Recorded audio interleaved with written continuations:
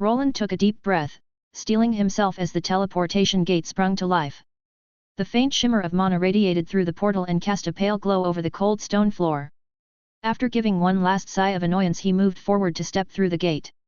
He felt the familiar, weightless pull as the world blurred around him. In moments, he found himself standing in the well-lit, teleportation chamber of Xandar's Institute. The air was thick with mana and the faint scent of incense mixed with the distinct metallic undertone of magical equipment filled his senses. The chamber hummed with the sound of the gate closing behind him. The smooth marble floor was embedded with intricate glowing runes that pulsed in sync with energy and amplified the otherworldly atmosphere of the Institute. Everything seems normal. He stood alone in the chamber. The Institute mage responsible for keeping watch seemed uninterested in him, or perhaps even a bit fearful. Roland was, after all, still the deputy professor, a man who had defied a noble's daughter and maintained close ties with the leader of the enforcement department. It was no surprise that the staff viewed him with fearfulness, as he answered only to one person, the headmistress. At least she hasn't told the others anything. For a moment, he had expected a group of mages to be waiting for him, but the chamber was empty. He had leveraged the headmistress's authority during Robert's rescue, likely the very reason for her anger. Perhaps she hadn't ordered his apprehension to avoid embarrassment. After all, it would look bad if a newly appointed deputy professor was already abusing his status as soon as he left the grounds. While she was the Academy's most powerful mage, this didn't mean she commanded everyone's respect. Some believed Rithos was the one truly in charge, as most decisions passed through him. The headmistress had veto power, but she rarely exercised it as if she didn't care. To some, this indifference was enough to deem her unfit as a leader. Even though she wielded immense power, her lack of presence had allowed rumors to flourish. Some depicted her as an aging woman, long past her prime, unable to leave the tower where she resided. Roland couldn't entirely dismiss this theory as it had some merit. At first glance, she looked merely like an elf with a greenish tint, but her deep connection to the mysterious tree tower was undeniable. The headmistress rarely ventured out, and most students had never seen her in person, only hearing of her through professors and senior mages. Whispers suggested that she had somehow bound herself to the tower in exchange for mystical powers or forbidden knowledge, though the exact nature of this bond remained unknown. While Roland believed she was at least capable of leaving the tower, after all, she had threatened to intervene in the witch's affairs. It was also possible that her power had limits she preferred to conserve. Perhaps she was indeed bound to the tower, her mobility restricted, and she avoided expending her energy unnecessarily. This left him wondering, why had she offered her aid to him? And what did she truly hope to gain by holding Bernier hostage? I can still access the monitoring system. Bernier is, right there. As he moved forward, he quickly scanned the Institute to assess the situation. To his surprise, not much had changed since he'd left. His assistant was in the runic department, specifically in the forge with the other dwarves. Bernier's vital signs were stable, showing no signs of distress. The only unusual detail was an elevated alcohol level, leading to a debuff labeled drunk. Figures. I leave him alone for a few days, and he's already halfway through their entire stockpile. He hasn't really been able to drink as much since he became a father. Roland's lips twitched in a faint smile as he noted the debuff on Bernier's status screen. Bernier was safe, which eased Roland's tension slightly. He just hoped the dwarves hadn't loosened his assistant's tongue too much. Dwarven company often came with ill and hearty tales, and he didn't want Bernier unknowingly spilling any secrets. As he exited the teleportation chamber, Roland cast a quick glance at the walls. At first, they appeared unremarkable, but he now understood something of how the headmistress worked her magic. His visor glowed, and the mini-screen inside his helmet confirmed his suspicions. Tiny spores were everywhere, clinging to the walls. They were the same spores that had attached themselves to his armor and robe without him noticing. This is truly her domain, he thought. Everything here is covered in this stuff. Knowing this made the space feel even more cramped as he moved along, and he began to question why they had even bothered him to install monitoring technology within the Institute. Perhaps he was overestimating the spore's capabilities, or maybe other mages had simply learned to block them out, as he had. The runic cameras he'd crafted captured footage through enhanced golemic eyes that weren't easily deceived. They used new technology that probably would take some time to counter. Roland continued his steady pace through the Institute's winding hallways, his senses on high alert. He wondered about the headmistress's true motivations and the nature of the plants she used. As he passed through the Institute gardens, the path curved toward the gazebo where the entrance to her tower was. The students lowered their heads as they saw him move, and some even left the area out of fright. It seemed that his reputation among the people here was mixed, and perhaps some rumors about his battle with the 3 knights inside the dungeon were already circulating. Arian seems busy with his work and the girls have returned safely, albeit, one is missing. Before arriving, he had taken the time to review everything, including the dorms. One detail stood out: Margaret was absent, leaving only Atasuna and Marline behind. The girl remained an enigma to him, and she seemed to have taken Lucien's absence the hardest. If Margaret was a hidden royal, perhaps her family had taken note of the situation and decided to call her back, a wise decision, he thought. He had gone over the choices in his head countless times and concluded that he couldn't afford to act rashly.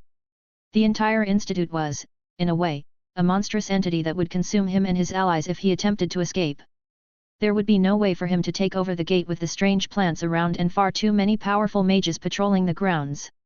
Diplomacy, he decided, was his best option. Though he had prepared a few contingency plans involving the runic monitoring system he had previously installed here, he wasn't confident any of them would work. Even the weaker Tier 4 class holder was able to suppress him instantly. So, with a heavy heart, he moved forward, entering the beast's belly, the headmistress's tower. As Roland entered the headmistress's tower, he felt the weight of her magic, almost like a living presence pressing against his senses. The air grew thicker with each step, and the faint scent of herbs and damp moss grew stronger. At the end of a long, winding staircase, he arrived at her office where the mana was the strongest. The condensation of magical energies wasn't this strong before. Is she trying to send a message? There were no doors to be open as the stairs led directly into the room that she occupied. Once he arrived there, sunlight shone at him through the many windows. In the middle, like before, sat the headmistress, her skin green and shimmering in the light as if she was a plant taking in nutrients from the sunlight. Her mossy green hair cascaded down her shoulders, almost blending with the vines and plants growing along the walls. She was surrounded by scrolls and artifacts, carefully laid out in an organized manner across her desk. As Roland stepped into the room, she looked up from her scrolls, her violet eyes glinting with a hint of mischief as she beckoned him closer. "Ah, Deputy Professor Wayland, please take a seat," she greeted, her voice calm. Just like before, a chair made out of plant matter formed itself before him. He didn't want to take it as it could easily turn into a trap, but he could not decline this Tier 4 Archmagus. However, just as he was about to take her up on the offer, she continued with her sentence which caught him off guard. "Or, should I say, Wayland the runesmith, perhaps the adventurer, or maybe you prefer Roland Arden instead." Roland paused, struggling to mask his reaction, though inside he wanted to scream. He had expected her to have investigated the incident at the De Vere estate, but not to have uncovered his true identity. Even his father, Wentworth, remained unaware of who he truly was, and now she knew. There was some connection between her and his father, a fact he'd confirmed during their previous interaction. If she knew who he was, then perhaps Wentworth had already been informed. His eyes darted around, and he even extended his mana, searching for any hidden presences in the room. But his efforts only prompted the headmistress to chuckle. "Fret not, your father isn't here, nor does he know about your presence here." "I'm not sure if I understand, headmistress," Roland replied, still denying his true name. There was a slim chance she was merely probing for answers, but logically, that seemed unlikely. His true name should have faded from memory as he'd been missing for over a decade. The headmistress tilted her head, her amusement undiminished by Roland's denial. She folded her hands, fingers entwining as she watched him with a scrutinizing gaze. "Ah, a master of disguise and deception, I see, a trait your father lacks," she remarked, her voice more curious than angry. It seemed that rather than being grilled for his behavior during Robert's rescue, she was more interested in his identity as Wentworth's son. This looked more like just a hunch, and perhaps also explained why she was helping him in the first place. Once the idea entered his mind, it was hard to deny. She probably knew it all from the start. "Is this why you gave me this position?" Yavana paused, letting the question hang in the air before she moved the last of her papers to the side. She looked up, her expression unreadable. "Giving up already?" Roland felt his shoulders tense at her words. He'd hoped to ease into this conversation, to find some careful way to broach the truth, but clearly, she wasn't interested in subtlety. She already knew, had known for some time, and he could see it in the calm confidence of her gaze. "There's no point hiding it anymore, headmistress," he replied, trying to keep his voice steady. "But, may I ask something first? Yavana's lips curved into a slight smile, her eyes glinting as if realizing that she found something to play with. By all means, Roland. Ask away. He hesitated, taking a slow breath to steady himself before meeting her gaze. When did you realize who I was? And, did you give me this position just because of my father? Roland held back from uttering Wentworth Arden's name.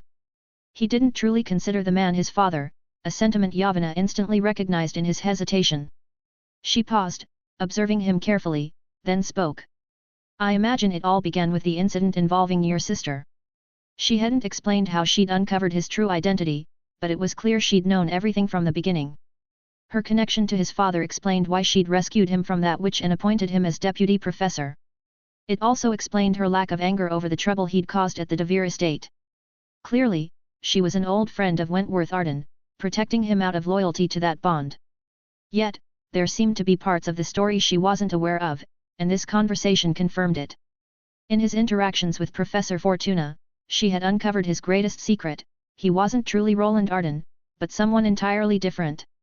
To this day, he didn't know how he'd arrived in this world or what it truly was, but one thing was certain: he was not Roland Arden.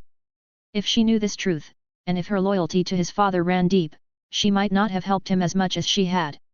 There was even a possibility she would have turned against him, or studied the mystery of his existence. But your position had nothing to do with a favor towards your father. I gave you it because I need you. You need me. Roland's eyes narrowed as he processed her last words. This enigmatic archmage was in need of his skills, something he didn't expect. She seemed to have everything on lockdown inside this institute, but perhaps he was overestimating her abilities and old legends that permeated these halls. She had been in power here for quite some time, and perhaps old age was catching up to her. Yes, Roland, you are here not because of who you were, but because of what you are and what you can do. She leaned forward, violet eyes glinting with a spark that made Roland feel as if she could see straight through him. Do not fret, your secret is safe with me. I have no intention of exposing your true identity to your father, for now. But there are conditions, Roland. She leaned back, her gaze never wavering from him. As long as you serve me, your secret remains yours. Fail to uphold your duties, and I might find myself re-evaluating my silence. Roland wasn't sure what to make of this. She had leverage over him and was using it as a form of blackmail. It was clear that she identified that he was unwilling to meet with his father and wanted something in exchange for it. Still, her tone was rather light, it didn't sound forceful, more like a suggestion than an outright order. What exactly do you need from me, headmistress? He asked, wondering what she truly wanted from him. Until now, she had never given him orders or restricted his freedom to wander.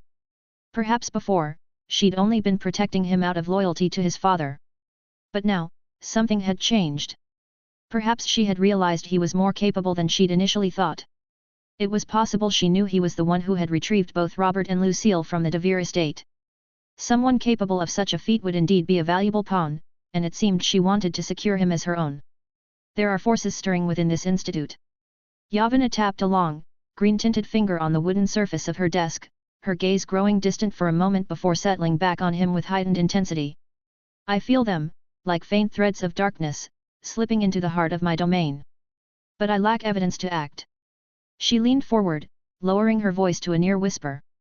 Someone, or something, has found a way inside. That's why I need you, Roland. I need someone skilled, someone sharp, and most importantly, someone that I can trust. You don't seem to be speaking about the nobles. He asked, and she responded with a smile.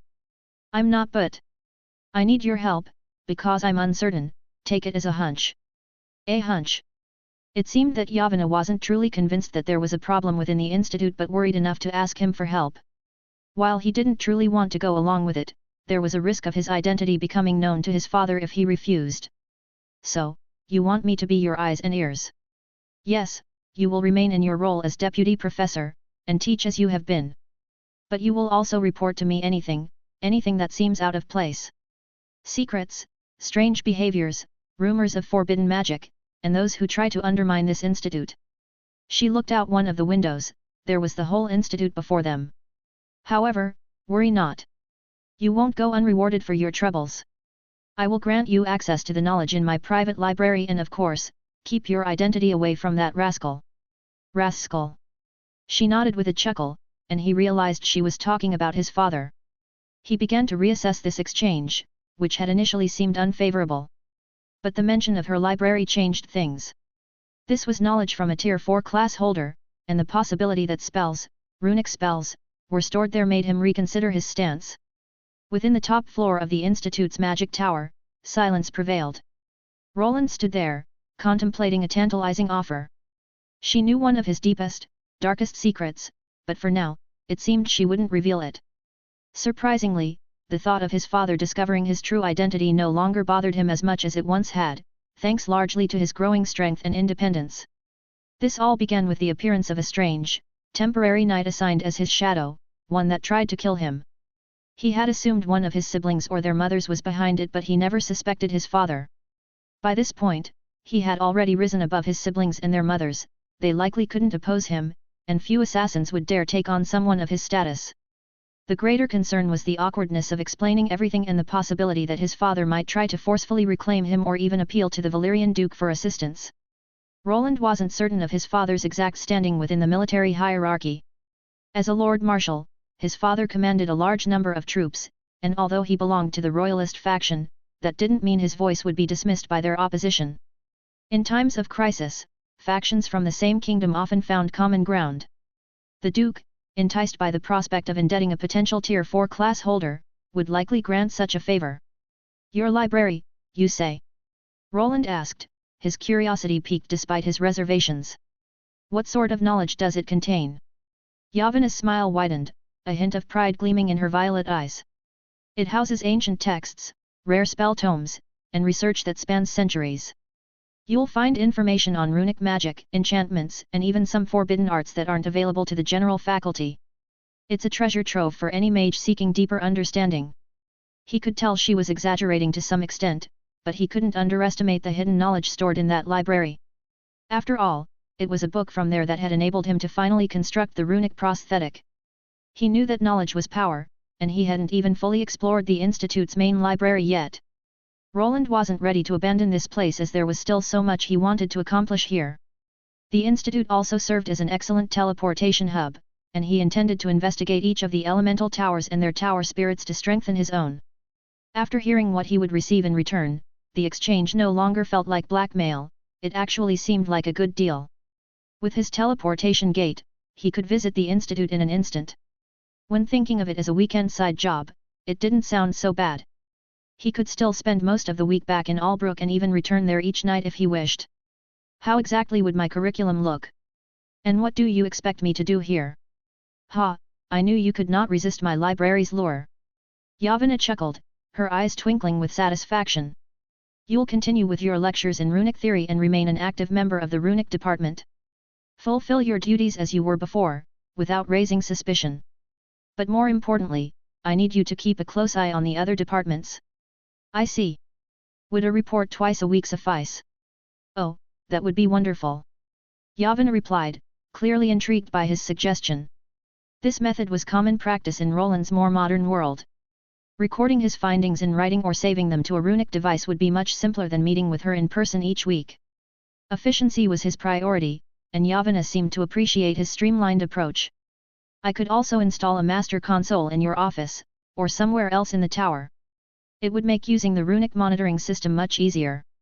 He tapped his chin, his metallic gloves clanking against his helmet as he was already considering ways to streamline the work.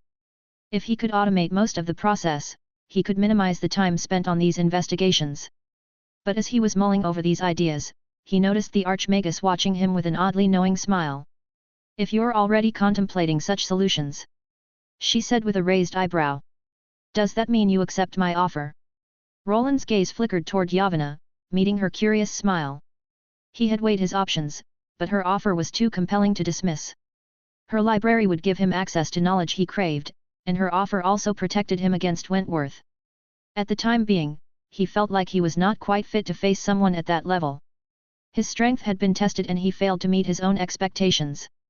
The world was still big, and before he truly faced it, a few things needed to be done. Yes, headmistress. I accept. Roland inclined his head with a hint of formality, signaling the temporary deal between them. He wasn't sure what the specifics of it was, but he didn't need to wait long as Yavanna came prepared. Great, then please, sign on the dotted line. Before he could pose any questions, a quill along with a long parchment floated towards him. It was a magical contract, a type that he had signed many times before. This wasn't his first rodeo, so before signing anything, he read through. This contract is very thorough, but could we address a few points?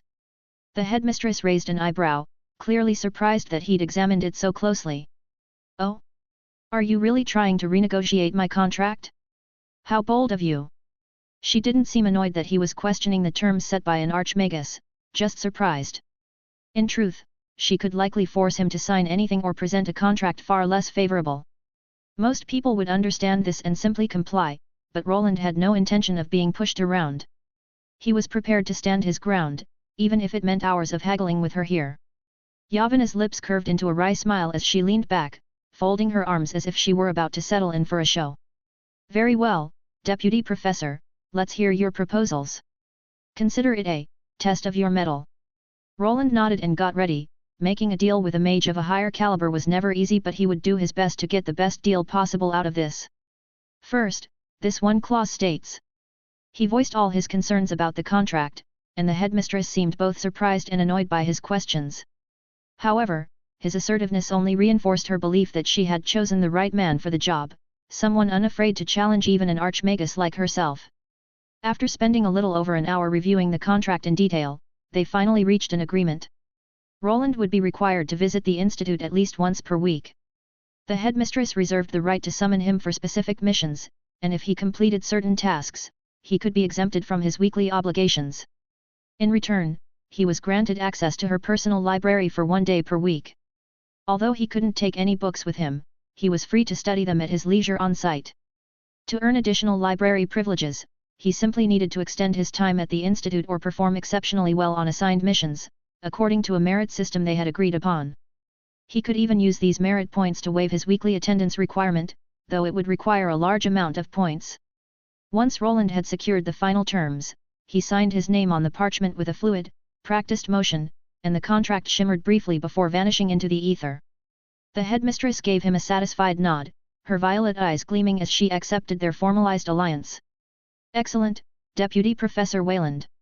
I trust this will be a fruitful arrangement for both of us. Do not disappoint me. Roland inclined his head, acknowledging her words. He already felt the weight of this deal, though this time, the scales were balanced more in his favor than he'd originally anticipated.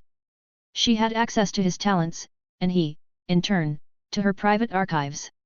The knowledge contained within her library could be the key to advancing his understanding of runes, machinations, and perhaps much more. I suppose I'll excuse myself now. Sure. You're free to take your friend with you, if he wishes to leave, that is. He seems to be enjoying himself with the forge staff, though. If you'd like, I wouldn't mind if he became part of the institute. Roland nodded, recognizing that his visit here was coming to an end. According to their agreement, he would have a few days to settle his affairs before he was required to attend some lectures at the institute. Bernier was free to leave with him, though he could also remain at the forge, as long as he continued to act as the headmistress's eyes, ears, and sword. This position granted Roland an unexpected level of freedom. Even outside the institute, he could invoke her name, a protective shield he had never possessed before. As he turned to leave, he felt her gaze upon him, a strange, lingering look. The headmistress rarely exhibited emotion, and if she did, it was often veiled in amusement or curiosity. But now, there was something different, something that ran deeper. He exited her chamber with the hope that their future exchanges would be less intense. Once Roland left, the headmistress leaned back in her chair, a shadow of solemnity casting over her features.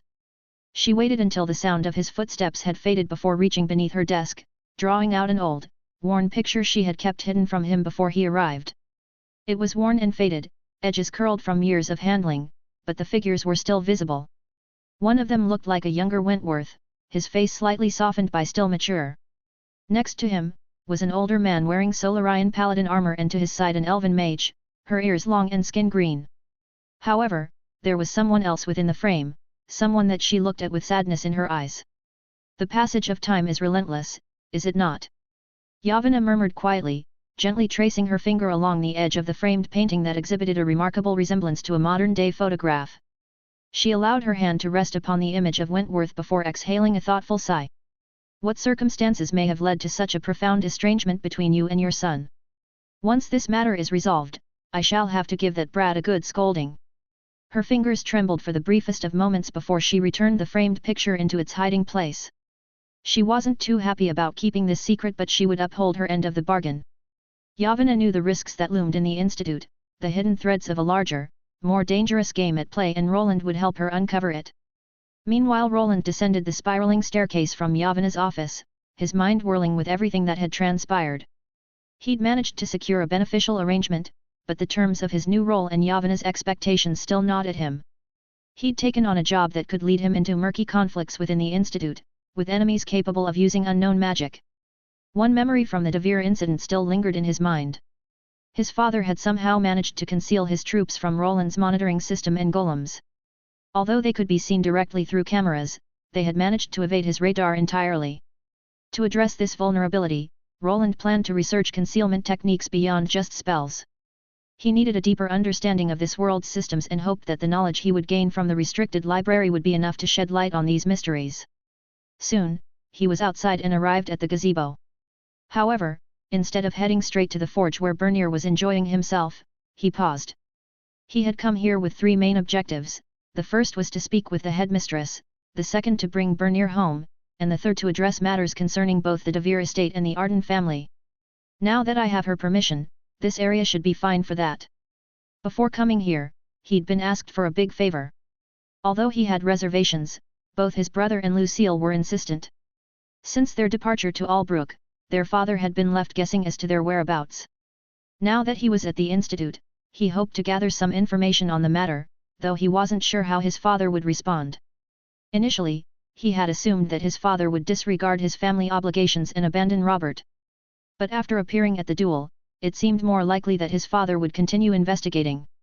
Perhaps, if he could offer some closure to this matter, he could prevent further complications. From his inventory, he retrieved a small cube etched with intricate mini-runes.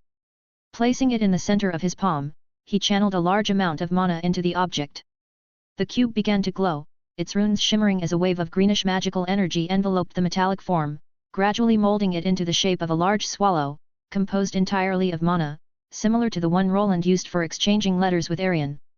I wonder how they will react after they see this. The magic-formed bird took flight, shimmering briefly before transforming into a beam of light.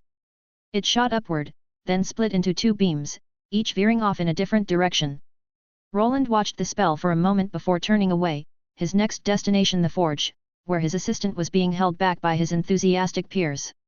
He headed toward the forge, his steps growing lighter with the knowledge that he had a few days to tie up affairs in Albrook. For once, things seemed to be aligning in his favor, though he knew better than to trust too deeply in luck. When he reached the forge, Roland found Bernier in a boisterous state, slouched over an anvil, laughing uproariously alongside the dwarves. They were cheering each other with tales of past escapades, tankards raised high, their cheeks red from both the heat of the forge and the strength of their drink. Bernier, caught up in the camaraderie, barely noticed Roland enter until a dwarf elbowed him and nodded in Roland's direction. "Boss. Air. You are p. Bernier called out, stumbling over his words, then letting out an ear-splitting burp, which the other dwarves cheered on. It seemed that the once outcast half-dwarf had finally found a group that accepted him. These were the same dwarves he had worked with during Robert's duel, and it was clear they had formed a strong bond through the hardships they had faced while assembling the power armor. Roland wasn't sure if he should feel good or bad for the state Bernier was in. He was in high spirits, but he promised someone that he would get him home in one piece and it was time to leave. "Bernier. Boss." He slurred, his face flushed. "I swear these dwarves, best company I've had since Albrook. I'm sure they are, but I'm afraid it's time we head back." Bernier's face fell slightly, but he managed a lopsided grin. I suppose we've a few things to work on, eh? Let's then. But before I go, one last toast for the greatest boss ever." Roland gave a final nod to the dwarves, who raised their tankards in farewell. Beside him, Bernier stumbled along, his arm slung over Roland's shoulder for support. As they made their way back, Roland wondered if he should have packed a potion to counteract drunkenness. A cleansing spell could work, but at the institute, too many eyes were on him. It was better to head directly to the tower and use the teleporter without drawing attention. No need for farewells as he'd be returning soon enough and likely staying for quite a while. Roland carefully maneuvered Bernier into the teleporter chamber. There, the gate and the mage responsible for it was already waiting. The room filled with a hum of magical energy, and in an instant, they were back in Albrook, emerging from the shimmering portal within Roland's workshop underground. As the teleportation's magical effects faded, Bernier swayed and blinked, looking around with a groggy sense of recognition. Roland steadied him with a firm grip, helping him navigate the few remaining steps to the elevator. "Come on, Bernier. Let's get you back into the house," Roland said, his tone somewhere between amused and resigned. He could just cast a spell at this point, but he wasn't sure if he should. Perhaps letting Bernier have a splitting headache the next day would keep him from drinking as much. Once they reached the top floor and stepped out, two familiar figures greeted them, Elydia and Bernier's wife, Diana. While their child was with Roland's wife, Diana was charging toward them with a decidedly menacing look on her face. "Bernier! Just where in the realms have you been? And why do you smell like an alehouse on festival night?" Boss? Help me out here." Bernier looked at Roland with pleading eyes, but after seeing Diana's maddened visage, he just retreated. "Sorry, you're on your own with this one." Bernier shot Roland a betrayed look as he realized there would be no escape from his wife's wrath. There was no escape, her sharp gaze was firmly affixed on him and his haggard clothes, and he would probably not hear the end of it for a while. "Unhand me, who do you think you are touching?" "Please, my lady, calm down, the Lord has ordered you to remain in your chambers, please calm yourself." In a dimly lit corridor, Francine Arden struggled against the guard's firm grip, her voice sharp and laced with fury. "Release me this instant! Who do you think you are, imprisoning me like some common criminal?" she hissed, her noble stature undiminished even as her wrists strained against their hold. "Mother, please!" Lucienne's soft voice resounded from the side. She watched as two men pulled her inside of her own room while two others closed the door behind her so that she could not flee. "They're following Father's orders. I'm sure Father is just as concerned about Robert as you are, please calm yourself and leave it to him and the knights." She spoke gently but firmly, resting a comforting hand on her mother's shoulder. It had been only a few days since her brother had fought and won the duel. Afterward, their father had ordered the knights to bring him back home, where he was to be placed under house arrest. She knew her father had struck a deal with Count Graham de Vere to ensure that her brother, Robert, would never see his lover, Lucille de Vere, again. But something strange had happened shortly afterward.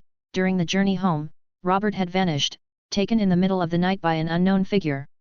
Her mother had just received the news that had been withheld from her during their journey back home. Both of them had been ordered not to leave the mansion grounds, but her mother was not about to comply. She was prepared to take one of the knight commanders and scour the countryside herself, unaware that her involvement might only hinder the search. Ever since Robert had been captured and tortured by the Count, she had been fearing for his life.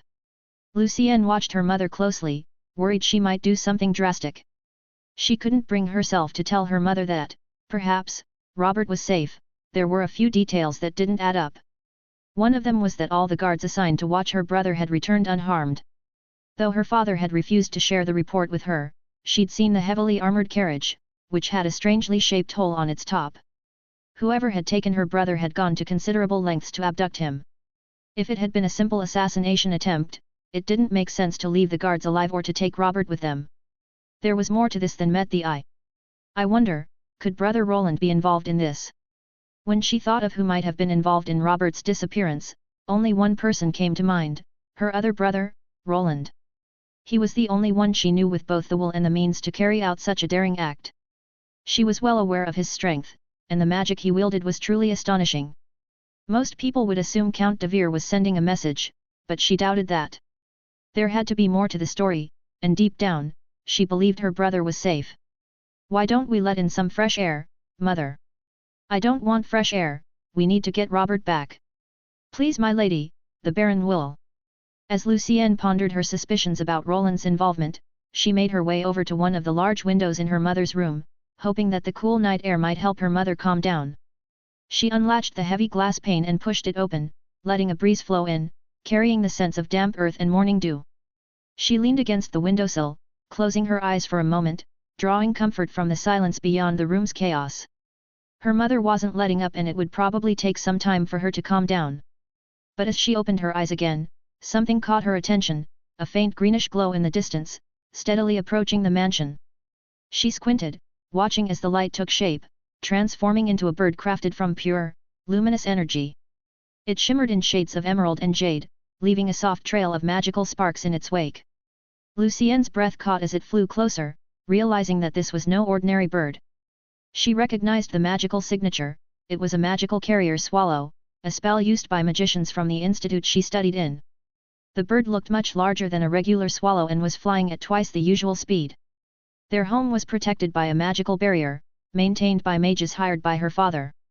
Yet, for some reason, even the Tier 3 mage, whose services had come at a steep price, did not react to its presence and allowed it to pass.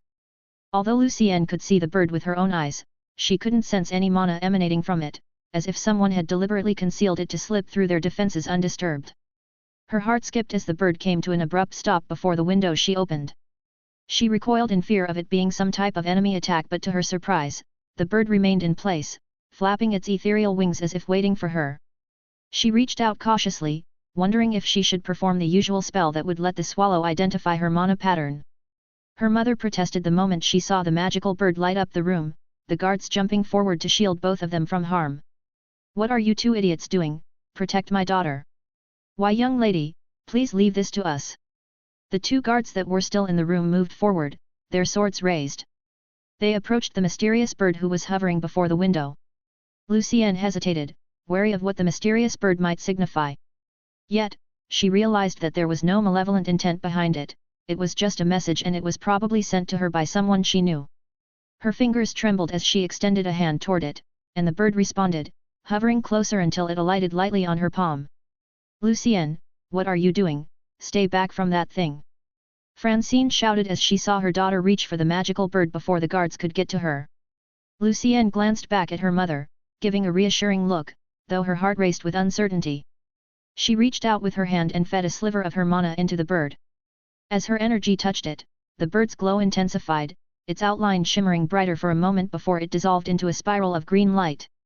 Lucienne stepped back as a rectangular block floated down, gently landing on the wooden floor, glowing with intricate runes that pulsed softly. The room grew quiet, everyone's eyes fixed on the mysterious object. The guards held their swords up, ready to strike if the device showed any sign of hostility, but Lucienne knew better. This was a device surely made by her brother Roland, as she couldn't imagine anyone else having the skill or resources to craft such a peculiar object. The block was now hovering a few inches above the floor, its glowing runes casting a soft light across the room. "Get back, child!" Francine wasn't having any of it. She finally managed to pull her daughter away from the glowing device that had activated. The man stationed outside rushed into the room, joining the two other guards to form a protective barricade around the two women. Meanwhile, the rectangular object floated down to the floor and projected a shape above it. At first, the image was hazy, but gradually it shifted into two translucent figures. "Is that Robert?" "I've told you, mother, it's safe. This is just a magical message artifact. Someone must have sent it here for a reason." Lucienne tried to explain to her mother that it was fine, and as the woman witnessed her son's features taking shape, Francine's breathing stopped as the figure became clearer, gradually materializing into an image of Robert standing beside a woman, a beautiful, confident woman whose hand was entwined with his. "Lucille de Vere." The projection shimmered slightly as Robert began to speak, his voice awkward but calm. "Mother, Lucienne," he began, looking straight ahead as if he were addressing them in person but looking directly at one point, or perhaps someone behind it. "If you're watching this, then I'm sure by now you're aware of what has happened. I am safe, and I have no intention of returning home. I know the plans Father has made, but I can no longer abide by them." His gaze softened as he glanced down at Lucille, who was next to him, their hands intertwined as if they were husband and wife. "I am where I belong." Francine gasped, her hand flying to her mouth as Robert's words sank in. The guards exchanged uneasy glances but held their positions, ready to protect if this were some ruse. Yet Lucienne's face, illuminated by the soft light of the projection, showed something different, a faint, hopeful smile. It must have been him. It must have been Big Brother Roland. Lucienne instantly knew that Roland had something to do with it. Saving Robert from house arrest was one thing, but freeing Lucille as well was an unexpected bonus. She was certain he had made all of this happen, and the rectangular, rune-covered device only confirmed it. Her heart felt light at the revelation. Finally, she had some closure. She wanted to grab her crystal ball and call him immediately or return to the institute, where he might be. However, she understood that this secret couldn't be exposed, not to her father, and not even to her mother. If it were discovered that her brother had abducted the count's daughter, he would become a wanted man. Since no culprit had been mentioned, it likely meant that Roland was still safe, probably hiding at the institute or in Albrook, a place she knew of because he had once shared details of his past with her during a heartfelt conversation. We know that there may be consequences for what we've done, but understand, Mother, I had to choose my own path, just as I know you would have chosen yours if given the same chance. He paused, his eyes gaze becoming sharper as he let his thoughts run free. And if that means going against our family's wishes, then so be it. Lucienne stopped thinking and focused on the image of her brother. He was directly speaking to their mother and clearly trying to inform them about his situation. Mother, if you see this, please don't worry. I am safe and well. Me and Lucille have decided to elope soon. Robert stopped for a moment, his head moving down as if to hide his blushing face, which was hard to notice in this translucent projection. And become husband and wife, not as nobles but as commoners. As those words echoed in the room, Francine's face turned pale, her lips parted in shock. She staggered backward, catching herself on a nearby chair. Her mind reeled as she struggled to process what she had just heard. Married? Eloped? Her son, Robert, had always been dutiful, perhaps too obedient. To imagine him defying their family and Wentworth plans in this way was nearly incomprehensible. The guards around her exchanged uncomfortable looks, unsure of how to respond. I know this may seem rash to you, Mother, but please try to understand. I can no longer follow Father's designs for my life. Lucille and I, we want to make our own choices, even if that means walking away from everything I once knew. I only wish that, in time, you'll come to accept us. As Robert's image continued speaking, the projection flickered, casting eerie green shadows across the room. Francine, still stunned, sank into the chair behind her, her gaze fixed on her son's transparent figure. The guards looked to Lucienne, uncertain whether to console the lady or remain at the ready. Lucienne stepped towards her mother, to give her a reassuring pat on the shoulder. Don't be sad, Mother. All that matters is that Robert is safe and alive, doesn't it? Francine looked up at her daughter, who was giving her the most radiant smile she had ever seen. At that very moment, Francine seemed to realize that this was indeed the truth. All that mattered was that her child was safe, and surely, someday in the future, they would meet again. She managed to rise from her seat and continued listening to the shimmering recording, tears glistening in her eyes. I don't know what Father will think, and at this point, it doesn't matter. No, we have made up our minds, and we'll live our lives as we see fit. I fully expect Father to disown me, but that doesn't matter. Please, tell him to leave any inheritance to you and to Lucienne. I hope that you both will understand my decision. The magical device began flickering, and Robert glanced toward someone off-frame before quickly trying to wrap up his message. I know that our actions will complicate matters between Father and Count de Vere, but we must do what is right for us. Please, don't search for us as we have already fled the kingdom.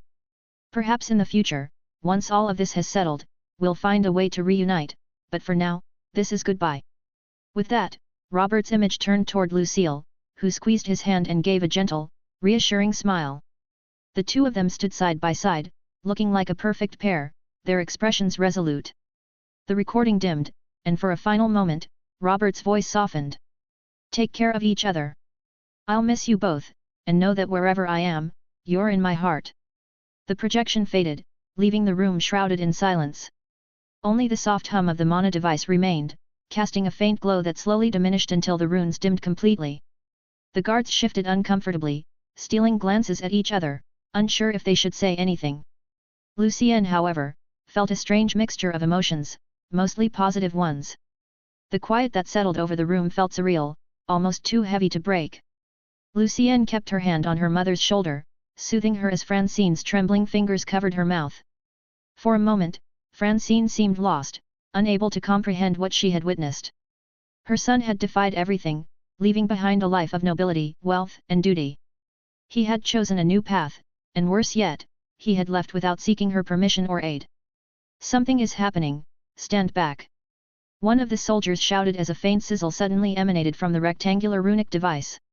They noticed it behaving strangely, its once glowing runes were now searing into the floorboards, releasing a cloud of thick, acrid smoke. Lucienne and her mother were escorted out of the room while the soldiers shielded them from the smoke with their bodies. But just as quickly as the phenomenon began, it ended. The device had melted into a puddle on the floor, which was already beginning to cool. Moments later, a robed man rushed to the scene, a mage with a long, white beard, hired by the lord of the estate. He was the first to examine the remains of the destroyed runic artifact. The Tier 3 mage knelt by the remnants of the device, his brows knitted as he concentrated. He waved his hand over the melted artifact, muttering an incantation, yet no trace of mana responded.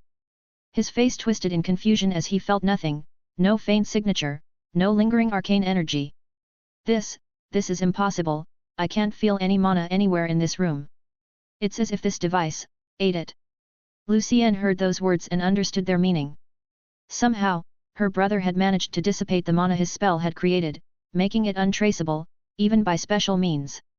She felt a wave of relief, knowing that her brother would not be found and was safe.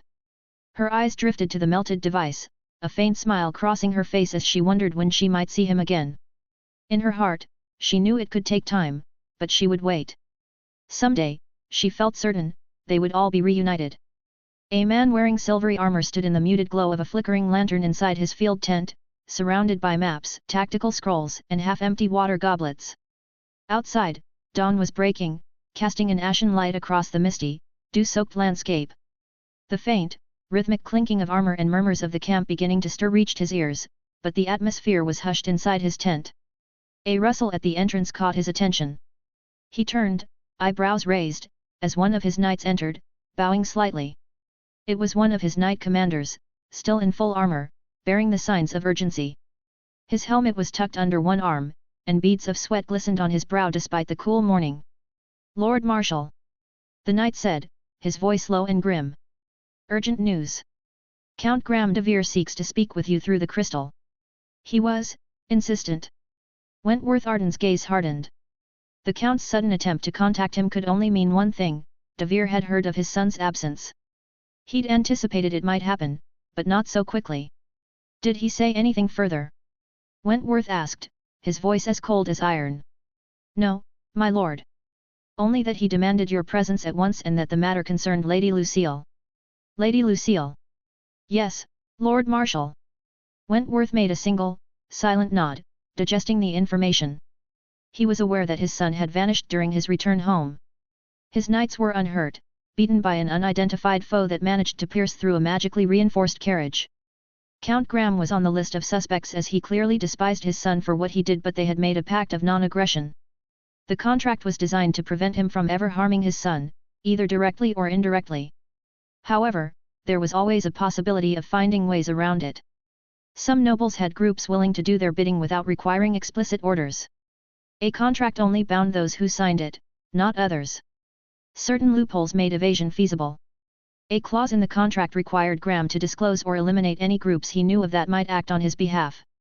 To circumvent this, he could have one of his loyal men form a group independently, without an explicit order. If Graham genuinely didn't know whether such a group existed, he couldn't be held accountable. However, establishing a structure like this was exceptionally difficult, and most nobles were reluctant to create covert organizations they couldn't fully control. There was always the risk that the vassal managing such a group might instigate a revolt, leaving them unable to foresee it coming. "Very well. Have the mage prepare the crystal and see that we are not interrupted." The knight bowed, his expression showing understanding. He exited the tent swiftly. A few moments later, a mage returned, carrying a small, intricate wooden box engraved with runes. He placed it carefully on the low table in front of Wentworth, bowing his head respectfully before stepping back. Wentworth's fingers brushed over the box that held the crystal inside before opening it. "Is it ready?" "Yes, Lord Marshal." "Begin the spell then." After the mage was ordered, he proceeded with the spell. He murmured an incantation, his hands moving gracefully as faint, silvery trails of mana sparked and gathered around the crystal inside the box. The orb pulsed with a faint, icy blue glow as the spell activated, and the shape of Count Graham de Vere materialized within, his face immediately contorted with anger. Wentworth Arden. There you are. Graham's voice seethed through the magical connection, his piercing gaze locking onto Wentworth's steady expression. I demand an explanation. I received a message from my daughter, stating she has eloped with your son and fled the kingdom. I should have known you'd be involved in this deception. Wentworth's expression remained impassive, but inside he was calculating his thoughts. If what Graham was saying was true, then not only did his son vanish but so did his lover. To make things even more peculiar, the Count was claiming that the two had eloped and fled the kingdom together, a thing that perhaps only happened in romance novels and not something that he didn't believe. Count de Vere. He began speaking, his voice stoic as ever. I assure you, I have had no part in Robert's recent actions. In fact, my son disappeared from our own ranks, and I've since been unable to locate him.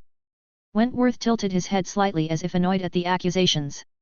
This is as much a surprise to me as it is to you. Graham's face twisted, his suspicion persisting. So you say, Lord Arden, but the fact remains that your son is nowhere to be found and my daughter, Wentworth, is gone without a trace. What do you intend to do about this? Surely you're not planning to ignore it. Wentworth's jaw clenched at the veiled threat in Graham's words. While the Count was 2 ranks above him as a noble, he was still a marshal, someone very involved in the kingdom's military. Count de Vere, I would advise you to tread carefully with your accusations. My son's disappearance is no less a blow to my family than your daughter's departure is to yours. And yet, I have not thrown unfounded accusations your way. Wentworth's voice, cold and restrained, carried a warning that made the Count's face harden. The magical projection wavered slightly, but Graham leaned forward, his eyes narrowing as he delivered his response. If I learn that you or any of your family has been involved in this charade, Marshal, you will be held accountable, treaty or no treaty. Your son was seen with Lucille in the past, and I have no doubt he used some underhanded means to take her from me.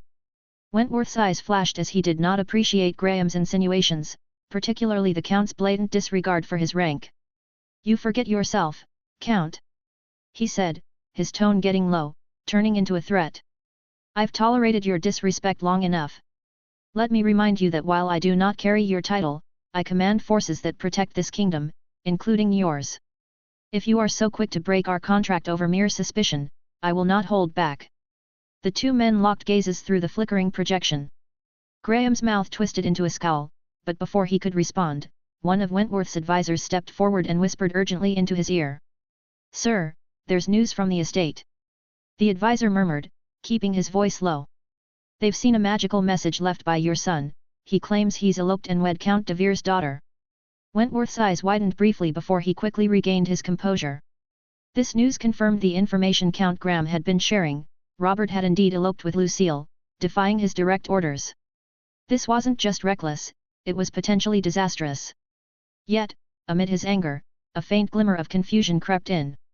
There was more to this story than he was being told, and perhaps the Count could fill in the missing pieces.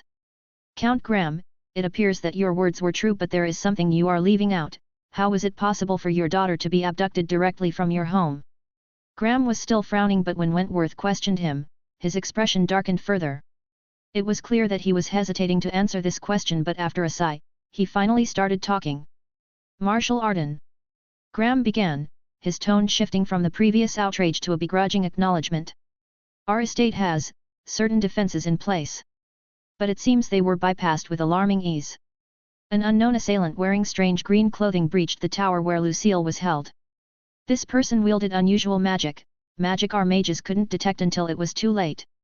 Wentworth's gaze narrowed as he tried to piece things together. Strange green clothing and undetectable magic. Yes, he cut through the tower-reinforced rocks with magic and used some type of sizzling rod. Cut through, you say? With flame magic. This sounded eerily familiar, much like how Robert had been taken from within the carriage he was being transported in. Whoever had aided Robert's escape, and now Lucille's, possessed powers far beyond those of typical court mages or mercenaries. He didn't know anyone capable of such feats, and as Graham continued explaining how the man had fled on a strange flying artifact, the mystery only deepened. No one he knew fit such a description. Their power would need to be well above that of regular Tier 3 class holders, perhaps even a Tier 4. But who in their right mind would do such a thing? He couldn't imagine any real motive, as his son wasn't anyone particularly important, and neither was his new spouse. He would understand if they wanted to blackmail him and the Count, but instead, they only received some information about them eloping. There were no demands, no ransoms, no ultimatums left behind. Wentworth asked, his voice laced with suspicion. The entire scenario was beginning to feel orchestrated, and perhaps the Count was lying to him. No, Marshal. This mysterious figure breached the estate, freed my daughter without a word, and vanished without leaving any trace or explanation. My men tracked him to a nearby mage tower, but it was futile. He destroyed the gate, and the mages were unable to trace where he had escaped to. And now, I hear my daughter has eloped with your son. Do you think I believe this nonsense? Wentworth didn't answer immediately. His mind was racing as he tried to wrap his head around this issue. If this assailant possessed undetectable magic and could breach noble estates as easily as Graham suggested, he would be an unprecedented threat to the kingdom. Yet, the elopement story, while improbable, was not impossible. Robert's recent actions, combined with his known involvement with Lucille, suggested that this was no random kidnapping but rather an escape plan devised by someone with extraordinary resources. My son is no fool, nor is he so naive as to trust strangers with his life. Whoever aided them, they did so with his consent and your daughter's. He concluded that this must have been a coordinated effort, especially since the Count failed to mention any resistance from his daughter. His son must have had outside help, possibly from someone he met during his service at the border or perhaps an old friend from the Knight Academy. He couldn't discount anyone from Xandar's Institute, either. Lucille had studied there for years and likely knew many powerful mages. The man who had fashioned that strange armor for Robert during the duel was particularly suspicious, and he might need to reach out to his acquaintance at the Institute once this was over. Then where are they now, Wentworth? If you did not help them, who did? And if you don't have answers soon, I'll ensure that your family suffers consequences. Threats will not hasten their return. Wentworth snapped, his patience wearing thin. If I discover the whereabouts of my son and your daughter, I promise to inform you, and I hope you do the same. This situation is as baffling to me as it is to you, Count. The two men's gazes clashed through the shimmering light of the crystal, their mistrust for each other quite real. If I discover that your son coerced or endangered my daughter in any way, I will not rest until your house is brought to its knees. The connection broke, leaving Wentworth staring at the dimming crystal, his jaw clenched. If Robert and Lucille truly had eloped, the consequences could indeed be devastating, setting their families at odds and sparking a rift that could resonate throughout the noble houses. He had done his utmost to avoid an open war with the Count. Yet, someone had brazenly undermined his efforts, orchestrating a highly skilled, high-stakes rescue that even he could not trace or understand. Wentworth stood in the silence of his tent, feeling the weight of both anger and frustration settle over him like a heavy cloak. He remained motionless for a moment, his fingers resting on the now dim crystal. Then he turned to his mage, who had been standing silently in the shadows. Find out all you can about this, individual in green. Wentworth commanded in a quiet but steady tone. No detail is too small, track him down. The mage nodded. I'll call the information networks immediately, Lord Marshal. There are few with the skill and resources to pull off a feat like this unnoticed. We will find him. Few indeed. Wentworth muttered, his gaze darkening as he glanced at the crystal ball.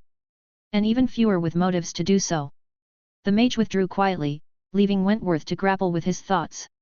He took a few minutes to gather them but couldn't shake the feeling that his old acquaintance had something to do with it. Eventually, he reached into his chest to retrieve a mirror he had not used in ages.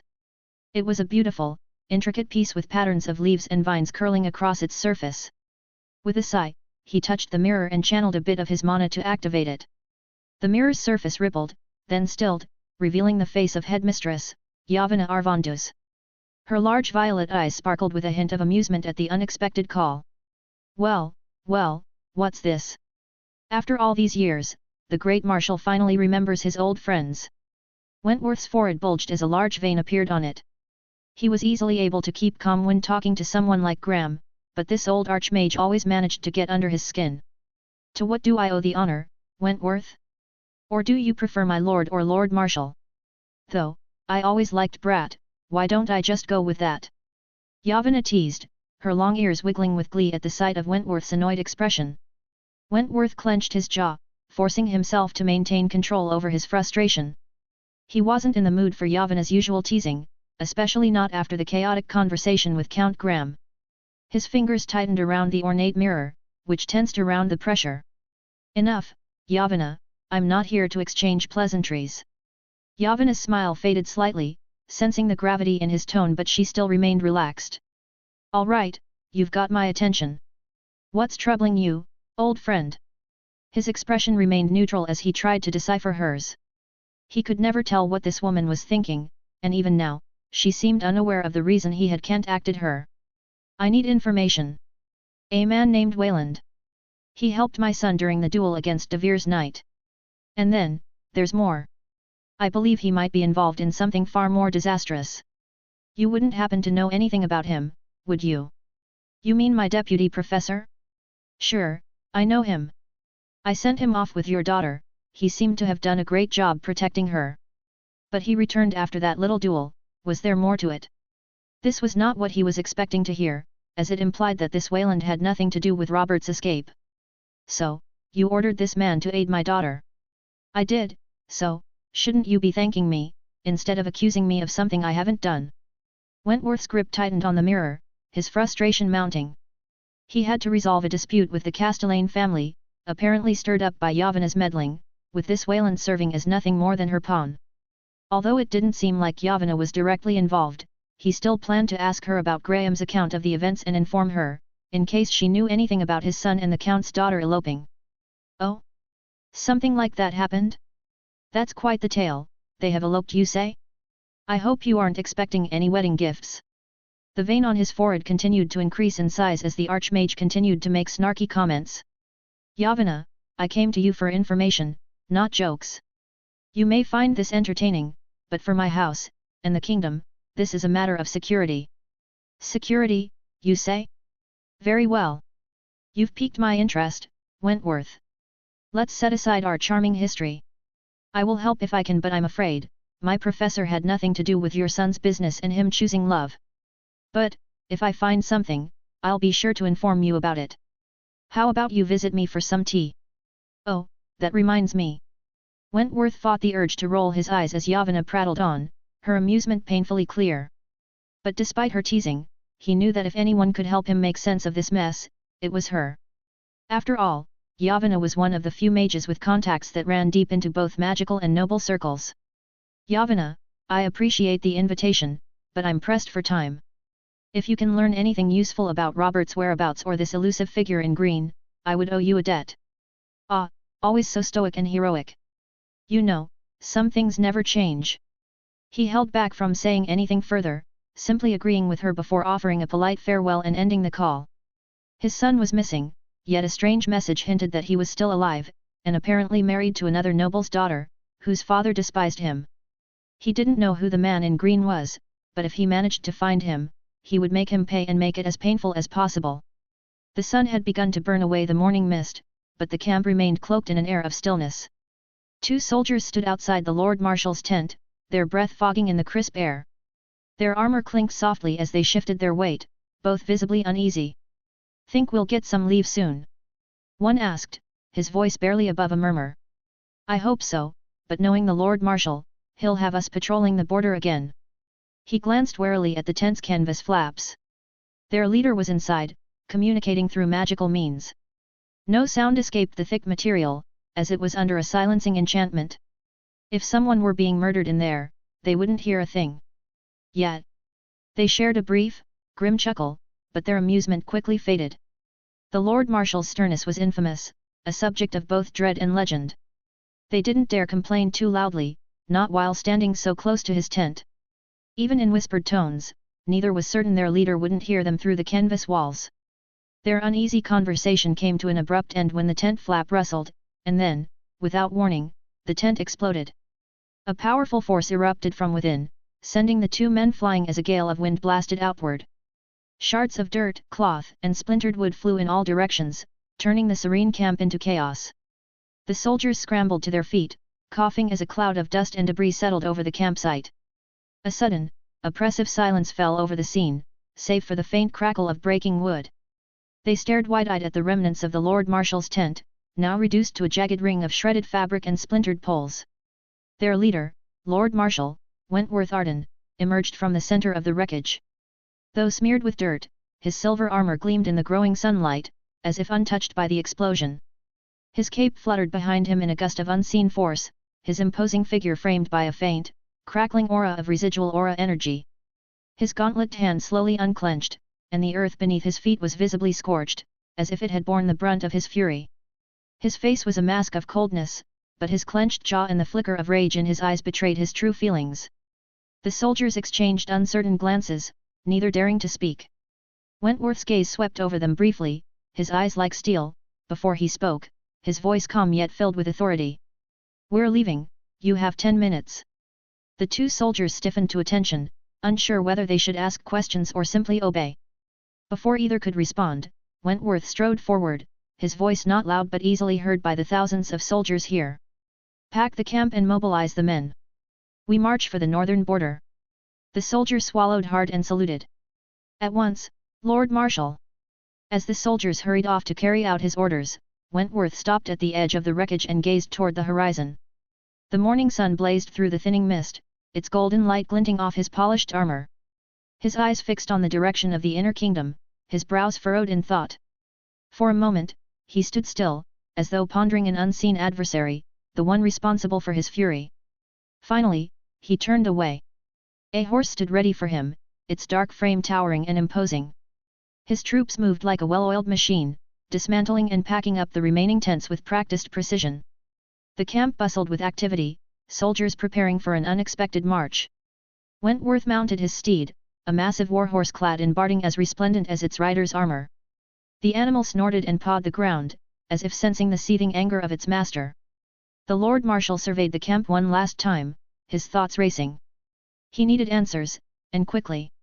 Whoever this man in green was, his actions had disrupted a precarious balance, pitting two powerful houses against each other and exposing dangerous vulnerabilities in the kingdom's defenses. Wentworth clenched the reins tightly. Not today, but soon, he would uncover the identity of this man and see justice done. "AAA, Chu." Roland sneezed, raising a hand to cover his mouth as dust swirled thickly around him. Grimacing, he activated a mana mantle, its shimmering field enveloping him and blocking out the floating particles. He was not wearing his usual armor but a lighter set of gear, better suited for maneuvering through the underground tunnels of his workshop. Also more suited for the messy work he was engaged in now. Now that his outside obligations had eased, Roland finally had time to deliberate on his future plans. One of his key projects was the expansion of his workshop, a task made possible through magical excavation. He was in the process of pushing some earth away, hoping to create a new facility to aid him and some others. "The soil here's a lot drier than in other places, maybe I should have worn a full helmet." He dusted off his gloves, the clumps of dirt falling to the ground as his mana mantle let them through. He squinted into the half-finished chamber as he returned to his work. He was wearing a metal harness covered in runes, just spliced together metal to make use of his magic. This shouldn't take long. The ground rumbled slightly as it parted. The process was both methodical and straightforward. He had mastered the art of handling earth magic with the aid of his runes. Instead of being discarded, the displaced earth was compacted into smaller blocks, which could later be used as wall reinforcements or ground panels. These blocks, however, required treatment with specific alchemical concoctions. For now, he simply transported them into a container off to the side, one equipped with a spatial rune. The process was remarkably efficient, far faster than any modern excavation method he had ever heard of. If he wished, he could likely start a construction company specializing in underground lairs, as he had honed this skill to perfection. Once the area was cleared, he used other magical tools and mathematical calculations to identify all the weak points. At these critical spots, he placed support columns, which had been prepared in advance and stored in another spatial rune container. Using a combination of his mage hand spell and a flotation spell, he positioned everything with precision, requiring little external assistance. His spider golems then moved in to secure the structures, melting the hardened blocks together seamlessly. The process felt almost like playing a game. In just a few hours, he had the entire chamber set up, and many more chambers like this one could be created for his future plans. His goal was to turn the area into a leveling ground for himself and others. Should I keep the monsters together or separate them into groups? He pondered as he stepped onto the hardened floor he had constructed. The next phase involved creating corridors leading to holding cells, where he would contain monsters. These monsters wouldn't be used for leveling up but rather for honing specific skills. His plan was straightforward: capture a few Tier 3 skeletons. They would serve as training targets for people like Robert and Lucille. While practicing on training dummies was effective, striking an actual creature, especially one of a higher level, was exponentially more beneficial. Oh, I should probably test that new theory before deciding anything. Roland murmured to himself and moved toward a special rune-covered container resembling a large iron chest.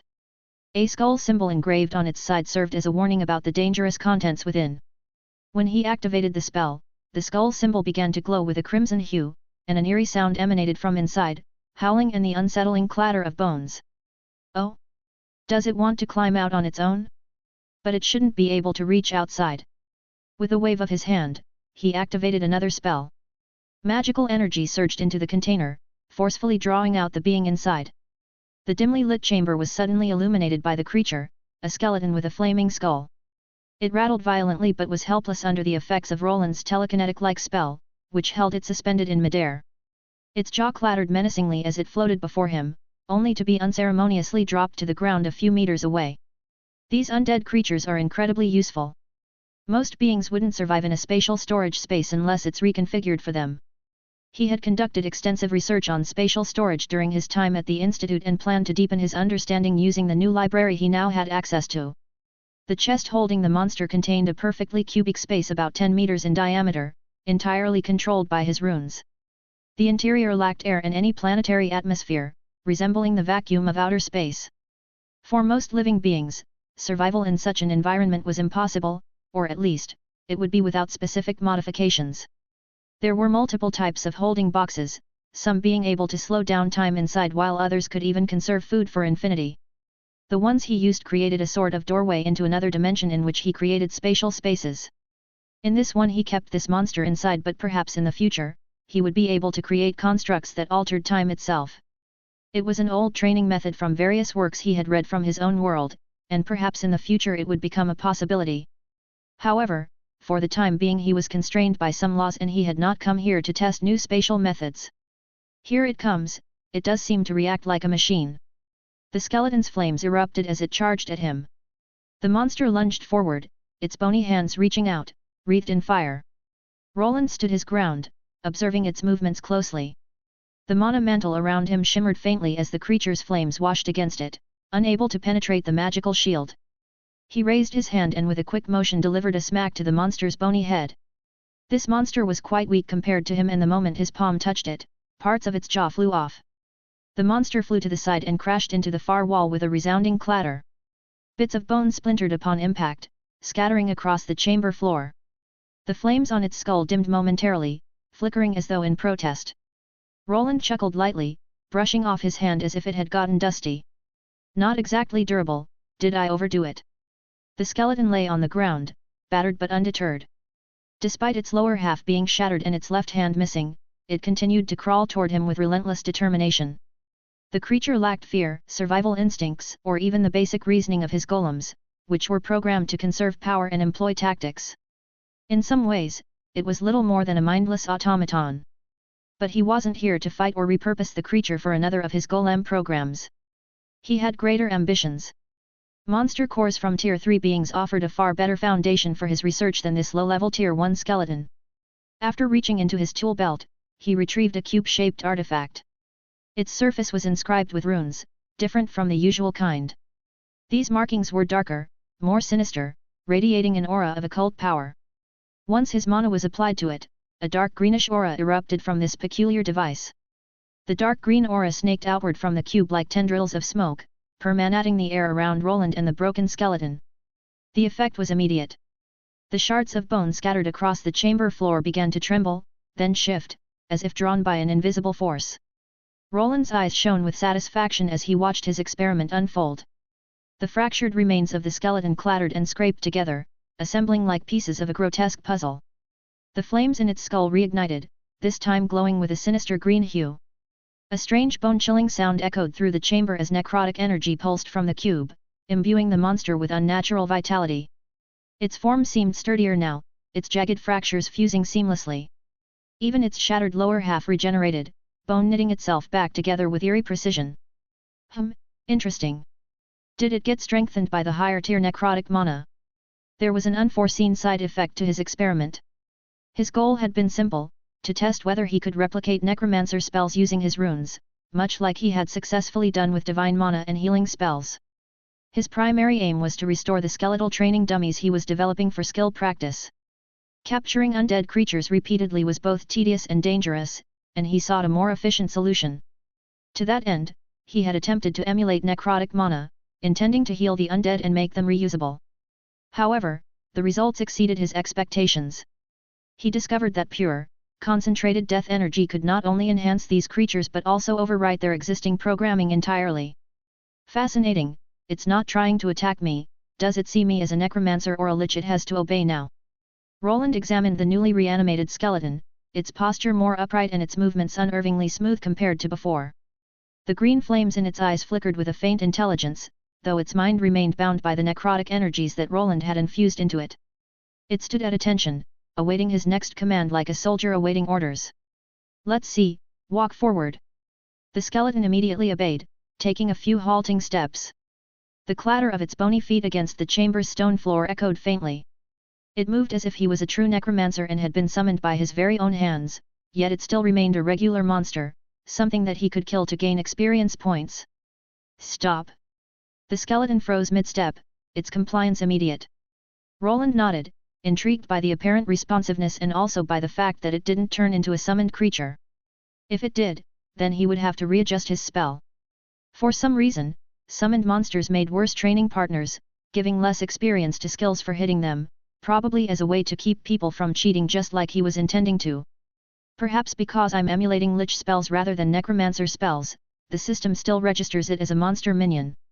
But I won't know for sure until someone tests their skills by striking it. This unexpected bonus to his magic was intriguing, but not critical. More tests would be required to understand the full implications. Enhancing these monsters carried some risks. If one of them were to go rogue, especially when he wasn't present at the testing facility he intended to automate, it could become a disaster. Now, return to the chest. The monster obeyed, turning silently and crawling back into the spatial box from which it had been summoned. That marked the end of this test. However, one thing stood out to him, the lingering presence of these energies. Even after deactivating the cube, he could still feel the oppressive mana of death permeating the chamber. If the Solarian Inquisition knew what I was doing now. The Solarian Church despised necromancers more than even cultists, and if they ever discovered what he was up to, it would mean a swift execution. Fortunately, he had methods to deal with the necrotic energy in the area, ensuring it didn't escape. With the aid of divine mana, purging it was a simple matter. After reaching for another cube, this one inscribed with divine runes, he activated it. The artifact began to glow, and as though disinfecting a contaminated space, the undead mana was gradually eradicated. Anyone who entered the chamber now would believe they had stepped into a holy sanctum fit for Solaria herself. Now then, once this place is finished, leveling skills up to tier 3 will be quite simple. This was just one of many projects Roland was working on, but now that most of the tedious tasks were out of the way, there was finally enough time to focus on much more. There were multiple ways for him to gain more strength and he intended to push himself forward. Only when he reached tier 4 or close to it, would he begin to stop. So, what's next? He glanced over at a nearby blackboard, where a detailed plan was laid out. Several tasks were listed, each requiring attention. All he needed to do now was choose which one to tackle next. Now then, please look at the table, Professor Wayland will demonstrate. A black cat, Professor Arian floated to the side while a large man wearing sparkling armor and a robe walked forward. His steps were slow and deliberate. Look, it's the deputy. Do you think if we become rune mages, we'll get to wear such impressive magic armor? I don't know. It looks heavy, wouldn't it be too uncomfortable? Maybe, but I've heard it's possible to inscribe runes on robes too, using special cloth. Get me one of those, then. Ha! You think I can afford a fancy robe like that? Quiet down, please. The presentation is about to start. A group of young mages whispered among themselves, their eyes fixed on one of the newest members of the runic department, Deputy Professor Wayland. A rune mage of unprecedented skill, Wayland had quickly made waves, causing many to re-evaluate their views on this often overlooked magical discipline. Today, he was giving a presentation featuring 5 metallic spheres, all seemingly identical. Can anyone tell me the known ranks and sub-ranks of runic artifacts? He asked, his voice calm yet somewhat commanding, causing the group of mages to pay close attention. His reputation as a formidable fighter preceded him, and no one dared step out of line against someone who had allegedly stood up to high nobles and emerged unscathed. Rumors swirled that he had been fending off hidden assassins with ease. The mysterious disappearance of Viola Castellane, who had yet to return to the Institute, only added fuel to the already wild speculation. "Oh, I know." The question was relatively rudimentary, prompting many students to raise their hands. He selected a bespectacled student, who stood up hastily, her rushed tone betraying her nervousness. "We divide artifacts into 5 groups: lesser, common, greater, grand, and legendary. The subgroups are categorized as lowest, low, intermediate, high, and highest." "Yes, that is correct. You may sit down," he replied with a slight nod, acknowledging her answer. Wayland surveyed the strangely attentive faces of the young mages, his gaze briefly resting on the 5 metallic spheres displayed on the table before him. Each sphere gleamed faintly under the ambient magical lighting of the lecture hall, their surfaces etched with runes that seemed identical at first glance. "Today, we will explore not only the fundamental properties of runic artifacts but also how their potency evolves when used in tandem. These spheres, lesser-tier artifacts, are inscribed with identical runes. They generate the exact same flame orb spell. Observe." The first orb floated into the air, responding to his mana as he activated it. A small flame, roughly the size of a marble, flickered into existence above it. It burned steadily, its red hue radiating a soft warmth, but with power insufficient to cause significant harm. "This one is inscribed with the lowest possible rune. Now, notice how the flame orb changes when we activate artifacts inscribed with runes of higher quality." Wayland gestured to the next orb, which hovered beside the first. The runes on this second sphere, though nearly identical to the untrained eye, were slightly more refined, indicative of the low subgroup of lesser-tier artifacts. He activated it, and a larger flame orb formed, radiating stronger energy. "You will usually observe a 20% increase in a spell's potency as we ascend from lowest to low, and this trend holds true as we progress through the sub-ranks of artifacts." The demonstration continued as he activated the intermediate, high, and highest tier orbs in succession. Each flame orb grew larger, with the final one twice the size of the first. The progression was methodical, and the students eagerly calculated the changes in size using their mathematical skills. "Oh, it really is twice the size of the first one," one student whispered excitedly. "Who would even bother with the lowest runes anyway?" Another muttered. "Well, do you think you'll have the money to afford the highest ranked artifacts?" A third retorted, rolling their eyes. The murmurs spread through the room as the students processed the implications. They assumed that the presentation was highlighting the clear advantages of high-quality artifacts as the same mana usage produced a spell with much greater potency. But Wayland wasn't finished. He raised a hand, quieting the whispers. "You might assume that this means higher-ranked artifacts will always be superior to lower-ranked ones. However, please observe again." With a wave of his hand, Professor Wayland brought the orb with the smallest flame beside the one producing the largest. To everyone's shock, the flame on the smaller orb began to grow, swelling steadily until it eclipsed the size of the largest flame by a small margin. The room fell silent. The young mage's eyes widened in astonishment as they watched the seemingly impossible. How is that even possible?" One of them finally stammered, unable to contain their surprise, and Wayland eventually revealed the secret. The true limiting factor in a runic spell's potency is not the rank of the artifact, but the mage's understanding of the runic elements within. A skilled rune mage can manipulate the internal rune structure that governs the spell system. While a runesmith works on altering the outer components, it is the rune mage who can reshape the internal arrangement. With some practice, adjustments like this become relatively straightforward. However, there are drawbacks. Wayland proclaimed as the show continued. The flame continued to grow in size, and suddenly a sizzling sound filled the room. The small orb that had been amplified beyond its capacity began to crack, fine lines forming on its metallic surface as the strain of the enhanced spell overwhelmed its structure. Within moments, a loud pop echoed through the hall, and the flame extinguished, leaving the orb, or what was left of it, to clatter lifelessly onto the table. As you can see, overloading a lower-tier artifact can lead to instability. It's crucial to respect the limitations of the materials used in its construction, as well as the rank of the runes inscribed. Here, the runes were pushed beyond their designed capacity, causing the internal runic structures to collapse. It was an important lesson to teach the kids to think outside the box and challenge preconceived limitations. Even the simplest artifact could become a deadly weapon when wielded by a master. And now, there was one final lesson he decided to demonstrate. The 4 remaining orbs floated closer together, their glow intensifying as the spell was activated. However, instead of producing 1 flame orb each, they combined their energies to form a single orb at their center. This new orb was much larger and burned with a blue flame, radiating an even higher temperature. If you gather multiple artifacts with an identical rune, and synchronize their energy output correctly, you can amplify their collective potency exponentially. This is called runic synergy. It's one of the core principles that you must learn if you ever hope to become a rune mage. Suddenly, the large flaming orb began to shift, morphing first into a rectangular shape, then into a triangle, and finally into a star. The children watched in awe, their fascination growing as they realized how easily most people underestimated the potential of rune magic, believing it to be limited by the artifact or the runesmith who created it. With enough knowledge, you can adapt a spell to suit your needs.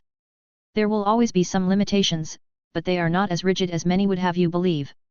While runes provide the structure, it is the mage's understanding of that structure that allows for true mastery. With this, the presentation was over and the flaming star dimmed. The orbs returned to their original positions on the table, their faint glow fading as they powered down. Roland, who was masquerading as Wayland the rune mage, surveyed the silent, awestruck faces of his students and wondered if he perhaps overdid it with the lecture. From the back of the hall, Professor Arian floated forward. His paw flicked lazily as he spoke, his tone filled with admiration and glee. Another masterpiece, Deputy Wayland. If you keep this up, we'll have to construct a larger hall just to fit all the curious minds you're inspiring. Roland wanted to sigh but managed to maintain his composure. Thanks to the headmistress, he was stuck doing this side job once a week. To make matters worse, he was becoming far too popular for his own liking. It seemed the institute didn't prioritize practical lessons, which made his classes stand out. Instead of lecturing for a full hour, he often filled the time with live demonstrations, and the students loved it. If this trend continued, the department might have to stop accepting new students or implement stricter grading criteria to filter some out. Either way, it was a growing problem Roland didn't want to deal with. Sure, well, I'm done here so I'll be on my way. Ah, of course, and don't worry, our friends are already working on that device that you proposed. Good. The headmistress had tasked him with keeping watch over the institute, and Roland had already devised a plan to make it happen. He had commissioned the dwarves to assemble a runic panel, a device through which she could control and monitor all the cameras across the institute. While she relied on her spores for surveillance, their range had its limits, making his system a more reliable option for the time being. They had already designated a secure location to store all recordings, turning it into an evidence-gathering database. If necessary, he could extract the data and have Sebastian analyze it, combing through for any signs of suspicious behavior. The system was still in its infancy, with limited material to work with, so it would likely take months before they uncovered anything out of the ordinary. I wonder if she will let me go after I clear this up or not. He was quick to take his belongings and leave the lecture hall even before the students could. The people respected him here, always standing to the sides when he walked through. His deputy position made him feared by both the teachers and the students, and he had become quite infamous. This helped him avoid pointless chatter but did not help in his investigation as everyone was wary of him. This was his first real day on the job since rescuing his brother. Earlier that morning, he had visited the hidden library, and in the afternoon, he had assisted Arian with a lecture. Now, all that remained was a patrol around the area before he could call it a day. He hoped for a quick resolution to the current situation, though deep down, he doubted it would be resolved so easily. At least now it was done, and he had a whole week ahead to focus on other tasks back in Albrook. I need to get stronger. The thought lingered, insistent, creeping into his mind despite his attempts to ignore it since reaching Tier 3. His body had undergone significant changes during his ascent, but it still wasn't enough. He needed to push forward, not just in honing his crafting skills, but also in sharpening his combat abilities. For that purpose, he was constructing the monster facility. There, he planned to imprison infernal skeletons, hoping their presence would allow him to surpass his previous limits and achieve greater strength than ever before. However, first, he needed to capture some specimens, and for that he would need to go back into the dungeon that he hasn't visited in a while. After completing his duties at the institute, he made his way back home. His sister, Lucienne, wasn't there, but he was confident she had received his message. To cover his tracks, he had enlisted Robert and Lucille to speak with their parents, hoping to send them on a wild goose chase. He had meticulously altered the mana patterns and trajectory of the letter, creating numerous decoy pathways leading in every direction. There was no chance of it being traced back to him. And even if someone managed to track it, the trail would end at the institute, where the headmistress would likely protect his identity. "Deputy Professor, the teleporter is ready." "Thank you." The gate opened for him, and in seconds, he was back in his workshop, a journey that would take an ordinary person a month. Roland stepped inside, greeted by the familiar scent of metal and alchemical reagents. This was his sanctum, originally created for his personal use but gradually evolving beyond that over time. Finally, he allowed himself a sigh of relief. First, he removed the institute robe along with his armor. Using his mana and a few carefully crafted spells, he unclasped the heavy plating. The armor floated toward a wall rack, where it attached itself to magnetic clamps designed to hold it securely. Roland rubbed his neck, feeling the weight of the day lift slightly as he transitioned into the solitude of his workspace. Finally, some peace. He muttered, but before he could relax a glowing orb floated towards him. "Any problems?" he asked while glancing towards one of the monitors there. "An incident occurred at the shop." "An incident? Why was I not informed?" Roland responded to his AI assistant, who was quick to reply. "It did not fit the specified criteria." "It didn't?" "Replay the incident on the main monitor." He didn't like the sound of it and waited for Sebastian to bring up the recording of what had happened. The monitor flickered into action and in a few seconds he had the whole incident there. The shop's counter was visible, with his wife standing behind it, her expression calm but somewhat annoyed. A burly customer stood on the other side, his face red with anger. His gestures were erratic, his voice raised. Roland watched the interaction unfold. The customer slammed his fist on the counter, shouting unintelligibly, presumably mad at the quality of one of their wares. Elydia responded calmly, her expression was unwavering despite the man's aggression. The bodyguard reacted rather quickly and then a short scuffle unfolded, where the man was unceremoniously thrown outside. There he was apprehended by some soldiers given to him by Arthur. "These incidents have been happening more lately." Nothing happened to her and she was standing behind reinforced glass that even a Tier 3 class holder would have trouble with. However, he couldn't just let this slide and he quickly ordered. "Sebastian, use your face recognition protocols, access the monitoring system in the city, and find who this man is. Find anyone suspicious that he had interacted with, don't leave anyone out." "As you wish, Master." He would not let this go. The man would be swiftly dealt with for offending the Knight Commander's wife, but this incident also raised larger concerns. Could he have been hired by Arthur's opponents? Perhaps this was an attempt to probe the defenses of the store, a precursor to an abduction attempt on Elydia, something he could never allow. With these troubling thoughts swirling in his mind, he headed upstairs to check on her. More than half the day had passed, yet the store remained open. He stepped into the elevator, riding it up to the entrance of his home. Then he made his way toward the entrance to the store, where he found his wife yawning and looking at someone looking through the display cases. "Oh, you're back already? I'll still be stuck here for another hour." She smiled at him as if everything was fine. For her, someone who had worked at the local adventurers guild, dealing with one rowdy adventurer was nothing out of the ordinary. However, to Roland, things needed to change. Perhaps it was time for a shift, not just for him, but for those around him as well. "Could I have a word with you? It won't take long." Sure? Is something wrong?" "You could say that." The two stepped outside, Elydia following with a slightly puzzled expression. As they walked, Roland mulled over the best course of action. Hiring a new shop clerk was easy enough, and truthfully, his wife didn't need to work at all. But he knew how much she valued staying active and involved. Then it hit him. His mind wandered to the lectures he'd been giving at the institute, and an idea began to take shape. "Elydia, would you be interested in teaching children?" "Teaching? Me?" Elydia blinked, caught off guard by her husband's unexpected question. "Teaching? Me?" she repeated, her voice laced with confusion. Roland nodded, his expression serious yet encouraging. "Yes. You've already been running the orphanage so efficiently, guiding and nurturing those children. I've seen how they respect and look up to you. It's not much of a stretch to imagine you teaching them, and others in a more structured way." Before becoming Roland's wife, Elydia had already worked for him as a store clerk. She had been perfect for the role, her years of experience as a guild receptionist making her exceptionally qualified. However, that was before Roland had risen to prominence as the Knight Commander. His new position brought heightened dangers to their lives. As his wife, Elydia was inevitably at risk as well. The store itself posed challenges, as it attracted customers who were trained adventurers and potentially Tier 3 class holders. Many individuals in this world didn't require weapons to inflict harm or cause wanton destruction. In the past, Arthur's brother's knights had attacked her and Agni, something that still bothered him to this day. If Roland could transition Elydia into a more controlled environment, such as a teaching institution, ensuring her safety would become significantly easier.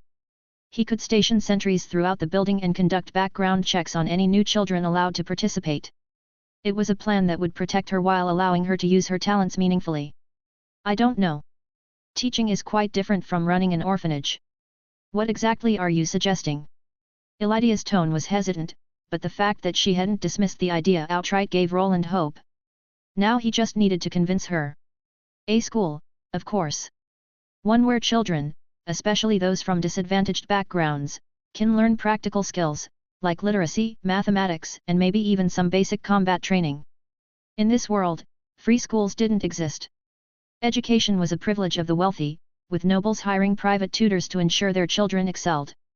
It wasn't a coincidence that more nobles acquired combat-related classes compared to commoners. Leveling battle skills through training, as Roland himself had been forced to do, dramatically increased one's chances. So did learning essential skills like reading and arithmetic.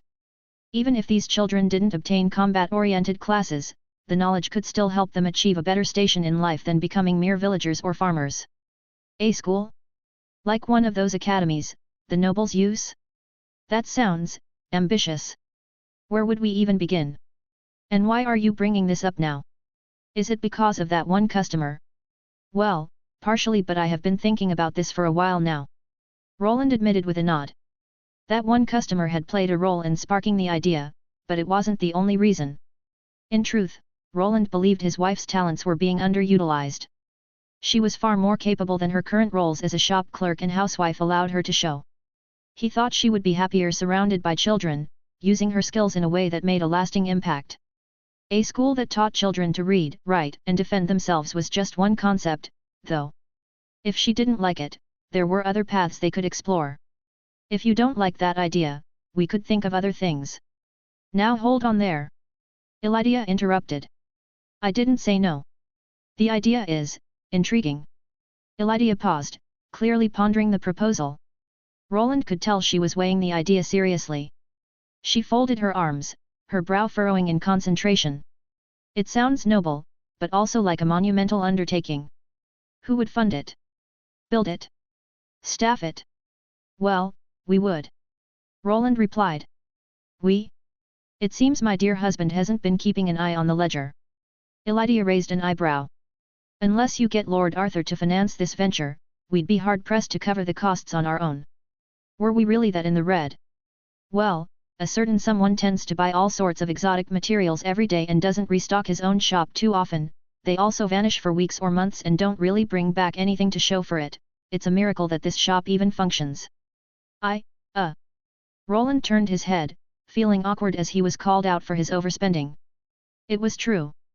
Despite earning a lot from selling equipment, he hadn't been producing much lately. He'd also wasted a great deal of his gear during Robert's rescue, blowing up all the golems in the process. After that, he had started tinkering with prototypes that couldn't be sold.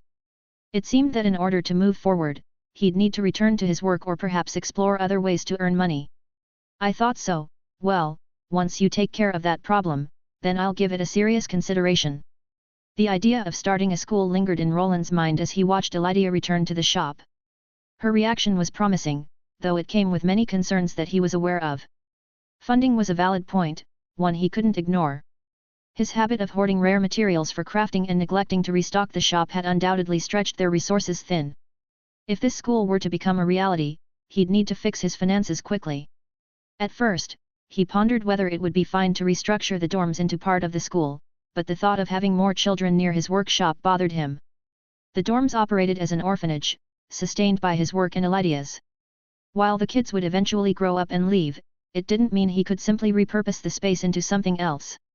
It could remain as a dormitory or an orphanage for other children. Perhaps even some of its old residents could manage it. A better idea began to take shape, a proper institution within Albrook. There were still suitable locations where such a place could be built, and with Arthur's help, securing the rights likely wouldn't be a problem. However, this would be a massive undertaking. He would need to design a large building and ensure it was fully secured for Elydia's use. She would probably be the only teacher at first, but in time, he envisioned her becoming the headmistress, deciding how the institution would operate. Roland planned to be the main sponsor, but for that, he needed to earn a significant amount of money. It always comes down to resources, but what's the best way to go about this? Roland was a busy man with many demands and little aptitude for commerce. He could, in theory, lock himself in his workshop for a few months to earn enough money for the project, but he couldn't afford to waste all that time. His level wasn't advancing quickly enough, and he was keen to address that problem too. I need a more permanent solution. I'll always need more money, now and in the future, that's a truth that never changes. Not much time had passed since he started working with Mithril, but he knew there were far superior materials awaiting him in the future. Creating golems, developing new runic devices, and expanding his workshop all demanded more time and resources.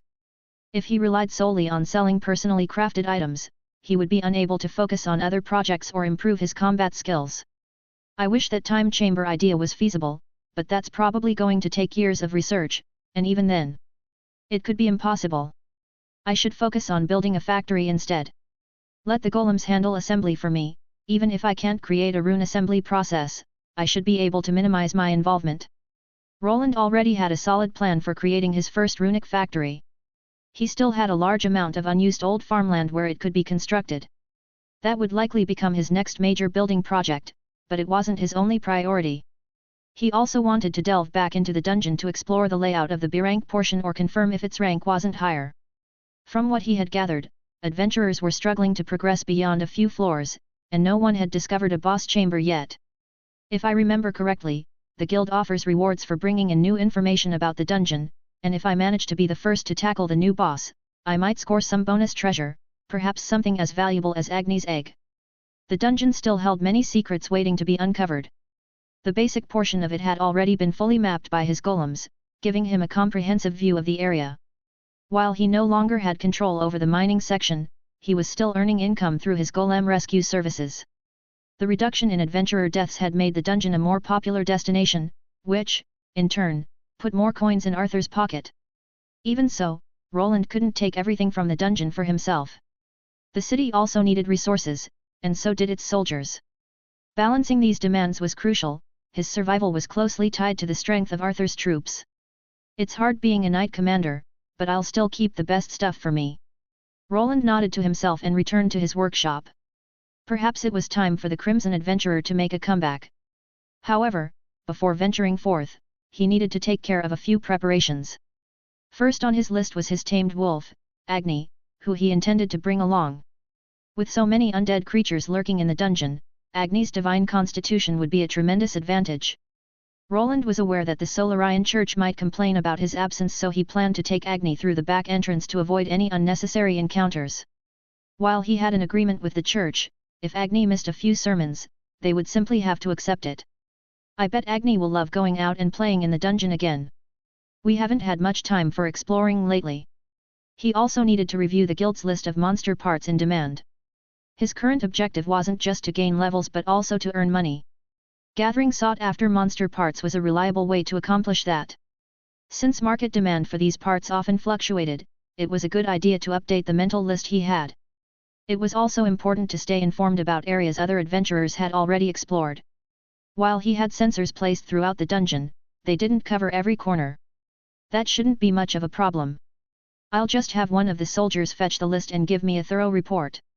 In the past, he would have prepared everything himself, but now he was a High Knight Commander, a position that placed him above most others and, in many people's eyes, even above Arthur in terms of influence.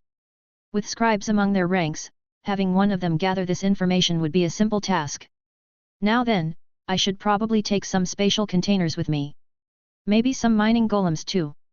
He wasn't expecting anything extraordinary from this venture, but it was always better to be overprepared. If he unearthed another mine filled with mithril or other valuable metals, it would be best to extract as much as possible before informing the Union. While he had a good relationship with the dwarves, they would undoubtedly try to monopolize any new mine for their own crafts. Should I take a glance at the missing people list too? While preparing, he wondered about his last visit where he encountered Rastix. The gnome proved to be an asset for his undertaking, and even if his experiments sometimes blew up his lab, it was all deducted from his earnings. The runic prosthetic was only created thanks to him, and with the help of the Union, he was eventually planning to establish something similar to a clinic. There were many people with missing limbs and fingers which for a price could be helped without the need for Tier 4 magic. I suppose I should get to it. There was much to do, but with the help of others, he could focus on restoring some of his equipment. With Sebastian's assistance, he contacted a few people within the city to arrange the creation of a report that could be delivered directly to his doorstep. Although the project was not yet complete, he was working on developing something akin to a fax machine, an invention capable of scanning flat papers and transmitting them to distant locations. For now, however, he decided to give his mind a brief respite by indulging in some basic rune crafting. From a large box in the corner of the room, he retrieved a round metal sphere. It was a clean base for one of his most frequently used devices, a runic bomb. With a single strike of his hammer, the pale metal began to shimmer with a vivid blue glow. The light spread across the entire surface, instantly forming a functional spell structure that could be activated on command. I've come a long way, haven't I? It took just one swing of his hammer to craft this high Tier 2 bomb, and only a bit more effort would be required to make it even more powerful. As he recently explained in his lectures, runes could be enhanced beyond their intended limits. For items like runic bombs, this process was particularly advantageous as overloading the structures wasn't an issue since they were designed for single use. Crafting these devices was straightforward, and they delivered an impressive amount of power. To make them even more versatile, he could imbue the explosion with any elemental attribute of his choice. This ability to adapt to various situations made the runic grenade one of the most effective weapons in his arsenal. Cheap and effective, the best kind of weapon. The night wore on as Roland delved deeper into his work, the rhythmic clang of his hammer ringing through the workshop. The faint blue glow of enchanted runes danced across his tools and materials, bathing the room in a serene light. Roland focused on replenishing his depleted stock of runic devices and gear. He also adjusted his armor and reinforced the enchantments on his gauntlets.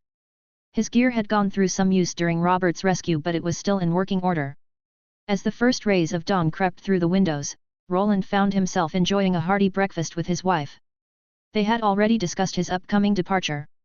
She was accustomed to his frequent expeditions, but he couldn't help wondering if her patience might eventually wear thin. To avoid any potential resentment, he resolved to complete his mission swiftly and perhaps return with a few gifts to soften any lingering annoyance. "You worked through the night again, didn't you?" she asked, pouring him a cup of coffee. "Had to catch up." Roland admitted sheepishly, his eyes flicking toward the window as though searching for a distraction. "But more importantly, why does Agni look so down?" Outside, his wolf lounged listlessly, his massive head flopped over the edge of the stable-sized doghouse. "Oh, he's always like that before the priests come to take him away. Can't blame him, it must be boring to sit through hours of their rituals." "I see. Hey, Agni, come here for a minute." He had been working late into the night, sharing his plans only with Elydia. By now, he had received the report, packed all his gear, and was nearly ready to depart. In his haste, though, he'd forgotten to inform his loyal companion about their upcoming journey into the dungeon. Agni lifted his head slightly at Roland's call, his ears perking up as if trying to decide whether it was worth moving. Roland sighed, realizing that he had perhaps been ignoring his partner for too long, but his attitude also made him want to tease him more. "Well, that's a shame. I suppose I'll have to go to the dungeon alone. I was hoping you'd come with me, but if you'd rather stay here and listen to the priests drone on." Before he could finish the sentence, Agni's ears shot upright at the mention of the dungeon. The massive wolf bolted upright, shaking off his lethargy as his glowing eyes locked onto Roland. With a deep, resonant bark, he bounded toward the house, his tail wagging furiously. "There we go!" Roland chuckled, reaching out to ruffle the fur behind Agni's ears as the wolf leaned into his touch, almost knocking out the window. "I knew that'd get your attention." Elydia smirked, sipping her own coffee as she watched the interaction and the ensuing shaking of the house Agni was leaning up against. "Well, have fun you two, and come back safely." "We will." Worf. Excuse me, but where is the noble Sun Wolf? Oh sorry, there has been a change of plan, the Knight Commander and his tamed wolf won't be available for a few days. But... The priests, clad in the ceremonial garb of the Solarian Church, exchanged frustrated glances.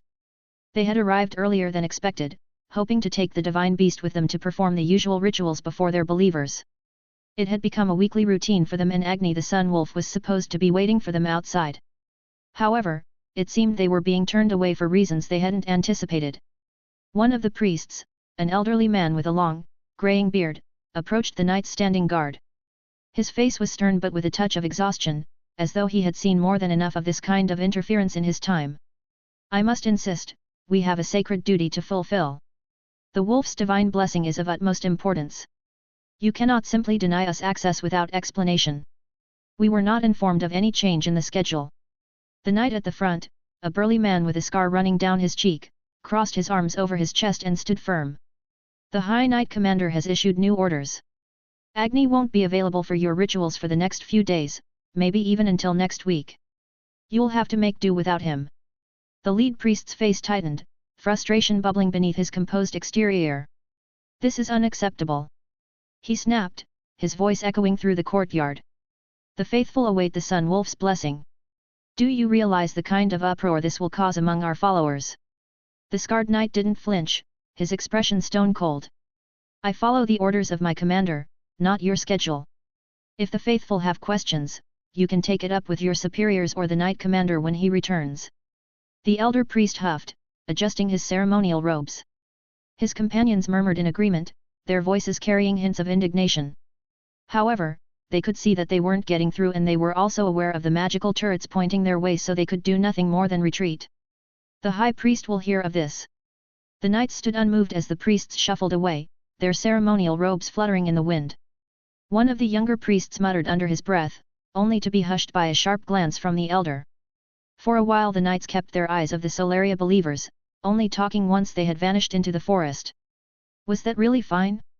What if they go to the Inquisition? Don't worry, believe in our High Knight Commander, everything will be fine, we just need to follow orders. Now straighten up, if anything happens to Lady Elydia, our heads will roll. Our heads, sir? Would the High Knight Commander do such a thing? The leader of the guards glanced at the two younger soldiers standing beside him. For some reason, he began looking around nervously before waving them closer. His voice dropped to a whisper. You weren't there when it happened, but the commander annihilated an entire knight troop by himself right here. He was ruthless. He even defeated Knight Commander Emerson, with just his fists, and showed him no mercy. Just his fists. The two men exchanged uneasy glances before looking back at their leader. They had heard rumors about the commander, but they weren't sure how much of it was true. The man rarely appeared, but when he did, chaos followed.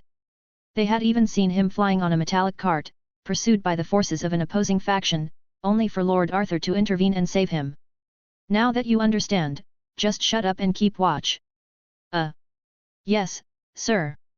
The guards dispersed, passing orders to other men to spread out and secure the area.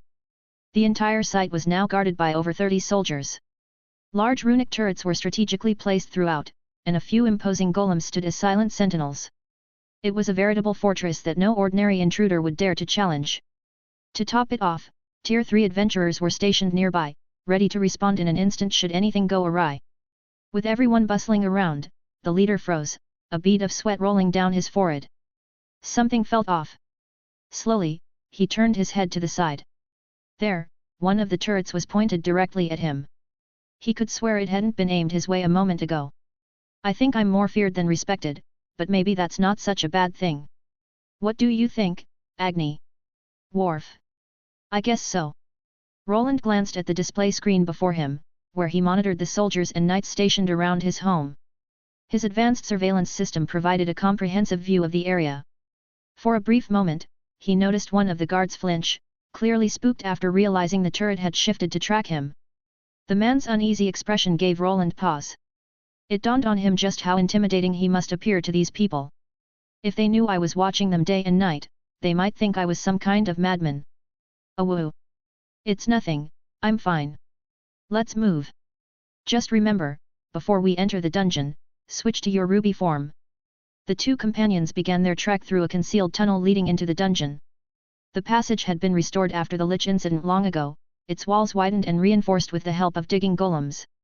Now, Agni could pass through with ease, even with his larger size. Agni's form as a flaming sun wolf illuminated the passageway, his radiant golden glow lighting their path. But soon, his appearance began to shift.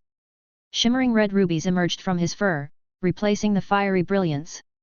The golden glow dimmed as he transitioned into his ruby form, a transformation that was far more than cosmetic. This form significantly increased his resistance to physical attacks, hardening his defenses like an impenetrable gemstone. The primary reason for the transformation, however, was subtler. It allowed Agni to move through the dungeon undetected, blending in without alarming the priests who occupied the area. Most of them had no idea of his hybrid nature and would never suspect that the ruby-furred wolf was, in fact, the fabled sun wolf blessed by their goddess. Now then, let's see how things are going inside the dungeon. With his wife safe and his immediate worries set aside, he turned his focus to the dungeon. This place held a wealth of memories, most of them unpleasant, but it was also where he had achieved Tier 3. Returning now, he felt a sense of anticipation. Perhaps during this journey he could discover something to help him with his current leveling problem. Reaching level 100 with Runesmith Overlord was his main goal now, but for that to happen, he needed a proper training ground which would probably not be easy to discover. There probably won't be a Tier 4 monster I can easily kill with divine magic. Would be nice if it was. He mumbled to himself while heading through the hidden entrance. The door opened by sliding to the side and he was there. Ah, it's rather toasty in here. This chamber was previously a hidden room with some rewards inside of them, but now it was turned into something resembling a boiler room. There were many large pipes going in different directions, part of the geothermal generator system they were establishing inside. Everything's progressing nicely. With all this geothermal energy, we won't need any additional wind generators anytime soon. Roland's gaze swept across the machinery, which had been installed as part of an experimental system to harness its latent heat energy. He had a hard time explaining everything to the Union dwarves, but eventually, they went along with his plans. Now, with this vast reservoir of power at his disposal, Roland could easily run an entire factory while still supplying more than enough energy to power the entire city. The possibilities were limitless, and this system would soon become the backbone of his magical city. If everything goes well, the new housing units will come equipped with rune lights, coolers, and heated water. Thanks to the abundance of geothermal energy, the plan to transform the entire city into a magical wonderland was nearing completion. The network of cables now spanned nearly every corner, and most of the supporting infrastructure was already in place. All that remained was the installation of the hardware that would harness this energy. Once everything was operational, Roland anticipated the favorability of the city's residents to soar. After all, this project promised a new era of magical convenience and innovation, powered by an endless, almost cost-free energy source drawn from the dungeon itself. After glancing around and checking for any potential leaks, he headed out. After Agni squeezed through a few secret corridors, he arrived around the mid-levels of the dungeon. There he was greeted by a well-populated dungeon, with multiple adventurer groups fighting lower-level monsters. They were engaged in battling a few skeletons, similar to the ones he had empowered with his necrotic cube. The sight of adventurers fighting undead flaming skeletons gave Roland pause. It reminded him of his past, back when he had been doing the same. He couldn't help but analyze their techniques, which, though rough, showed some promise. Most of them were equipped with runic gear from his shop. While he did aim to make a profit, his products were typically affordable and durable. I might have to get used to all these prying eyes. Some adventurers were hunting monsters, but others had their eyes fixed on him, or more specifically, on Agni. The creature's imposing presence was unlike anything they could hope to handle. Thanks to Agni, Roland had little difficulty reaching the 10th level. The inexperienced adventurers were either too afraid or too intimidated by the massive, ruby-furred beast. With a single snort or howl, Agni could send entire groups scrambling, likely mistaking him for a monster preying on adventurers. I need to install a private elevator to take me straight to the lava area. Or maybe I could drill through from the other side and create my own entrance from a different location. The increasing number of people in the dungeon and the time wasted traveling back and forth between levels were becoming problematic. Two options came to mind. The first involved constructing a tunnel and installing an elevator system. The second would make use of one of the hidden chambers and the geothermal generator he had already set up. With his current expertise, crafting a small teleportation gate was also a viable solution. Though it would consume a large amount of mana, it might ultimately prove cheaper and more efficient than boring through layers of dense rock. That's not a bad idea, he thought. I should scout for a suitable spot and see if it's feasible. After passing through the already cleared boss chamber, Roland arrived at the vast, open lava zone. Like the previous 10 levels, this area was more crowded than usual, though the adventurers were spread out due to the increased difficulty of the monsters. Roland's immediate destination was the mining site, where the entrance to the true dungeon lay. However, before proceeding, there was another matter he wanted to investigate, an area that had eluded discovery until now. Thanks to his soldiers and the guild, Roland had managed to deploy numerous sensors throughout the dungeon. There wasn't a single corner he couldn't view through his mapping device. This system, initially designed to support their protection business and aid golems in rescuing adventurers, had an unexpected benefit: it allowed him to measure unusual phenomena. With Sebastian's help, he had pinpointed one particular spot in the old dungeon that emitted an intriguing mana signature. It was time to check it out for himself. Roland made his way to the area that had piqued his interest. There a group of volcanic rock golems blocked his path, similar to the one monster he defeated when he picked up Agni. Once these monsters were a real threat to him, but now, he didn't even need to move a finger. Agni! Woof! Agni leapt at the first monster, and the slaughter began. The golems trudged through pools of lava, but for Agni, resistant to fire, the fiery terrain posed no threat. The volcanic rock golems, formidable in appearance, crumbled like brittle clay under the relentless onslaught of the massive wolf. His ruby-furred form shimmered with each strike, the force of his blows reverberating through the cavern. Roland observed calmly, one hand trailing along the rough surface of the cavern wall as he searched for the anomaly. They tend to appear in areas with strong monsters. This one seems clever, though, knows how to stay hidden, but... Once the battle ended, they pressed deeper into the dungeon, arriving at a seemingly barren cave. Jagged rocks jutted from every surface, creating a space that offered no room to maneuver. The area was desolate, no resources, no monsters, no hints of hidden treasures. Even the rocks were exceptionally hard and devoid of any redeeming qualities. Most adventurers would give up here, deeming it a pointless dead end. That, Roland suspected, was precisely what the creator of this space had intended. Interested in some digging, Agni. Wharf. Agni's ears perked up, but the wolf seemed reluctant to navigate the jagged, sharp rocks ahead. Roland simply shrugged and activated his magic. With a touch of his gauntlet-clad hands, he began pressing against the sharp rocks, softening them into ordinary earth. Though they appeared solid, the rocks were merely clumps of soil reinforced by mana, their structure easily unraveled once the mana was affected by his own. This area's definitely different. Roland muttered, noting the peculiar composition. It made sense, this was where the dungeon's creator had hidden the core. After navigating a narrow corridor, he came to a solid wall. Activating his debugging skill, the hidden runes etched into the surface became visible. Roland's experience with opening concealed chambers served him well, and it took only a minute to decipher and rearrange the puzzle. With a faint rumble, the wall shifted, revealing a hidden path. At the end of the corridor lay the object of his search, a strange, floating orb, its surface pulsating with raw, unbridled power. So, this is it, the dungeon's central piece. Roland had read extensively about these magical objects. Theories about their origins varied widely. Some believed them to be divine artifacts, remnants of evil gods who had left them behind as seeds of chaos. Others argued that they were nothing more than evolved monsters, feeding on the energy adventurers provided through their deaths within the dungeon's confines. Despite the disagreements, there was one universally accepted truth: the destruction of a dungeon core meant the annihilation of the entire dungeon and probably anyone still left within it. I wonder if this thing could directly power the entire city. The mana in the area was incredibly dense, the core practically immersed in it. Swirling energy radiated from the orb, casting a surreal, flickering light that danced across the cavern walls. Though the core was right before him, he didn't step into the room. Crossing the threshold would trigger a cascade of problems. The orb itself appeared defenseless, and the chamber was small, but the moment he entered, an avalanche of monsters would likely be unleashed, all of them swarming the area. I wonder what I should do with this thing. He had come more out of curiosity than anything else. There was no real reason for him to take the core, as doing so would make him an enemy to every creature in the dungeon. Escaping would be difficult, and if the orb were damaged in the ensuing flood of monsters, the entire dungeon would collapse. Interesting. After activating his eye skill, Roland was able to discern an intriguing fact: he could copy the magic inscriptions on the core's surface without needing to get any closer. Fortunately, the core was an almost perfect sphere, floating and revealing all of its sides to him. But there was a complication.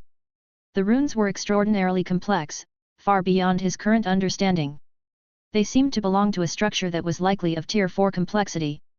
His eye twitched with strain from the overwhelming mana radiating from the orb, forcing him to look away. It was a magnificent piece of research material, but further examination would have to wait. The possibilities were staggering. As if he could somehow copy the entire dungeon core, the potential for what he could do was nearly limitless. An endless supply of monsters, perhaps ones that he could tailor to his leveling needs, a personal leveling dungeon of his own making. Do I even need to take this thing out? It should be fine if it stays here. Roland stood before the entrance to the dungeon core chamber. Inside, the core floated in a mostly empty room. At the center stood a round column resembling a pedestal, and above it hovered the object in question. From a distance, it looked like a magical artifact, something meticulously crafted by a master artisan. However, to someone like him, a true master craftsman, it was clear this wasn't the case. The floating orb, the dungeon core, was not an artifact, but it also wasn't perhaps truly alive. Roland tried to examine it, but stepping further into the room would bode bad for his current expedition. The core's surface shimmered, shifting between an opaque sheen and translucent clarity. It pulsed with so much mana that it would probably cause regular mages to be repelled, but his mind was not filled with the beauty of what he was seeing, but how he could use it instead. What if I just left it here? I could perhaps use it. A thought crept into Roland's mind. He didn't fully understand how these dungeon cores operated, but he suspected they might function similarly to artificial tower spirits, something between a living being and a programmed machine. The cores appeared to absorb massive amounts of mana from the environment and the adventurers they defeated, using that energy to gradually expand in size. The process was slow, often taking hundreds of years before any noticeable change occurred. This realization sparked a new question in his mind: what if he could influence that change? What if he could control the core and bend it to his will? If that were possible, would he still need to venture into other dungeons in search of monsters? Or could he simply command the core to spawn whatever creatures he needed? The ground is covered in runes, similar to the ones in the other hidden chambers. With time I should be able to dismantle the defenses. Perhaps if I make it think that I'm part of the monsters in the dungeon, it won't trigger the traps. Roland contemplated ways to gain access to the chamber. Once inside, he could examine the floating dungeon core more closely. His goal wasn't to destroy it, but to harness its power for his own purposes. If he could decipher how to make it spawn specific monsters, that would be enough. Perhaps he could command it to produce powerful boss monsters he could farm for resources, or even bypass the conventional process entirely. Rewards like Agni's egg might become obtainable, or he could potentially create Tier 3 enemies for training. However, he knew this wouldn't be a task accomplished in a single day. The runes on the core were likely of Tier 4 caliber, far beyond his current mastery. The intense pain he experienced while attempting to transcribe them into runic programming language confirmed as much. Even if he managed to decode the rune he observed, critical portions seemed to be missing. He had a theory about Tier 4 grand runes, but it remained unproven. Still, the reaction of his runic eye skill mirrored what he had encountered with some of the magic in the Headmistress Tower, further supporting his suspicion that he was dealing with Tier 4 magic here as well. Woo! Sorry Agni, I was just thinking, everything is fine, just don't go inside or you'll trigger a trap. Agni paced behind Roland, his ruby-like form radiating faint heat and casting ambient light that danced across the cavern walls. The glow created shifting shadows that flickered in the dim chamber. Despite his imposing appearance, the wolven companion seemed unusually alarmed and restless. He moved back and forth, his tail curled tightly, a clear sign of unease. It was almost as if he feared the dungeon core itself, his own creator. Perhaps this reaction was an instinctual safeguard, an inborn trait injected by the dungeon to ensure its creations could never turn against it. Why don't you go out, Agni? Keep people from coming here. Woof. Agni was quick to follow the order, retreating from the vicinity of the dungeon core without hesitation. Once his companion was gone, Roland turned his attention back to the chamber, contemplating his next move. He had come here intending to take a quick look at what he was working with, but the core chamber's unusual setup had caught him off guard. Now, he needed to decide whether to prioritize investigating the core or continue with the spelunking expedition he had planned. I suppose I'll leave a probe here and let Sebastian analyze it later. After some deliberation, he made his choice. With his current technological advancements, he didn't need to handle every task personally. His AI assistant, Sebastian, could manage this part of the investigation. The probe he had in mind was a recording device capable of monitoring the shifting mana patterns around the core and scanning the runes. Once the data was collected, it would be forwarded to Sebastian for detailed analysis. This solution freed Roland to explore other areas of the dungeon while the core's defensive mechanisms were left to manage themselves. Confident in his decision, he retrieved a few cubes from his spatial storage and embedded them into the nearby walls. These probes, though not identical to runic mapping sensors, shared similar functionalities. They didn't need to be inside the core chamber itself to perform their scans. The high concentration of mana within the core chamber allowed the devices to pick up on fluctuations and analyze the runes remotely. However, the intense mana density would slow the scanning process, likely requiring several days to complete. In the meantime, Roland planned to delve deeper into the dungeon. His gauntlets glowed faintly as square-shaped holes appeared in the walls, where he carefully inserted the probes. Once in place, he sealed them off, taking care to conceal them completely. Though he didn't anticipate adventurers or monsters in this area, he preferred to keep the devices hidden from prying eyes. When everything was set, Roland restored the entrance, ensuring it looked undisturbed and as natural as when he arrived. Should I order this area sealed off for good? Or would that just attract too much unwanted attention? The thought lingered in his mind. He briefly considered using his High Knight Commander status to secure the chamber, stationing guards to keep adventurers away. However, such an act could backfire. Drawing attention to the area might prompt others to investigate, potentially revealing the dungeon core's existence. While destroying dungeon cores was illegal, Roland knew that didn't stop everyone. These living artifacts were the subject of intense research, and some archmages would pay exorbitant prices for functioning or even damaged cores. Sealing the chamber could potentially put a bullseye on it, prompting some underworld organizations to act. These cores were quite difficult to detect. Even he needed to place hundreds of runic mapping sensors throughout it all before discovering this location through Sebastian. I suppose, no one will discover it unless I point it to them. I'll just reinforce the hidden chamber with some barriers and it should be fine. He decided to keep it hidden from others by not mentioning it to others. As long as few people knew of it, no one would be able to spread it as a rumor.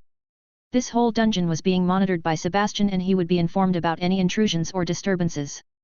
For now, discretion was the best policy. Roland reinforced the chamber's entrance, layering it with a mixture of runic defenses and magical illusions to make it appear completely natural. Anyone stumbling upon it would find nothing more than an unremarkable stretch of cavern wall. Let's go, Agni, race you to the lava lake. Awoo. Once that was taken care of, the two took off running. While Roland was of a higher level and had a better stat multiplier, he couldn't quite keep up with his ruby wolf. Agni sped ahead, but Roland managed to keep the gap small enough to maintain sight of his companion. The chase was a welcome distraction from the heavy thoughts lingering about his current woes. Roland's boots clattered against the rocky floor as he pushed himself harder, following Agni's ruby form darting ahead like a streak of red lightning. The path twisted and turned, but eventually, they arrived at the lava lake, which had now begun to change. I see, so the bridge is coming along nicely. Roland approached the lava lake, now greeted by the sight of a partially assembled black marble bridge stretching across the molten expanse. The bridge, a marvel of engineering, had been constructed to provide a safer passage into the heart of the dungeon, where the secret entrance to the mines lay. Despite its sturdy design, the scaffolding and unfinished sections indicated that the project was far from complete. At first, he had been skeptical when the Dwarven Union members mentioned the idea. The lava lake would fill with lava and drain like clockwork, leaving only a narrow window of time to cross. This created great challenges for transporting goods from the center to the shore. However, the dwarves had mastered the timing. Further investigation revealed that the lava lake was much shallower than originally anticipated. With this discovery, they were able to design a bridge that was both stable and relatively easy to assemble. I thought they were crazy for attempting it, but here we are. It was quite a strange sight to see the heavy metallic cables stretched everywhere. The build had started with dwarven craftsmen spreading long, thick cables to the other side of the lava lake. Some of these cables were also attached to the ceiling overhead. At first, the construction resembled a rope bridge made from a special alloy, but over time, it was transformed into its current form, a solid structure made from thick slabs of black marble, assembled right on site. Not far from the lake was a camp established by the Union. There, a large group of stonemasons was hard at work creating massive blocks and columns intended to serve as the bridge's main supports. They collaborated with the Alchemist Guild to reinforce the stones they quarried from the dungeon. Although the process was slow, the resulting black marble was fully lava-resistant and capable of withstanding repeated flooding without shifting. The technology employed was simple, relying solely on a pulley system, but progress was steady. This entire construction made Roland realize that he wasn't as all-knowing as he sometimes believed. Even though he came from a modern world, there were still aspects of this one that he didn't fully understand or know. What he might have considered impossible or prohibitively expensive, the dwarves approached with practicality and ingenuity. At the pace they were working, it would only take a few months to reach the middle portion of the lake.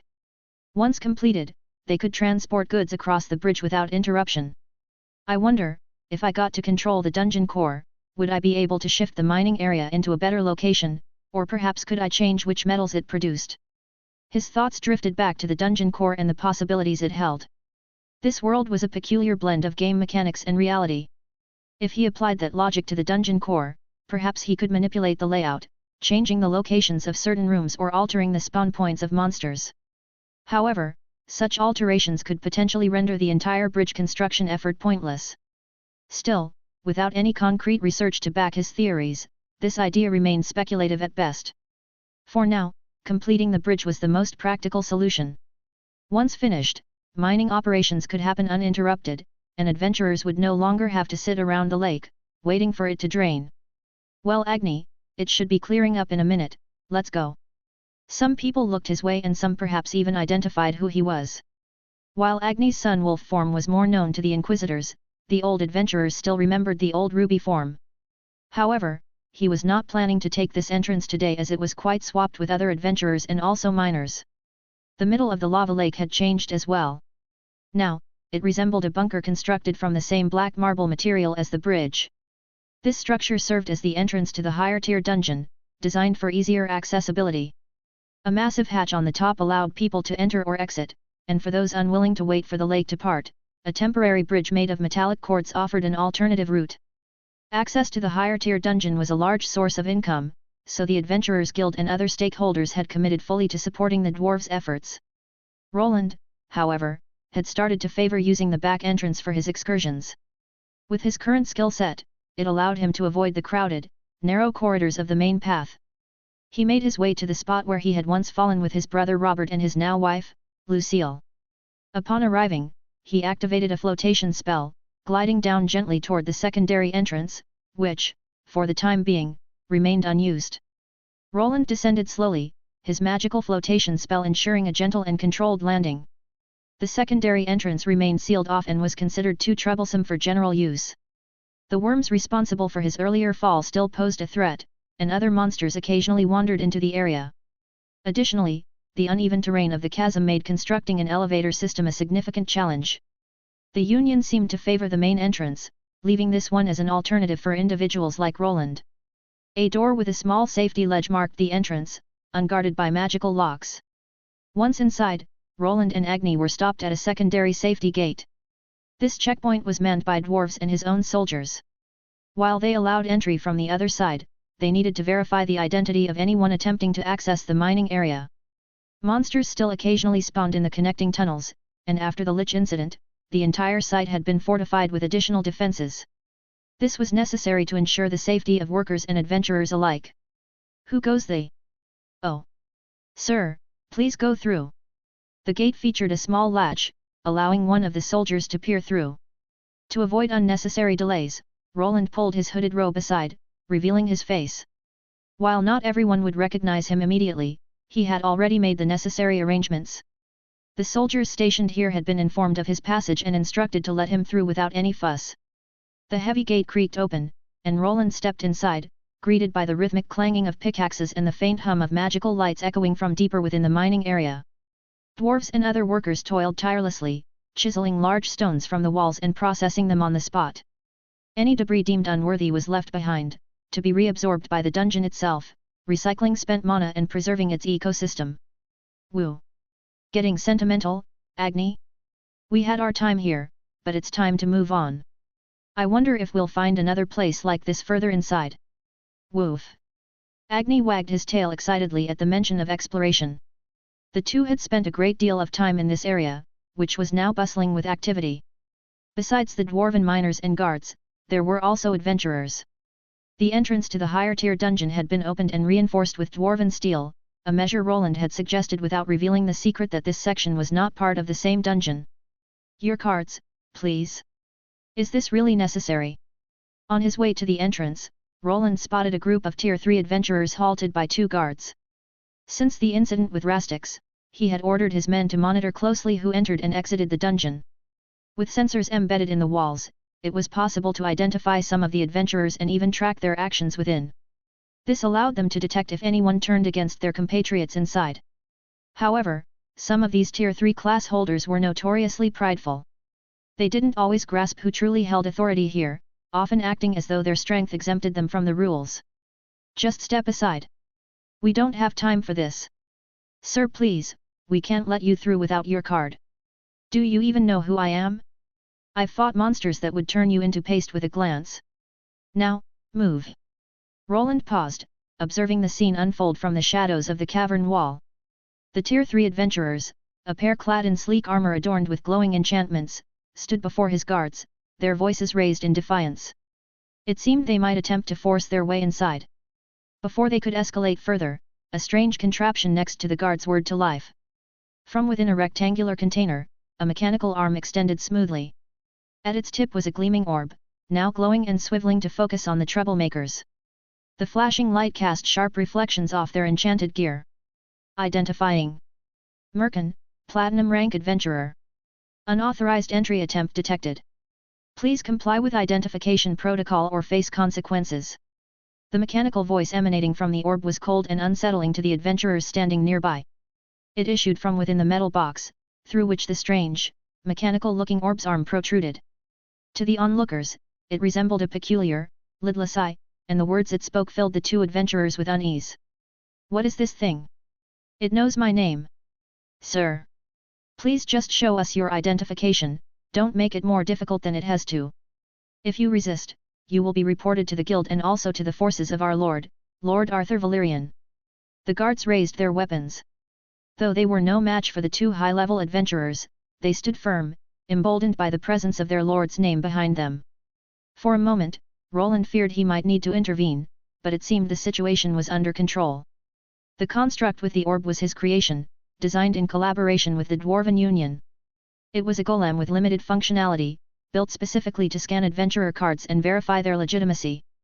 While a similar device operated above ground, this secondary checkpoint was established to track the flow of people entering and exiting the newly discovered dungeon. The system recorded not only the number of adventurers but also their classes, counting those who entered and those who perished. These statistics were not only crucial for assessing the dungeon's danger level and the threats posed by its monstrous inhabitants but also served another purpose: preventing murders committed by adventurers. Such incidents, like the attempt on his and Rastix's lives, necessitated stricter oversight. Through the golem scans and the sensors embedded in the walls, it would be possible to track individuals to some extent and confront them later if they attempted to leave the dungeon under suspicious circumstances. "I guess we won't have to make a move."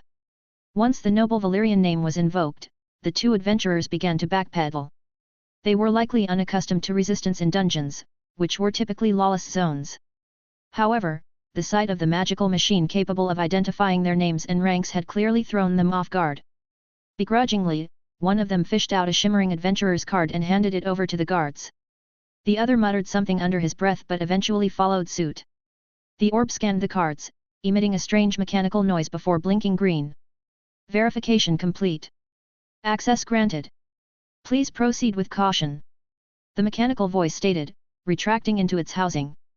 The guards stepped aside, letting the adventurers pass, though their expressions remained stern. Once the group was out of earshot, the two guards could be seen siding out in relief. I thought we were done for." Yet, luckily the Valerian name carried enough weight to scare them off. The guards exchanged nervous glances, clearly relieved the confrontation hadn't escalated. Roland, still observing from the shadows, allowed himself a small, amused smirk. He had also used this tactic in the past just like these guards. Invoking the Valerian name was a great shield and helpful in maintaining order. However, he could only hope that the men he chose and that would soon join would not abuse this power. "Let's move, Agni," Roland whispered, stepping into the open with his hood pulled low. The guards snapped to attention as they noticed him. "Halt, identify your..." Before one of the guards could finish the sentence, the older one grabbed his shoulder and shook his head. "Sir, we were expecting you, please go ahead." Roland gave no reply and simply walked through the entrance he himself had designed. The scanning machine, which would typically activate for other adventurers, remained silent. It was then that the guard realized who Roland truly was. The man was perceptive, a valuable trait for a guard to have. "Continue your duties." "Yes, my lord." With that, Roland strode deeper into the dungeon's tunnels. The rhythmic thud of mining and the hum of monopowered equipment faded behind him as the narrow corridor gave way to a vast, dimly lit expanse.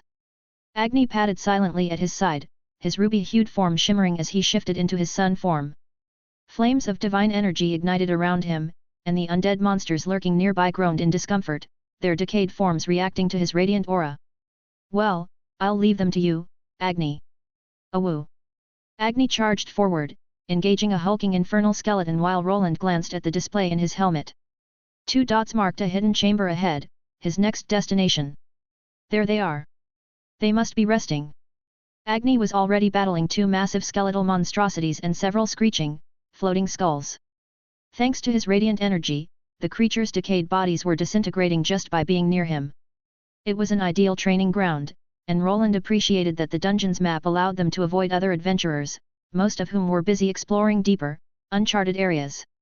"I should check on those 2 first," Roland said while stepping past the crumbling remains of fallen monsters.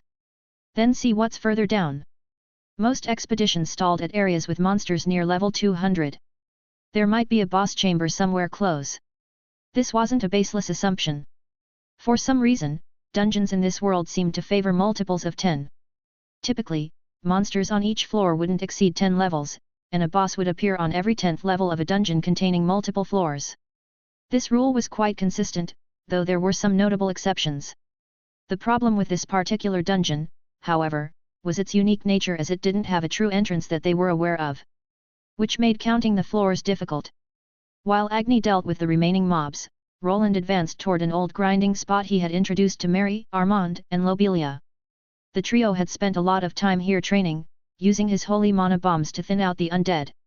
Now, another adventurer was occupying the spot, and Roland was eager to assess their progress. "Finished already?" Roland asked with a chuckle. "Awoo." Agni howled in response. "Haha, I suppose we'll need to find stronger undead on the lower levels for you. But first, let's check on those 2. With a nod, Roland set off, weaving through twisting passages and descending deeper into the dungeon. His boots made no sound on the stone floor, and his armor, refined through countless iterations, fit him like a second skin. Soon, he reached the hidden chamber. A wave of his hand activated the secret entrance, which slid open silently. Inside, 2 figures immediately raised their weapons, only to lower them upon seeing the glow of Roland's visor. "Aro High Commander? What brings you here?" one of them asked. "At ease, Sir Durandal, I'm here to check on your progress. How's it going?" He turned to the second figure in the chamber, Sir Gareth. As his younger brother's chaperone, Gareth was responsible for ensuring Robert's safety against unexpected monster surges. A Tier 3 sword champion armed with powerful runic equipment, Gareth could make short work of the undead fiends. Robert, on the other hand, was relying on runic bombs and scrolls to deal with berserkers that continually respawned. Lucille was absent, her level not yet high enough for this area. Instead, she was working with the Dwarven Union, refining armor and weapons, an endeavor more aligned with her interests in crafting and runic management. Roland had initially planned to assign this task to Armand and Lobelia, but the 2 had yet to return to Albrook. Though unharmed, they were taking their time wandering the kingdom. It was their first opportunity to explore freely after advancing to Tier 3 class holders, so Roland chose not to press them. He had warned them, however, that Count Graham might send forces after them due to their involvement in the recent incident. Even so, Roland refrained from dictating their actions. They were adults and capable of making their own decisions. He respected that and resolved not to interfere, regardless of their choice. Their substitute ended up being Gareth, someone who had gone through the process himself with the help of Mary. Sir Durandal is a natural, he probably won't need half the time I did to advance further. Roland offered an approving nod as he observed Robert. His level had already increased, and it was only his first day of training here. There was no doubt in Roland's mind that his brother would soon reach the required level to attempt his ascension trial. Once Robert reached that milestone, he would also be able to watch over Lucille when her time came. While rapid level gains were beneficial, Roland was keenly aware of the risks. If too many skills lagged behind, the range of Tier 3 class options would diminish significantly. Balance was essential, and he hoped Robert kept this in mind as he progressed in his training. This concern was also one of the primary reasons Roland was establishing his own monster training ground. Once it was complete, it would provide his sister-in-law with a controlled environment to hone her skills. She could practice casting spells against Tier 3 skeletons, pushing herself until her mana was completely drained, allowing her to develop both her power and endurance efficiently. Great to hear that. If you're in any trouble, don't forget to activate the device I gave you. Robert nodded while looking at a bracelet that was around his wrist. It would envelop him in a strong veil of mana for a few minutes but also inform Roland of the trouble. I will, but I don't think it will be necessary. Roland smiled at his brother's confidence, though he couldn't entirely shake off his concerns. It was good that Robert was optimistic, but the dungeon was unpredictable. Overconfidence could be fatal. Still, Roland chose to trust in the preparations they had made. I'll leave you to it, then. Roland said. Sir Gareth, keep an eye on him and keep each other out of trouble. Even if the monsters here are susceptible to holy energies, that cannot be said for the adventurers, be cautious. Gareth nodded with a solemn expression. Even though they had the Valyrian crests on them, this would not protect them from everyone. There were still people they needed to watch out for. Theodore probably had some adventurers working for him and they would be handsomely rewarded for slaying a knight commander inside of a dungeon. People were quite unaware of the monitoring system and would feel emboldened to act. Understood, High Commander. We'll keep our guard up. No adventurer will get the jump on us.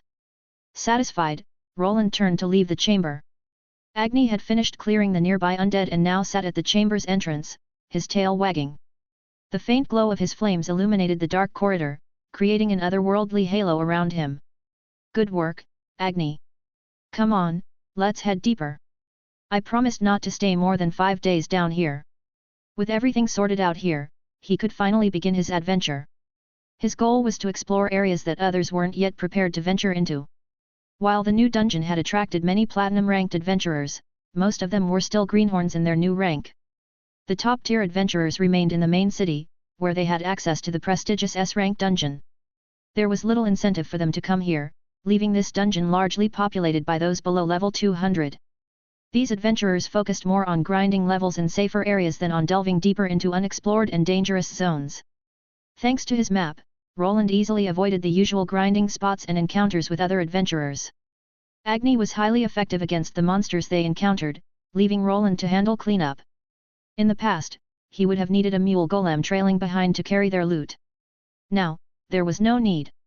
With a simple mage hand spell, the monster cores, bones, and weapons were swiftly gathered and deposited into his runic storage space. As before, Agni had to relinquish most of the corrupt undead stones they encountered, their tainted nature rendering them unsuitable for eating. However, the trip wasn't without its rewards. From one of the dungeon's secret hidden chambers, Roland managed to retrieve a black mithril weapon, a heavy, ominous-looking mace adorned with skull motifs along its handle. Holding it was awkward due to the design, and its weight was not something a normal person could handle. Maybe I could give this to Robert once he becomes a Tier 3 class holder.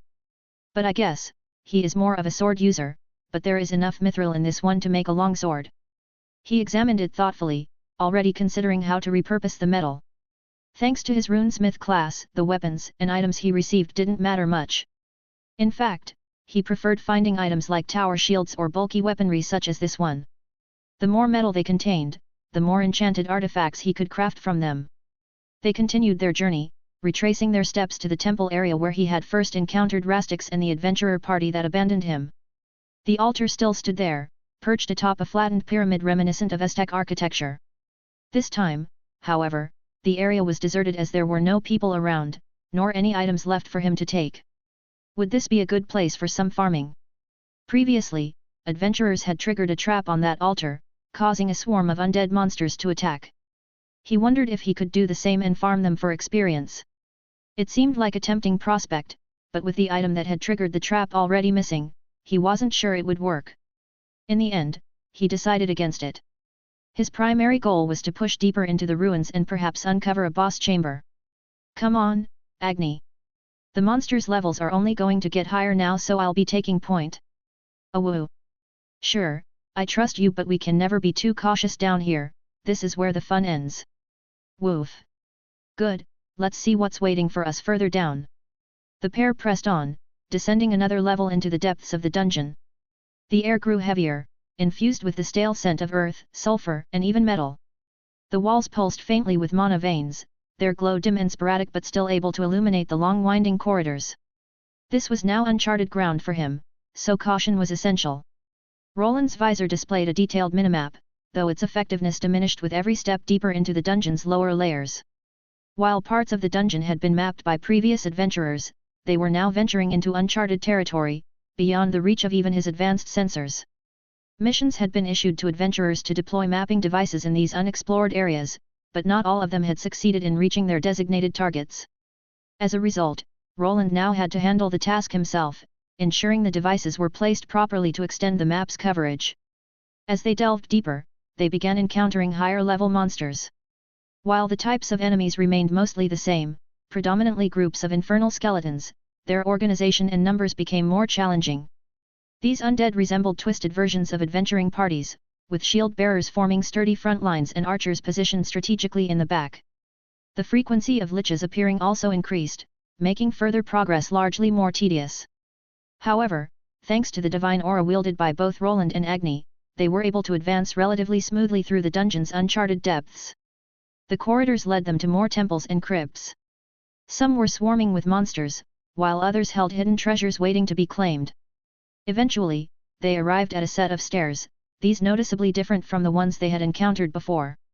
The size of the staircase felt off, much larger than necessary for a small group of wandering adventurers. It seemed as though it was designed to accommodate a larger force, perhaps hinting at the significance of what lay ahead. Roland's interest was piqued. The monsters they were now encountering had reached levels in the 190s. If this dungeon followed the same patterns as others he had explored, this area might be near the entrance to the boss chamber. Probably best to be careful from now on. Let's see what's down there first. The runes etched into his back began to glow softly as he summoned a small, floating dodecahedron. Its intricate runes illuminated, responding to his command. The device drifted forward, descending the stairs to scout the area below.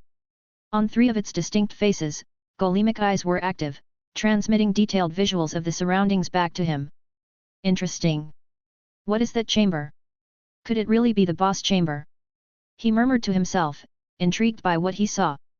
The images displayed were fascinating, an expansive, ominous chamber. After his drone completed several scans, confirming the layout and presence of magical energy signatures, Roland decided it was time to proceed and explore the area firsthand. Below, the staircase opened into a massive chamber, the architecture ancient yet eerily preserved. Pillars carved with intricate runes and skeletal motifs lined the edges of the room, reaching up to support a high rocky ceiling. The air shimmered with latent mana, thick and almost oppressive. At the far end, a massive set of double doors loomed, adorned with the same skull motifs Roland had seen earlier. These, however, were encased in obsidian, and a faint red glow pulsed from the runes engraved upon them. As Roland entered the massive chamber, his boots echoed faintly against the polished stone floor. Agni padded silently beside him, his flames dimmed in response to Roland's cautious demeanor. This floor was vastly different from the winding corridors and smaller rooms he had explored earlier. It was a grand, cavernous expanse quite similar to the open lava area in the old dungeon. His visor began analyzing the surroundings, projecting faint outlines of the room's hidden intricacies. The chamber was divided into distinct sections, with 5 towering structures dominating the space, Aztec-like temples resembling those from the earlier floors, but grander and more ornate.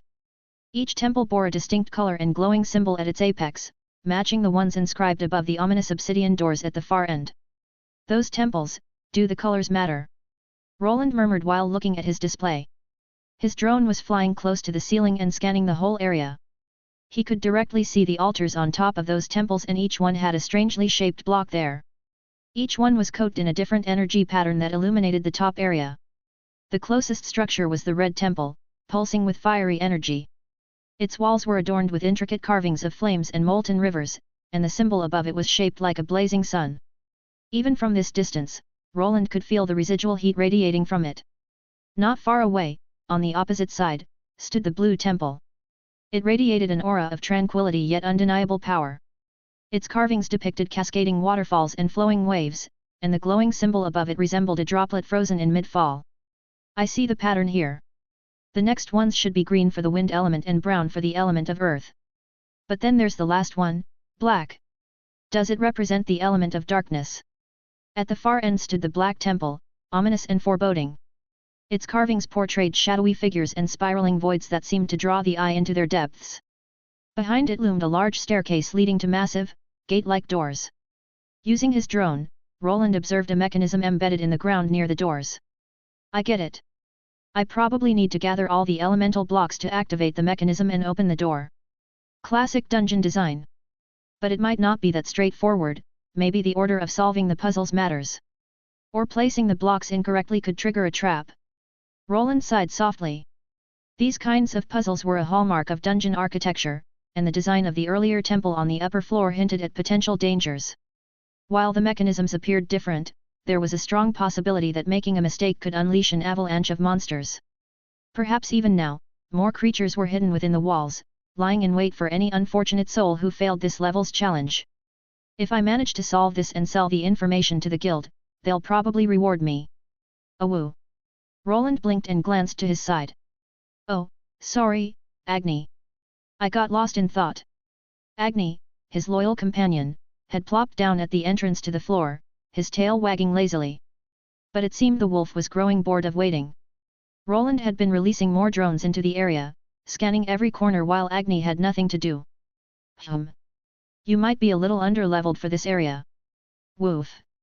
Roland chuckled as Agni barked in indignation as if the comment had wounded his pride. However, a glance at some of the creatures crawling through the dungeon and Agni's current stats told Roland his assessment was probably correct. Name: Sunlight Wolf Divine Form. L169 x 9%. Type: Fire/Earth/Divine Beast. HP: 27971/28971. MP: 20944/29944. SP: 42759/46759. Strength: 250. Agility: 344. Dexterity: 180. Vitality: 287. Endurance: 314. Intelligence: 286. Willpower: 270. Charisma: 20. Luck: 18. While his wolf companion, Agni, was leveling up quickly, it would still take some time for him to catch up to Roland's own level, which was nearing 200. The monsters in this area were similarly high-leveled, hovering close to his own range. Even though they were vulnerable to holy mana, there was still room for complications. Infernal Skeleton Champion L195. There are a few of those crawling about, they wouldn't be a problem, but what about those elemental temples? And what about that room? What concerned Roland most were the 5 elemental temples. Each was marked with distinct mana patterns, suggesting the possibility that the monsters within wouldn't solely be skeletal. If they weren't affected by Agni's divine energies, the situation could become far more dangerous. Roland knew he needed to bring Agni closer to his level. The large, foreboding doors beyond the temples hinted at a major challenge waiting for them, a likely boss monster at level 200 or higher. Agni's divine abilities might not be sufficient to protect him if they were unprepared for what lay ahead. But, we might be able to use this place to alleviate this problem, can't we? Worf. Agni tilted his head to the side as he had no idea what his master meant. Roland didn't respond but instead patted him on the head. Well, let's see what's inside that first temple then, but should we go in the easy or hard way? They arrived at the base of the area, and with the aid of his drones, Roland managed to piece together what this floor held in store. The temples were massive, each the size of a castle. They likely contained layers of winding tunnels and devious traps, crawling with monsters. At their summits, a dense layer of elemental mana shimmered ominously, an impassable barrier for most adventurers. The walls themselves radiated with pulsating mana, so dense it could sear through flesh if anyone dared to climb them. However, Roland had options beyond simply climbing. With his trusty glider in tow, he could bypass much of the standard path. This would mean dealing with the mana shield at the top of the temple, which required careful planning. Though his drones detected no creatures guarding the elemental blocks at the apex, the risk of triggering a trap remained high. This gave Roland an idea. The top section is flat, if anything spawns there, it won't have much room to maneuver or defend itself. I suppose that should work, it will just take some time to set up. As always, Roland had come over-prepared. Thanks to his mastery of spatial magic, he could carry a portion of his workshop with him, neatly tucked away in an enchanted pocket dimension. Among his tools were several devices that could be useful for tackling this dungeon's particular setup, though setting them up would take some time, likely several hours, or even a full day. This might take a while, Agni. Roland said, gesturing toward a group of undead patrolling near the temples. The creatures moved either alone or in small clusters, clearly not the primary threat of this floor. Do you see those undead there? Awoo! Agni responded enthusiastically, his ears perking up. Great! I want you to take them down on your own and earn some experience. Can you do that? Woof! Despite the undead being above level 190, Agni's divine flames would allow him to dispatch them with relative ease. For his wolven companion, it was the perfect opportunity to train and level up. While Agni hunted, Roland could put his plan into action. If everything worked as he envisioned, this area might even turn into a prime leveling spot for him in the future. Roland began by retrieving his glider, the same one he had used during Robert's escape. It had since become a tool he couldn't easily show in public, but out here in the dungeon, there was no one to worry about. With practiced ease, he took to the air, soaring upward toward several floating, dodecahedron-shaped golems. These constructs were scanning the rocky ceiling directly above the red, flaming temple precisely where Roland planned to conduct his experiment. The rocks seemed sturdy enough, he murmured after inspecting the area. The dungeon's rocky structure was impressively durable, not on par with materials like mithril or dwarven steel, but solid enough to serve as the foundation for his project. Hovering closer, he gave the surface a few experimental knocks with his finger before delivering a solid punch. The result? Only a small crack appeared. Satisfied, Roland decided it was safe to proceed. First, I need to insert some support rods. That should keep everything steady. From within his spatial storage, he pulled out a thick iron rod. It wasn't an ordinary rod, though, as it featured a corkscrew pattern, making it look more like a gigantic screw or bolt. At the top was a hexagonal head, similar to those found in modern fasteners. While he could use his magical power to drive the bolt into the rock, Roland sometimes opted for the manual approach. Using his hands would conserve his magic for more critical tasks later on. With his glider hovering steadily, he prepared to anchor the support rod into the sturdy ceiling, step 1 of his intricate plan now underway. Roland secured the first support rod by powerfully twisting it around through the use of his magic power. Only after it was about halfway in, did he retrieve a hexagonal key to help him wedge it in fully. The deep grooves of the screw bit into the stone, providing a stable foundation for the framework he had in mind. Each rotation of the rod brought a satisfying crunch, and even though some rubble started falling, the red mana shield below him deflected it all. This should be enough, 3 more should be enough for the platform. From below, Agni continued his task with enthusiasm, dispatching the undead patrols with bursts of divine flames. Each strike caused the skeletons to shatter and crumble, their corrupted cores disintegrating under the purity of his attacks.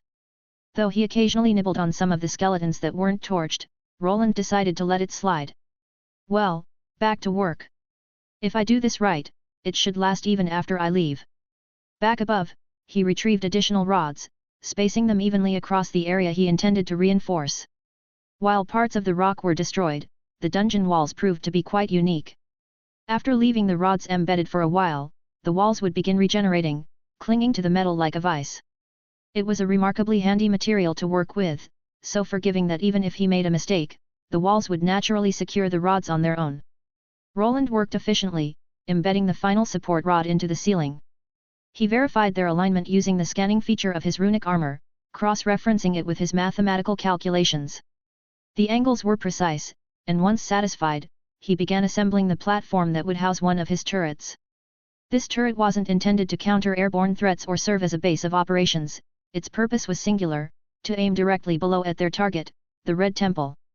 From his storage, Roland retrieved a series of modular parts, a rotating baseplate, a long barrel reinforced with fire-resistant runes, and a central rune battery core to fuel the weapon.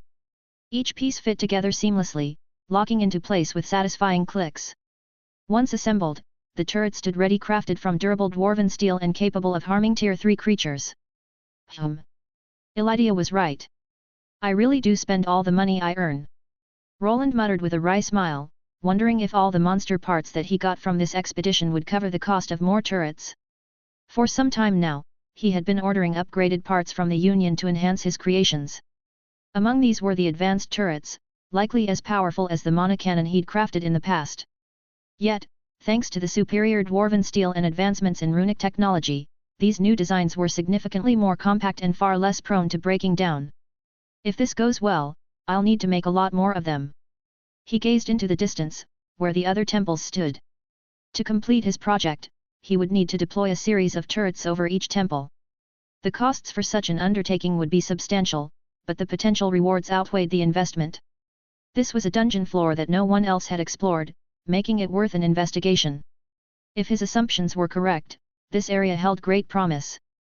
The elemental blocks atop the 5 temples would likely be worth far more than the cost of a few dwarven steel turrets, and this didn't even account for all the monster drops or possible treasures within. Roland pressed on with his plan, methodically assembling more turrets as he glided from one location to another. Below him, Agni continued to maul the monsters, keeping the area secure. However, by the time he began constructing the 3rd turret, Roland noticed his efficiency waning. Maintaining his position in the air consumed more mana than he had anticipated. Thinking quickly, he applied a magnetization spell to the surrounding rocks, allowing his boots to cling to the surface. By reducing his weight with a levitation spell, the strain on his mana reserves dropped significantly. His glider could now hover independently, sparing him the effort of supporting his full weight. The adjustment made him feel like an astronaut walking on the moon as he resumed his work. With this improved method, Roland managed to erect all the turrets he carried in his spatial storage, a total of 8. With all of them there, he was fresh out of any additional batteries and started wondering that he would need to do something about this problem later. If I'm correct in my calculations, then the cord needed would need to be close to several kilometers. That's problematic. At first, he wondered if there was a way to make his project more sustainable. Having to refill his runic batteries each time would be quite draining. It was probably possible to connect to one of the geothermal generators in the other dungeon by drilling through the walls, but that would be a time-consuming endeavor. However, there was a source of heat down here, along with other elemental energies that could be harnessed. It would probably be feasible to create a generator in this place, he would just need to design one that adventurers wouldn't notice. The turrets he had made would be disguised with an illusion spell once he was done with them, and thanks to the high amounts of mana coming from the temples, mages would likely have difficulty detecting his creations. If they did, he had also taken the precaution of leaving the Valyrian crest on them to indicate they were the property of Lord Arthur, hoping that people would avoid shooting arrows or casting spells at them.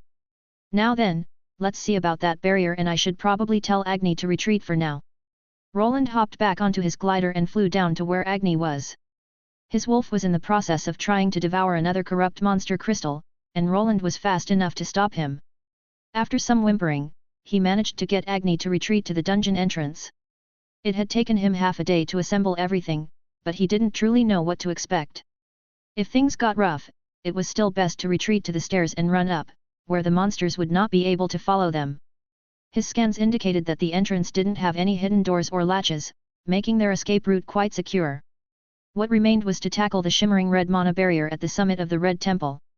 The barrier pulsed like a living entity, each beat resonating with the fiery power emanating from the temple itself. Hovering above in his glider, his turrets pointed downward, and Roland prepared for the critical task ahead. Everything had led to this moment. All he needed to do now was disable the mana shield from the outside. Once that was accomplished, it would be time to confront the temple's defenses. He anticipated some resistance, but there was also a chance that nothing would be triggered, leaving half a day's work wasted. Let's see, this shouldn't take too long. While working, Roland kept a close eye on the shield, aided by his multiple minds trait. He had already devised a method to breach it. By countering the mana's frequency, he could destabilize the barrier and force it to collapse. Now it was just time to see what was in store for him this time.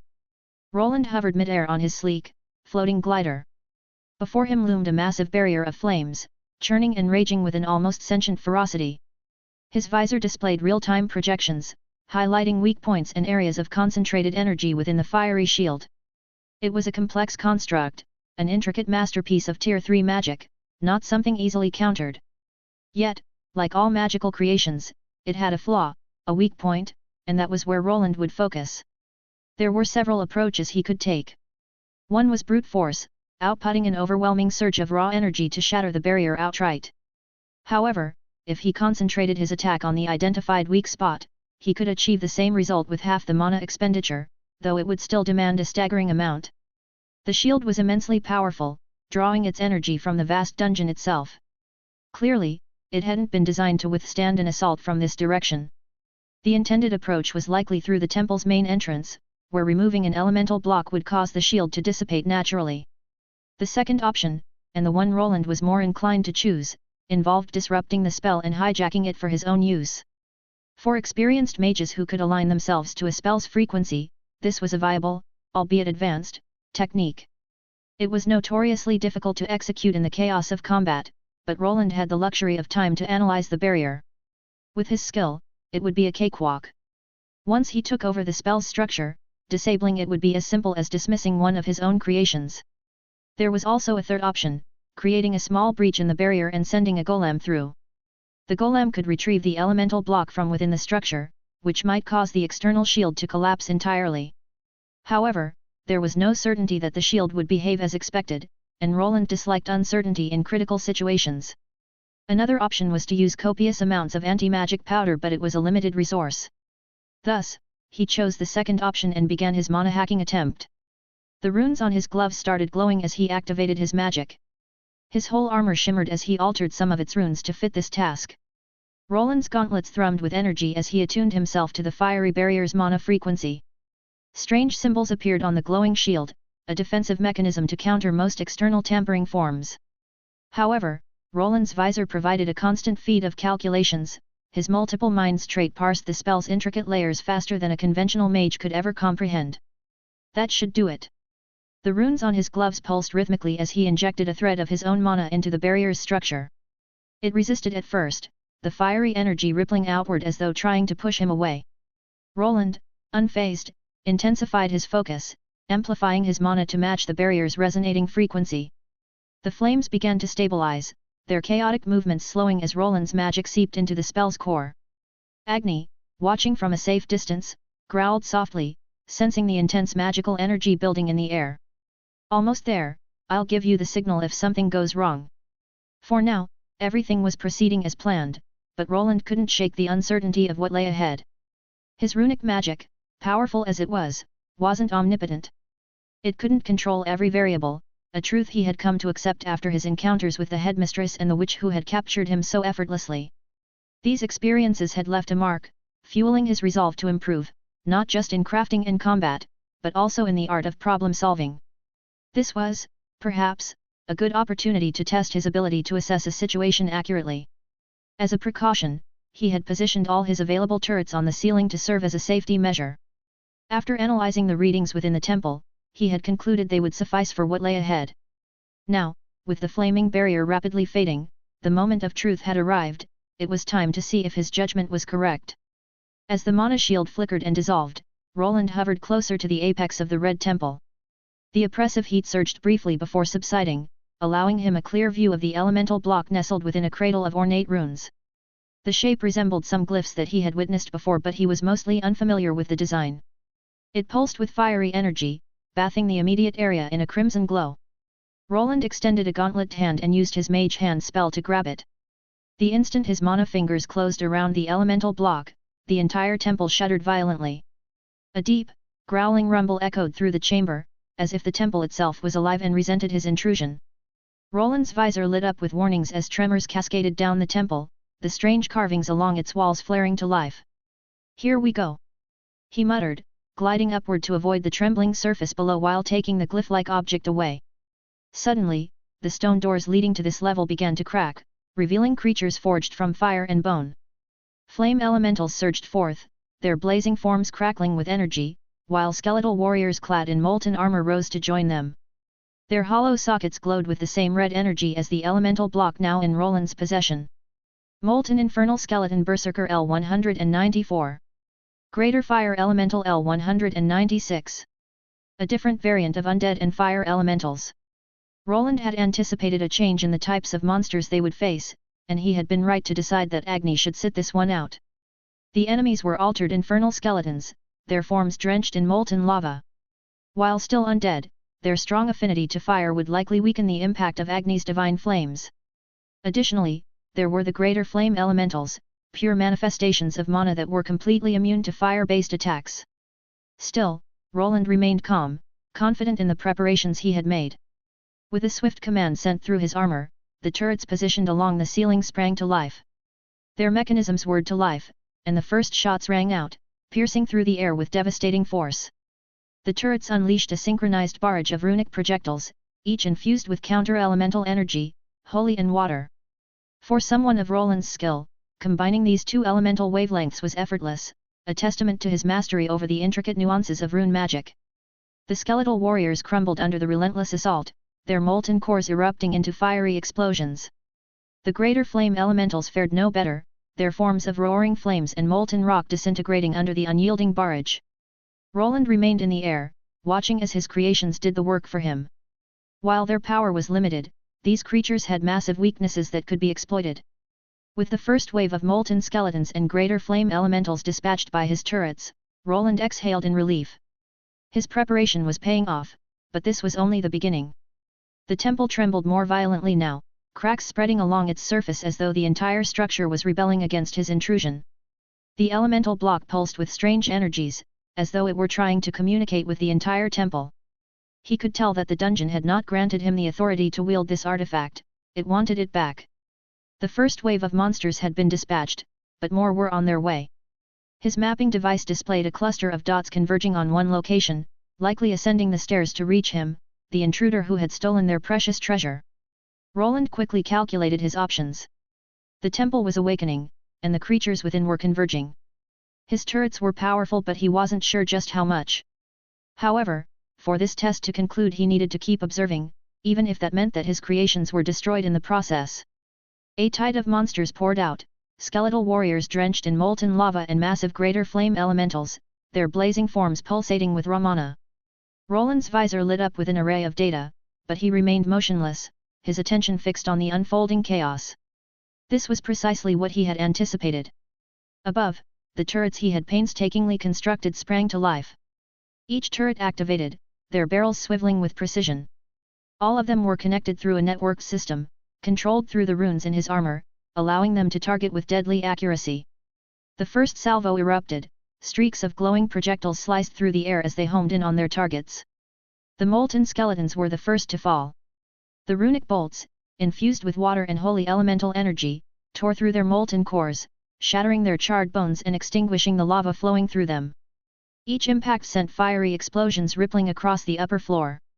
Despite their overwhelming numbers, there was only one entrance to the upper area, forcing them to bottleneck as they tried to squeeze through. This choke point allowed his turrets to unleash concentrated mana blasts, creating wide area splash damage and making the onslaught greatly easier to manage. They are doing well, but the same problems persist as always. He remained in place, calmly observing as the turrets did their work. The temple floor was soon littered with the remains of his adversaries, and the air filled with the acrid stench of molten rock and charred bone. Everything seemed fine, but he knew that there was a problem. His turrets were starting to overheat.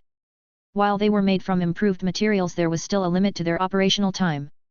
The runes were starting to sizzle, and the longer they operated, the more self-damage they would sustain. To address the issue, Roland adjusted a few settings. He began by lowering the turret's fire rate, which helped conserve power but wasn't sufficient on its own. To improve efficiency, he implemented a 10-second cooldown cycle for some of the turrets, putting them in sequence. Starting with 2, he set them to rotate through the cooldown periods. This change allowed the monsters to advance more easily, and soon they began to swarm the upper level. However, Roland and his turrets were positioned high above, making it difficult for the creatures to reach them directly. The skeletal berserkers were at a loss, unable to climb or effectively close the distance. But among the horde were mage types capable of slinging spells, along with flame elementals that posed a similar threat. Roland ensured his magical cannons prioritized these ranged attackers. Even so, a few long-distance spells managed to slip through, forcing him to finally involve himself in the battle. Persistent, aren't they? The skeletal mages within the horde began to adapt, coordinating their spells to both shield their allies and launch counterattacks. Roland was forced to erect his own shields, intercepting the sizzling fireballs hurled in his direction. Meanwhile, his turrets maintained their relentless barrage, prioritizing the mages who could withstand several water-based projectiles. Fortunately, the holy element infused in the bolts significantly weakened these enemies, exponentially reducing their resilience and hastening their destruction. His visor displayed a stream of data as he synchronized with the turrets, sometimes manually adjusting their aim to counter the mages. The glowing red icons on his HUD dimmed one by one as the skeletal spellcasters were systematically eliminated, their brittle forms collapsing under precision strikes. As the battlefield below cleared of ranged threats, Roland took a moment to assess the situation. The turrets, while effective, were depleting their battery reserves at an alarming rate. They were designed for short bursts of high-intensity combat, not prolonged engagements like this. A glance at his interface confirmed what he already suspected: most of the turrets were on the verge of running dry. One by one, the turrets fell silent, their barrels cooling as their batteries drained completely. Roland's lips pressed into a thin line, but he had been successful. The horde had been halted and no undead monster remained. The temple was now empty, all of the creatures the relentless assault of his creations. Yet, the battle had exposed several shortcomings in his approach. The turrets, while effective against the monster waves, were not sustainable for prolonged engagements. Their overheating issues and limited power reserves were problems he needed to address if he wanted to rely on them in future encounters. I'll probably need to install a shield unit to protect them from the spells and get the energy issue resolved before these can be used, but it's not that bad. Although there had been some issues, the cannons remained intact and could still be used in the future. The dwarven steel had successfully resisted the rune deterioration effect, proving its resilience. Now, Roland just needed to find a way to power his creations or recharge their batteries. In time, this place could serve as a valuable source of materials. As the temple fell silent, Roland descended cautiously, his visor scanning for any lingering mana signatures. The magical symbol he had retrieved from the temple continued to pulse faintly, though it no longer attracted defenders. All the monsters had been cleared, and the task had taken just over 10 minutes to complete. The golems hovering nearby activated and moved deeper into the temple's interior, scanning for hidden treasures and concealed compartments. Meanwhile, Roland focused on gathering the leftover materials from the defeated monsters.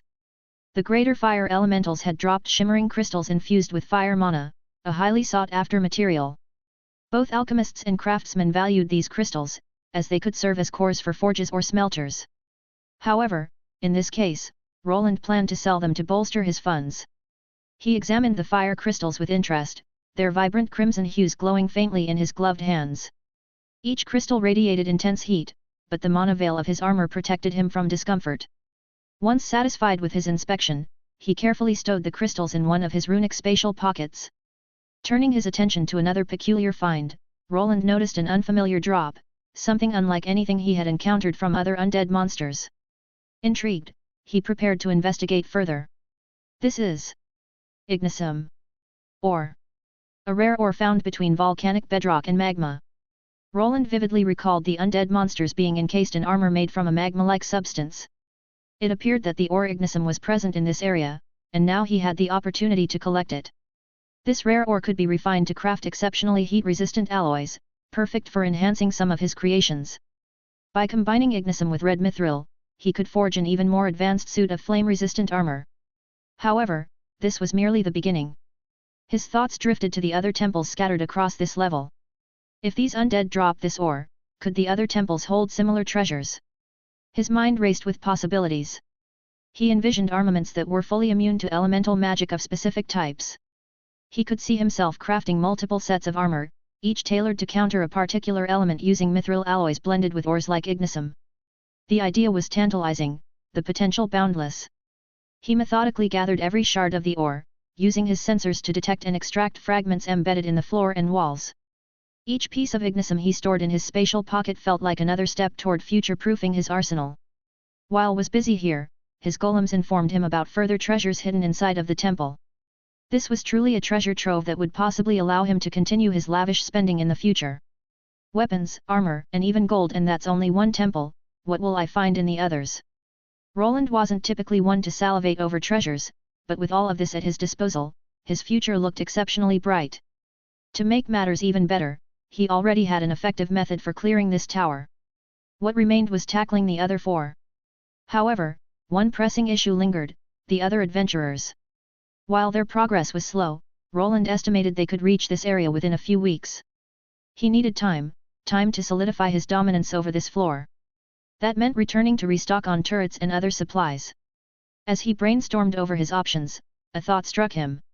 While it might tread into slightly unethical territory, it wouldn't actually harm anyone. He could use an illusion generator to obscure the entrance to this area, buying himself valuable time. Since he was already planning to use illusions to conceal his turrets, deploying it to mislead other adventurers wouldn't be much of a stretch. Woo! A loud howl snapped him out of his scheming.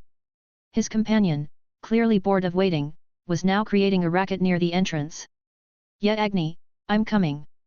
With a solid plan forming in his mind, Roland sprang into action. This place was far too valuable to let slip into anyone else's hands. He had to extract everything worthwhile before others even caught wind of its existence. The group of adventurers huddled together, staring at some jagged rocks. They were looking over a large map that represented this area. One of their members was scribbling on it, filling out the blanks as they went along. There were 5 in total, a balanced party with years of experience exploring dangerous ruins and forgotten realms. Their leader, a burly man in heavy armor, frowned as he ran his gauntlet hand across the rough stone. "This is strange. Are you sure we made a wrong turn? I could swear that this is where the entrance should be." Behind him, a robed man with sharp eyes and a calculating demeanor stepped forward. The adventurer group stood where the entrance to the next dungeon floor should have been, their expressions ranging from curiosity to frustration. "It is strange indeed, leader. I know that already. You don't need to repeat yourself." The man, who looked like a mage, shrugged. Like everyone else, he had expected to find the exit to the next floor by now. Time was running out, with more and more adventuring teams diving into the dungeon. They knew a boss chamber had to be nearby. Securing the first clear would earn them bonus loot, and they were determined to get it before the guild claimed it. "Don't you have any magic to check? What if it's hidden by an illusion?" "Sure, give me a moment. I can check again, but I doubt it'll change anything." "Just do it." The robed man, a mage seemingly specializing in sensory and detection spells, sighed and stepped forward. He adjusted his runic staff before casting a spell. His chants were rather quick, making whatever he was saying incomprehensible to anyone here. A wave of shimmering energy radiated outward, washing over the jagged rocks and the surrounding area. The rest of the party waited in silence, but instead of answers they only could hear the mage sigh. "Nothing. No magical signatures, no distortions, no hidden runes. It's just rocks." The leader growled in frustration, his gauntlet fist slamming against the nearby stone wall. "Damn it! Where could it be? We almost searched through this entire damn floor, we never had problems with the upper ones." "Calm down, leader, let's just go to the areas we haven't checked yet, we'll find that entrance eventually." The mage attempted to calm the adventurer leader. It was true, there was something strange about this place. He was almost certain there was a hidden exit somewhere, but he wasn't sure how to uncover it. If this continued, they would have to leave and procure specialized tools for detecting enchantments. It seemed likely that finding the entrance to the next floor would require dispelling some kind of magical barrier. "Don't fret over it." Another member of the group called out from the back, an archer who had already scoured the area without discovering any enchantments or hidden entrances. Both the mage and the tracker of the team had found no signs of anything unusual. While they respected their leader's instincts, his sixth sense for these things was often uncanny, they also knew he wasn't infallible. Frustration flickered across the leader's face as he glared at his party members, who didn't seem to be taking him seriously. In a sudden burst of anger, he picked up a rock from the ground and hurled it at the rocky wall he suspected might be hiding a secret entrance. The stone arced through the air before colliding with the wall, shattering on impact. A bit of rubble tumbled down, but it revealed nothing, just more hard and unremarkable rock behind it. "Fine, let's just go. We'll retrace our steps and check everything again. There has to be an entrance somewhere." The group of 5 finally began walking, their footsteps fading into distant echoes. Behind them, the wall the adventurer leader had thrown a rocket began to shimmer. A figure stepped through, holding the same rock, completely intact. The rubble on the ground vanished, revealing itself to have been nothing more than an illusory projection. Well, that was close. Luckily, everything is working as it should. Roland stepped forward, revealing the staircase that led to the floor with the 5 elemental temples. He had just finished exploring the first temple and had set up an illusory wall to deter any intruders. Watching the party arrive and interact with his creation gave him valuable insight into the limitations of his setup. It would be better if I could create hard constructs.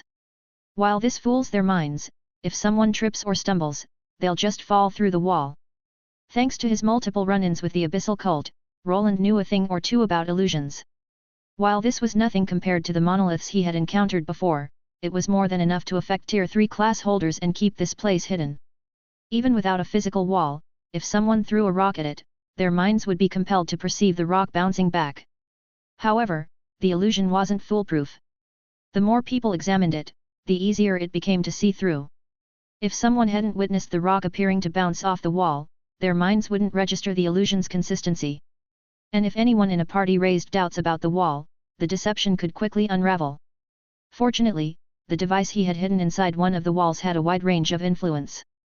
There was also only one spot to view this unsuspecting wall, making it easier to fool larger groups. The chances of someone seeing through the illusion were slim, and for now, that would have to be enough. Woof. Yeah, you can talk now, they are gone. Woo. Agni leapt down the staircase, sniffing the air eagerly. Roland chuckled as his canine companion wagged his tail with unrestrained enthusiasm, darting around the now empty corridor. Agni had been restless during the encounter, but thanks to the concealment device, their presence had remained hidden. After giving Agni a quick scratch behind the ears, Roland approached the wall where his hastily assembled device was embedded. From his spatial storage, he retrieved his portable furnace, an item that finally had a chance to shine. One of his skills allowed him to control forge flames, making it particularly useful in situations like this.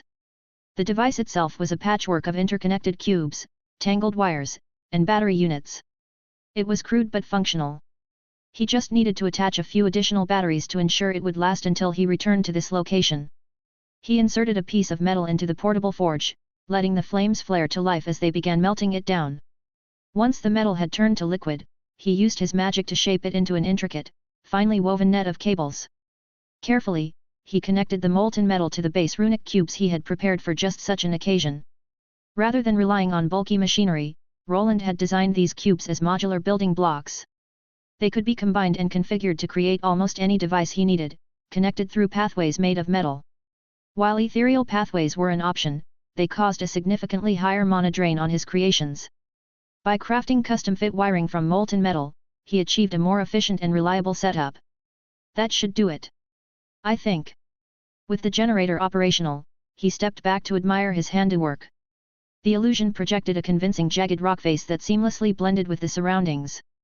Coupled with its mana signature dampening effects, it would be nearly impossible for an average Tier 3 adventurer and mage to uncover the concealed entrance without specialized tools or skills. This should hold until I get back, Roland muttered to himself, contemplating his next move. While he had already explored the first temple and set up turrets to clear it repeatedly without his direct involvement, his work was far from finished. His ultimate goal was to transform this place into a personalized material farm. The temples were brimming with hidden treasures, valuable metals, rare resources, and monster parts that could be sold for profit. He wanted to monopolize these riches, not just for himself but also for Albrook. Even when the dungeon was eventually opened to the public, his turrets would remain in place, automatically clearing the newly generated waves of monsters as they appeared.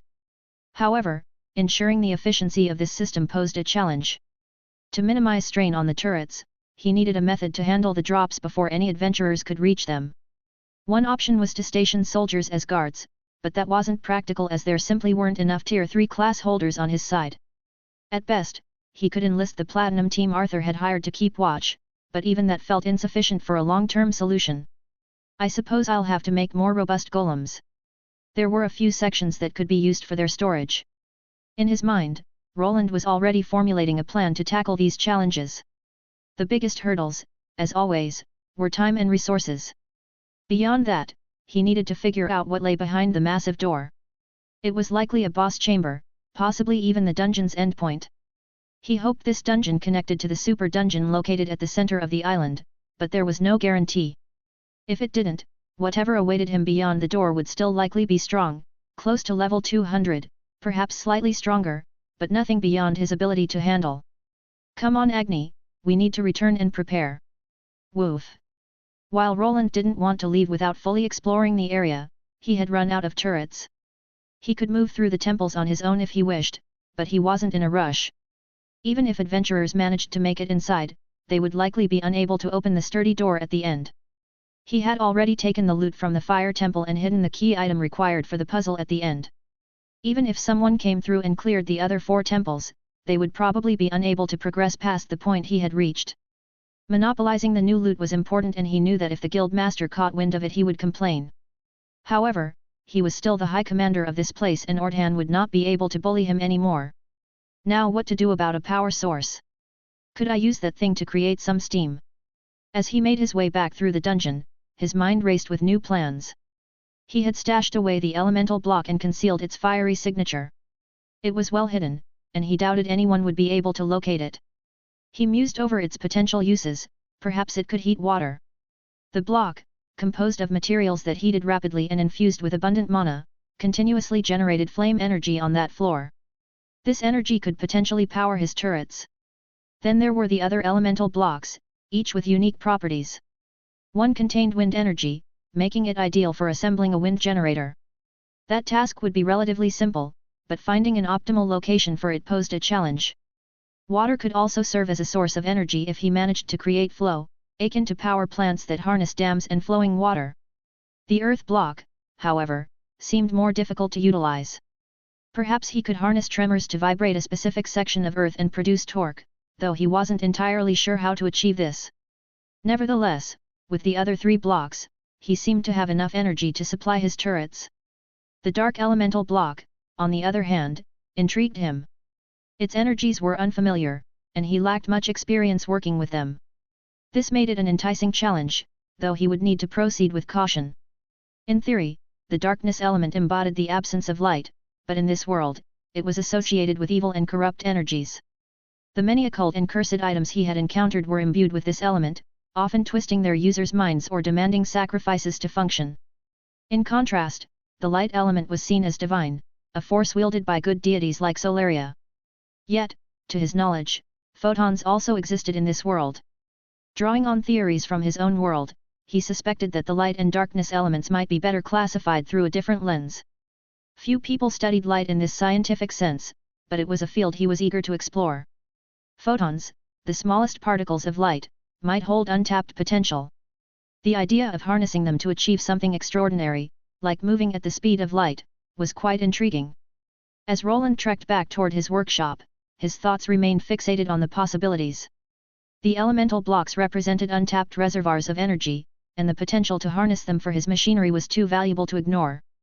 His portable turrets and golems, efficient as they were, would need consistent and reliable power sources if he hoped to automate this dungeon's operations. If done correctly, he would even have a place to store his safety golems there, bringing in another source of revenue. Once back, Roland wasted no time. His first task was reaching out to the Union dwarves. Their expertise in forging and construction was unparalleled, and with the materials he had gathered, he could afford their assistance. They would eagerly trade their assistance for rare minerals such as the ones he found, but would also ask questions about where he had gathered them. Sebastian, could you send a rune letter to the Union requesting their aid? I've forwarded the schematics for the updated turrets into your runic databank, they should be there. As you wish, Master.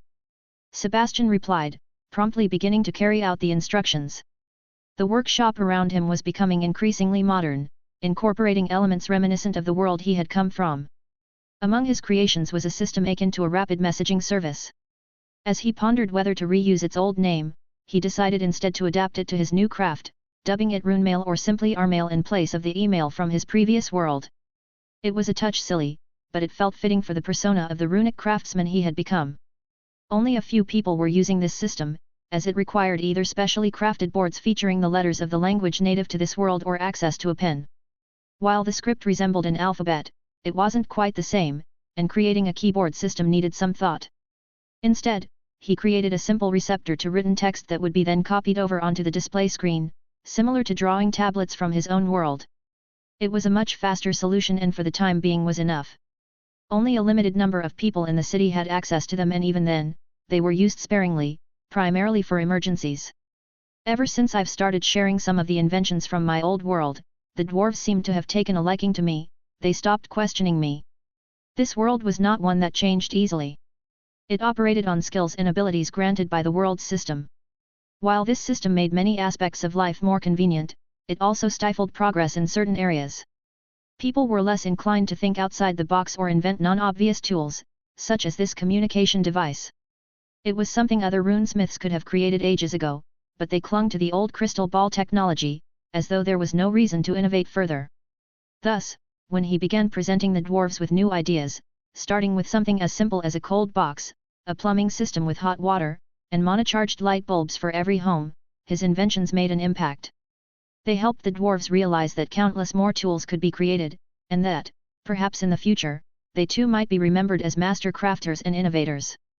It seemed they decided to stick to him like a swarm of leeches, hoping to uncover some of his secrets and perhaps claim some credit for his creations, as they were the ones responsible for crafting many of his designs. Well, it doesn't matter. There were no laws preventing people from copying inventions, so everyone could eventually take what he had made. This might take a while. What should I do until then? Roland pondered while looking at some of the magical ore he retrieved from the dungeon and his lone armor that was on the armor rest. It looked a bit lonely there, and perhaps soon, it would have some friends. Haha, what is it, my little Thordrin? Are you hungry? Or perhaps is it? A stocky-looking man held a crying baby up with his arms, his fingers thick from years of working in the smithy. His hair was red and his beard was long and bushy. The child in his hand continued to wail despite his attempts to soothe it. Bernier cradled the baby awkwardly, his large hands trying to be gentle as he rocked his son back and forth. His eyes darted toward the door, half hoping his wife, Diana, would appear to rescue him from this predicament. By the old dwarven gods! What do you need now, little one? Bernier muttered, while sniffing at the air, wondering if he needed to change his diaper. The baby, Thordrin, was red-faced and inconsolable.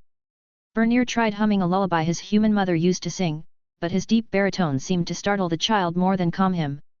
He was just about to try feeding him again when the door creaked open, and Diana stepped in, her expression clearly indicating frustration. "Give him here, Bernier," she said, reaching for the baby. "You're holding him like he's a sack of ore."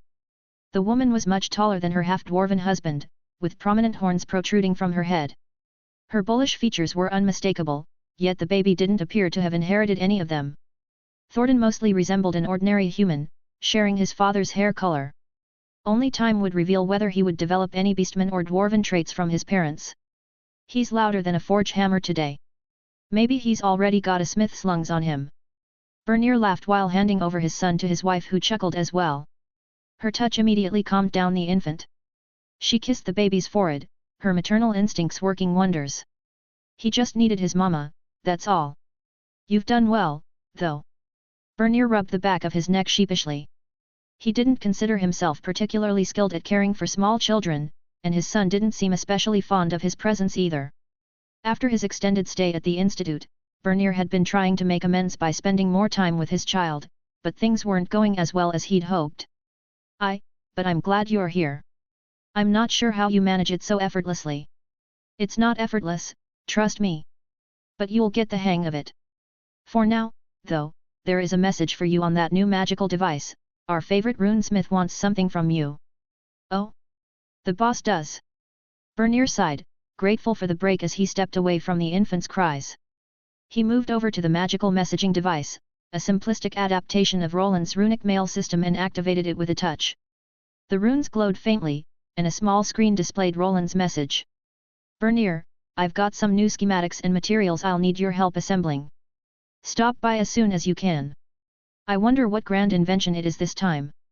While reflecting on the message, Bernier glanced at his mechanized arm. Even now, after so much time had passed, he still marveled at its craftsmanship. It felt so natural, as though it were truly his own arm, the one he had lost during the cult's attack. What truly set it apart, though, was how it allowed him to channel his blacksmithing skills seamlessly, a feat no other golemic arm could replicate. Time to get back to work. Bernier nodded, his gaze shifting back to the message on the screen. He was one of the few individuals privileged to possess such a device, and he still questioned what he had done to earn this honor. His eyes wandered to his own status screen, revealing plain skills and unremarkable classes. At present, he was simply a weaponsmith, though the speed at which he had reached his current level for someone his age was, at least, a small point of pride. Name: Bernier L121. Classes: T2 Weaponsmith L21. T2 Armorsmith L50. T1 Carpenter L25. T1 Blacksmith L25. Working on all those Tier 3 inventions really makes the levels go up. This was one of the main reasons craftsmen like him sought the tutelage of high-level masters. Instead of being confined to crafting simple items like iron nails and daggers, Bernier was working on intricate enchanted weaponry and advanced golemic components. The more complex the creation and the rarer the materials, the more experience points he earned. Though there were limits, his progress was double that of his peers, a success he owed entirely to his boss, Roland. All right, let's get moving, but first. Bernier stretched, his mechanical arm buzzing softly with the motion. He tiptoed toward the runic cold box his boss had helped install and opened it. Inside were several glass containers, some filled with food and others with drinks. His eyes scanned the contents, but his smile quickly faded, his cold brew from the previous night was nowhere to be found. Ah, damn it! He immediately suspected his wife. For reasons he couldn't quite grasp, she had a strict rule against ale being in the house with the baby. As a part dwarf, this was a frustrating matter, but he was far too intimidated by his missus to argue. Resigned, he pulled out some leftover chicken legs, placing them on a plate. The food was cold, but that was easily remedied with another runic invention in the house, a cooking furnace designed to heat food quickly. Unlike traditional ovens, it required no fuel, running instead on a specialized socket. It was one of the many new conveniences spreading through Albrook, rapidly transforming the district where Bernier and his family lived. These modern appliances brought warm water, plumbing, and efficient heating systems into every home. The boss said that one day we'll be able to heat things up without flames. What did he mean by that? Bernier muttered to himself as he watched the flame runes glow, steadily warming the chicken leg. Unaware of the concept of microwaves, he could only wonder at his boss's innovative plans. Once the meat was warm, he devoured it quickly and prepared to start his day. The baby's cries had woken him early, giving him the rare chance to greet shopkeepers as they prepared to open their stores. As Bernier strolled through the streets, passers-by nodded and greeted him warmly. "Morning, Mr. Bernier."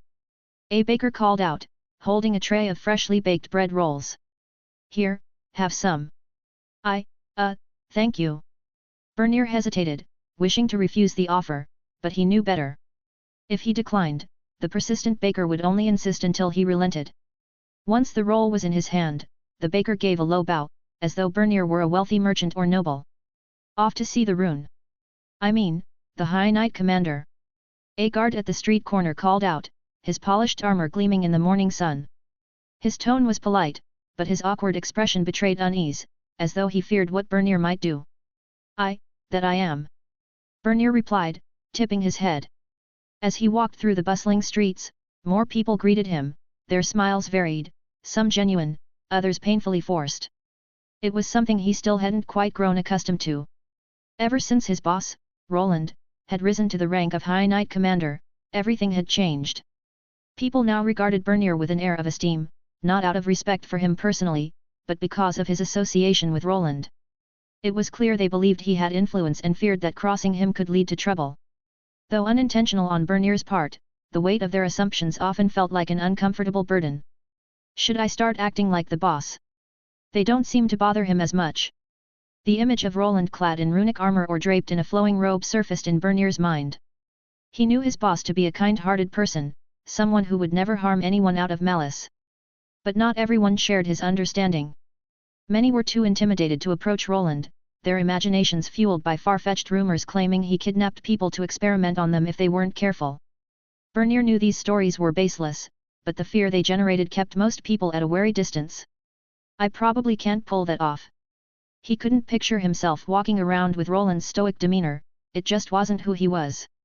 His life now, however, was certainly different. He had become a figure of some importance, to the extent that his boss had assigned him 2 bodyguards after the loss of his arm. Their constant presence as he moved through the city was a daily reminder of how much things had changed. As Bernier strolled through the city streets, alive with the early bustle of people, he found himself reminiscing about his first days here. Back then, it had been a small, unassuming town newly invigorated by the discovery of a dungeon. Opportunities were scarce, and he had struggled to find work as a blacksmith, eventually resigning himself to a grueling gig as a porter. It wasn't a time he remembered fondly. He had barely scraped together enough money for food and had spent many nights sleeping in a stable. Looking at the bustling, vibrant city around him now, it was hard to believe how far he'd come since those difficult days. Everything had changed after his boss arrived, and he knew that as long as he was here, his life would be secured. The city had been transformed, the streets that had once been just dirt paths were now paved with smooth stone, and the buildings had been reinforced or rebuilt using advanced techniques. Monofueled street lamps illuminated the thoroughfares at night, casting a warm glow that allowed trade and social gatherings to continue well into the evening. Bernier's wife often remarked how the city no longer resembled the frontier settlement it had once been, it was quickly becoming a hub of innovation and prosperity. His entourage of bodyguards continued to trail him as he made his way out of the city. The growing presence of Solarian worshippers was hard to miss, with the church expanding rapidly. They had even constructed a special altar dedicated to Agni, who had been the subject of considerable buzz recently. Why isn't the sacred beast here? I don't know, that person is being unreasonable.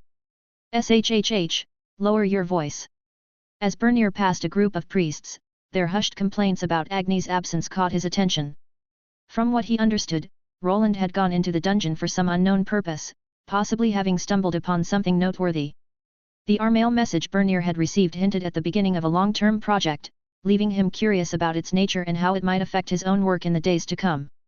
Maintaining a brisk pace, it still took him nearly half an hour from the city gate to reach Roland's workshop.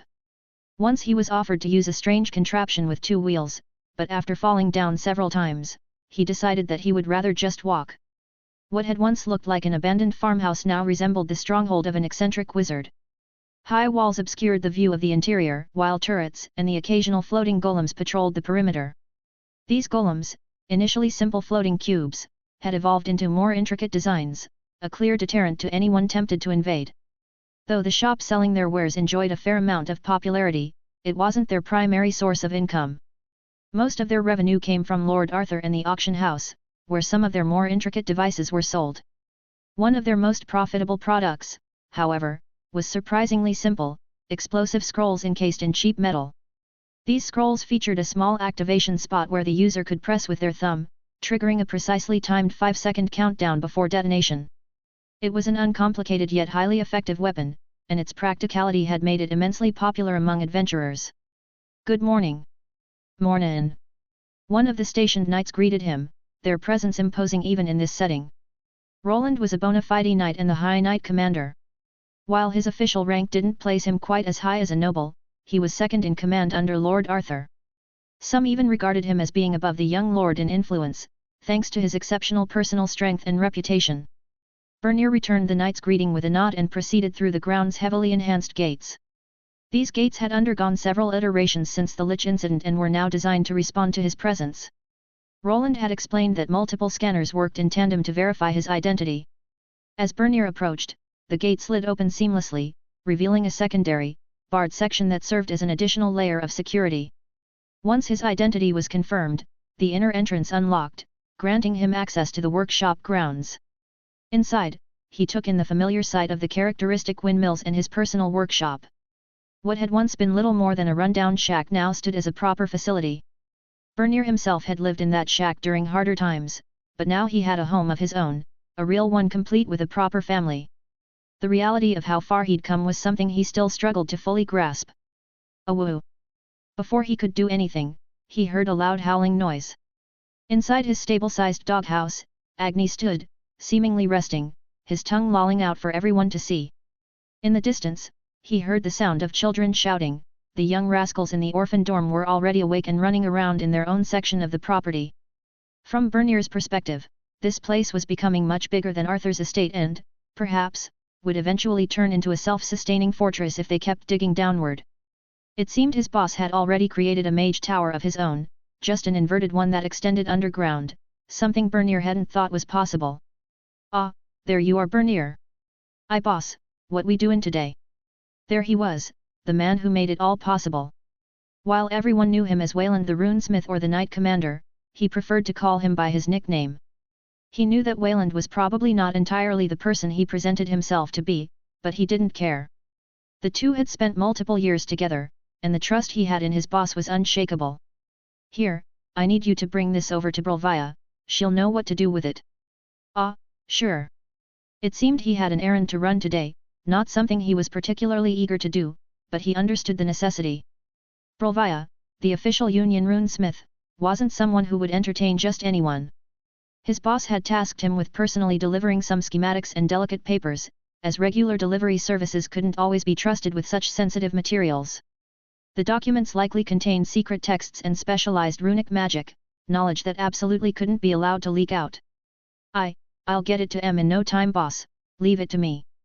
Just as he was about to leave, Roland heard the distant sound of a door creaking open. From the doorway emerged a short figure, Rastix the gnome, accompanied by Roland's own protégé, Jurg. The boy seemed to be struggling, carrying 3 peculiar black objects stacked on top of one another. "Rastix? Did you manage to prepare those?" Roland asked, halting his departure to his workshop. "Indeed, just as you instructed. But what exactly do you need these for?"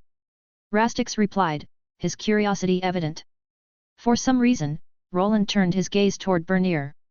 "I suppose now is as good a time as any. This project has been waiting for its final piece." Bernier frowned slightly, unsure of what project his boss was referring to. However, Roland's glance toward the workshop hinted that it was something nearby. "You might have forgotten about this one, we never did get around to finishing the wheels." Bernier sighed internally. Roland's tendency to drift into monologues wasn't new, but this time, Bernier had an inkling of what he was talking about. He once more recalled the odd 2-wheeled contraption his boss had once used to travel to and from the city with impressive speed. As Roland's skills and capabilities had grown, the device was not needed. They had started building an improved model together once but had never finished it. Together, they walked over to the workshop. There, hidden beneath a grayish cloth, was the old invention. It seemed the peculiar black, rubbery-looking objects would finally complete it. Roland pulled the cloth away, unveiling a 3-wheeled, buggy-like contraption. Its frame was a blend of metal and wood, reinforced with engraved runic symbols that shimmered faintly in the light. At the back was a blocky, rune-powered battery engine, connected to the glistening runic framework within. A lightweight metal casing concealed the inner workings, keeping them hidden from prying eyes. "Ah, so we're finally doing something with this old thing," Bernier said, scratching his beard. His gaze settled on the large wheels, or rather, what they were missing. "Yes. With these, we should be able to get it running, it did shake a lot in the past." Roland glanced at the metal wheels attached to his old creation. The concept had originated after he built the first runic bike powered by his own mana. In the past, he had intended to complete it as a means of traveling to and from the city. However, he eventually abandoned the project to focus on his golemic inventions. With Bernier's assistance and Arthur's help, he no longer needed to make frequent trips to the city and materials were regularly delivered to his workshop. Additionally, using a machine would prevent him from leveling up skills like running or dashing. Even so, whenever he had free time, he found himself tinkering with the design. Now, it was nearly complete. This vehicle featured 2 wheels in the front and 1 in the back. While he could have opted for a 4-wheeled design, the 3-wheeled configuration saved space and reduced production costs. Though he wasn't much of a gearhead in his original world, he had learned that the tadpole configuration he chose offered greater stability, better traction, and improved braking over the Delta type, which had other pros. If this project proved successful, he might eventually create the other designs he had in mind, including a proper 4-wheeler. He reached for one of the black, rubber-like objects Rastix had crafted, holding it up to inspect its craftsmanship. The material stretched slightly under his grip, and its surface featured a faint, textured pattern designed for better traction. "These tires should cushion the ride and provide better grip," Roland explained to Bernier, who was watching with growing enthusiasm. Carriages existed in this world, but their suspension systems relied on enchantments that absorbed and dispersed shocks, rather than materials like rubber. Cheaper models used large, basic springs, but Roland wanted his creation to be more efficient. By minimizing reliance on enchantments, he could focus all the available power on generating torque to spin the wheels and propel the vehicle forward. Once the basis was in order, he would look into lowering the shaking through magic. Without them, the ride will be quite rough, but this is not really a perfect solution. We'll need to develop a proper suspension system. Suspension system? Bernier asked, puzzled at the name, as he wasn't sure which part of this system was being suspended. Roland didn't reply, as he was not the one who invented the terminology for these things, and instead focused on getting one of the rubber-like tires on the metal wheel. It had taken Rastic's weeks of experimentation to produce a material durable enough to handle the strain of travel yet flexible enough to fit snugly over the wheels. Roland had to give it to the gnome, he was truly a genius. This alchemically created tire didn't need air to keep its shape and function. Instead, he had engineered it with a unique lattice structure within the rubber-like material. While Roland had created the schematics, it was Rastic's ingenuity that made it possible. This caused a few explosions and some poisonous fumes to leak out, but in the end, they made some good progress. With the help of this self-cushioning tire, Roland hoped to finally complete his creation. Perhaps in the future, it would revolutionize transportation in Albrook. However, he was well aware of the world's reluctance to adopt new technologies. People here were deeply attached to their traditions, and it would likely take time for them to warm up to using a vehicle instead of a mount. He could already imagine the resistance from those who bred horses or tamed mounts, accusing him of encroaching on their livelihoods. Well, we'll see how it goes. After a moment of reflection, he nodded and began fitting the tires. Normally, a specialized tool would be needed to stretch the tire over the wheel rim. Fortunately, Roland's superhuman strength made that unnecessary. The rubbery material was flexible enough for him to muscle it into place without much effort. His enhanced Tier 3 strength allowed him to fit all 3 tires with relative ease. "Boss, you make it look easy," Bernier muttered, clearly impressed as he watched. "You should be able to do the same. Your level isn't low," Roland replied, glancing at him as he worked on the final rim. While Bernier didn't have half his strength, he was still a high-level blacksmith. "Have you thought about what class you'll choose?" Bernier was close to a major milestone. He only needed 29 more levels to reach 150, the threshold for entering the realm of Tier 3 elites. With the influx of high-grade materials and the work ahead, Roland was confident his assistant would reach that level soon. "A master blacksmith, I suppose." Roland could see Bernier scratching his head as if he didn't really give it much thought. "I'm not sure if there will be any other choices, boss. I think you're underestimating your talents." Everyone in this world had multiple possibilities, but a master blacksmith or one of the other advanced classes was the usual choice for most. Normally, Bernier would likely have to decide between the master armorsmith or master weaponsmith variants. Both were considered more specialized professions, with the master blacksmith being seen as a more generalist option, competent but not exceptional in either field. Roland wondered if Bernier was leaning toward this less specialized path. After all, Bernier wasn't crafting weapons or armor that much anymore. Instead, he had begun focusing on modular parts for Roland's magical creations. However, Roland didn't want his best worker to base his future solely on Roland's inventions. "I am?" Bernier asked, his expression filled with doubt. "Yes. If you see something special in one of those advanced classes, don't hesitate to pursue it, even if you fail the first time." Roland spoke from experience. He, too, had failed his first Tier 3 Ascension trial. Though much of what happened during the trial was hazy in his memory, fragments remained. The crystals required for advancement weren't a problem for Bernier, and it was always worth aiming for a prestigious class. The real issue was Bernier's current classes. They weren't particularly rare, which meant that even if Bernier acquired an exceptional new class, the trial would likely be a difficult ordeal for him. "Special, hey? But my arm." As they talked, Bernier's gaze drifted to his runic prosthetic, and he instinctively clutched it. He had lost his arm during the Abyssal Cult incident, an event that had left him permanently altered. I wonder, will he be able to keep that prosthetic arm during the Ascension trial? This was a big question. From what Roland knew, lost limbs wouldn't simply regenerate within the Ascension realm. With only one arm, Bernier might not even be able to pass the simplest of trials. But this wasn't just any prosthetic. It was a marvel of runic craftsmanship, connected to his soul. Unlike regrown limbs, this prosthesis was superior to the original flesh and blood. It could perform tasks the old arm never could, and Bernier had become quite adept at using it. If the prosthetic accompanied Bernier into the Ascension realm, it might become a crucial asset. In fact, it could even help him achieve a higher tier class. Roland couldn't help but wonder if, through this unique trial, something entirely new might emerge, a class born from the fusion of runes and man. He won't turn into a cyborg or something, will he? For a moment, a vivid image flashed in Roland's mind, Bernier with glowing red eyes, most of his body replaced by intricate runic prosthetics, having discarded the frailties of his flesh for cold, unyielding runic machinery. Roland shuddered and quickly shook the thought away. That's definitely not something his wife would approve of. The last thing Roland wanted was to become some kind of mad scientist who experimented on people, replacing their body parts with mechanical constructs. The idea was absurd, but he couldn't ignore the fact that some people might be eager to embrace such methods if it granted them power. Once his technology spread further into the world, Roland was certain that copycats would emerge. Some would undoubtedly start experimenting, perhaps even crossing ethical lines he wouldn't dream of approaching. He had to make peace with that inevitability. He couldn't control how others used his inventions, nor could he let their misuse weigh on him. There, that should do it. Now, how about you give it a spin, Bernier? Me? Bernier asked, pointing to himself in surprise. Who else? Roland replied with a faint smirk. He had no real need for this wheeled vehicle. If he wanted to travel, he could simply fly. While the glider he had used to save Robert was too conspicuous, there were other ways for him to move around.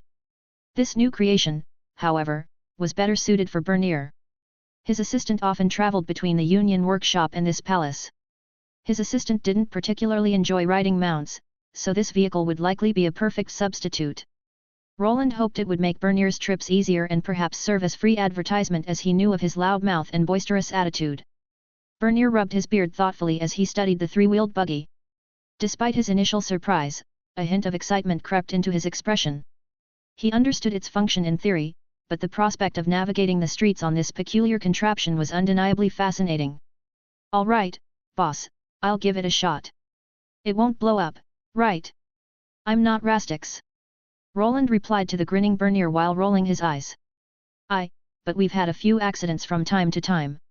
Remember when that golem exploded? That was a long time ago. Roland muttered, shaking his head. After teasing Roland for a moment, Bernier stepped up to the vehicle. His runic prosthetic flexed slightly as he gripped the steering wheel. Though he was no stranger to Roland's inventions, he remained cautious. The potential for something going wrong kept him focused. Good. Roland said, handing Bernier a small, rune-inscribed metal card. Bernier examined the card, noting its intricate designs. Roland gestured toward a rectangular socket on the vehicle. When Bernier slid the card in, the runes on the card began to glow faintly and the vehicle began to respond. You've probably noticed the two pedals.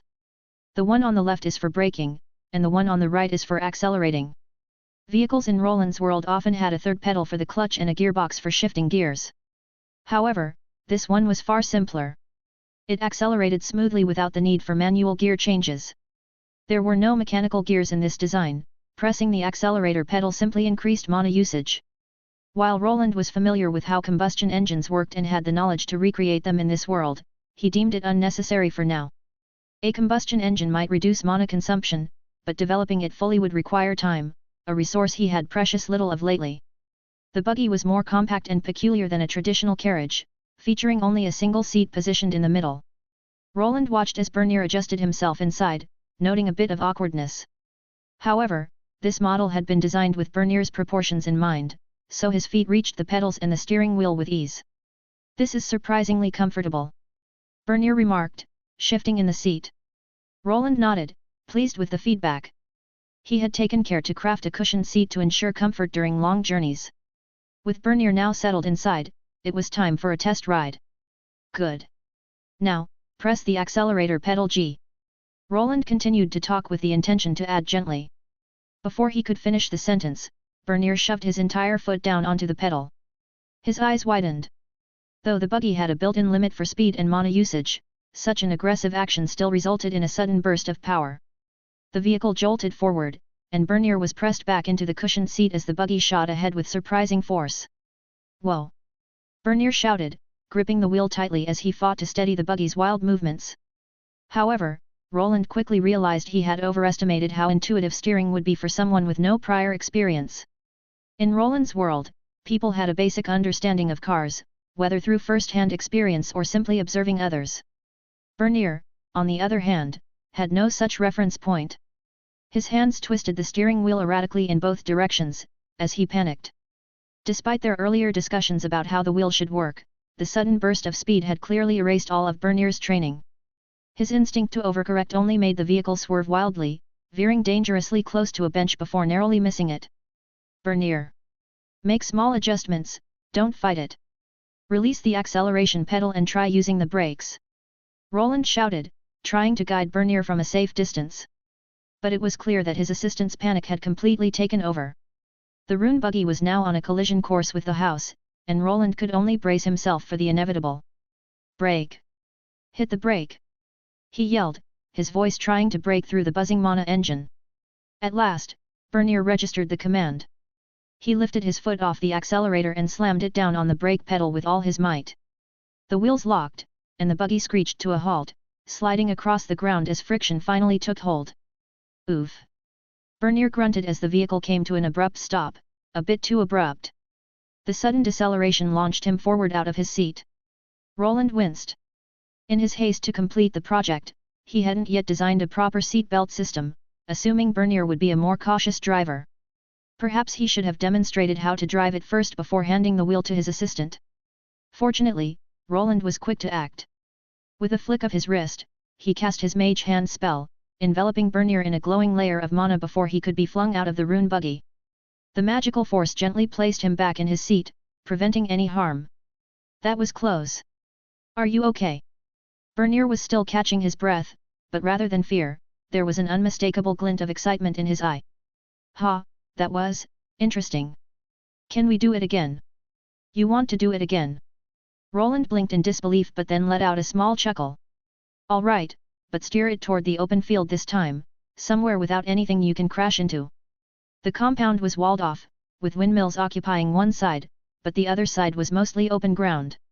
It would be a safer space for Bernier to practice. To Roland's surprise, Bernier seemed to take to the buggy quickly. After a few more jolts back and forth, he was starting to get the hang of it, managing to steer with better precision. Is there a way to go backward? Yes. You see that lever on the side? Pull it down. Bernier followed the instruction, and the buggy responded smoothly, shifting into reverse. A wide grin spread across his face as he maneuvered the vehicle. It seemed Roland's invention was already a hit. Roland watched Bernier with amusement. His assistant, once unsure of the contraption, was now confidently navigating the open field. The runic buggy, though still rough around the edges, had already proven itself to be a remarkable success. While it wasn't that fast, it would cut down the 30-minute trip to his workshop down to around 10 minutes. With it, Bernier would be able to save up a lot of time. Good, now that you've gotten used to it, I need you to bring these to the Union. Leave it to me. It was funny to see a grown man act like a little kid, but it was clear that Bernier was mesmerized by the moving vehicle. He quickly grabbed the spatial pouch he prepared for the Dwarven Union, and soon he was on his way. There he goes. He won't crash into a tree, will he? Bernier's figure vanished into the forest as he pondered whether this had truly been a good idea. Hey, Agni, come over here for a second. Awoo. His trusted wolf was just lazing around the compound anyway, so before Bernier got too far away, he ordered him to trail him. It was better to be safe than sorry. This should be all, Lord Arthur. How grand. It's no wonder some people lose their mind over such things, it's difficult not to. In a well-lit room, a man with silvery white hair leaned over. He picked up a handful of coins and watched them glister in the magical light. He let the coins trickle through his fingers, the clinking sound echoing faintly in the spacious treasure room. The sheer wealth gathered over the past month was staggering. Piles of silver, gold, and rare gemstones sparkled under the light of enchanted monolights, each piece a testament to his growing influence and the prosperity of the estate.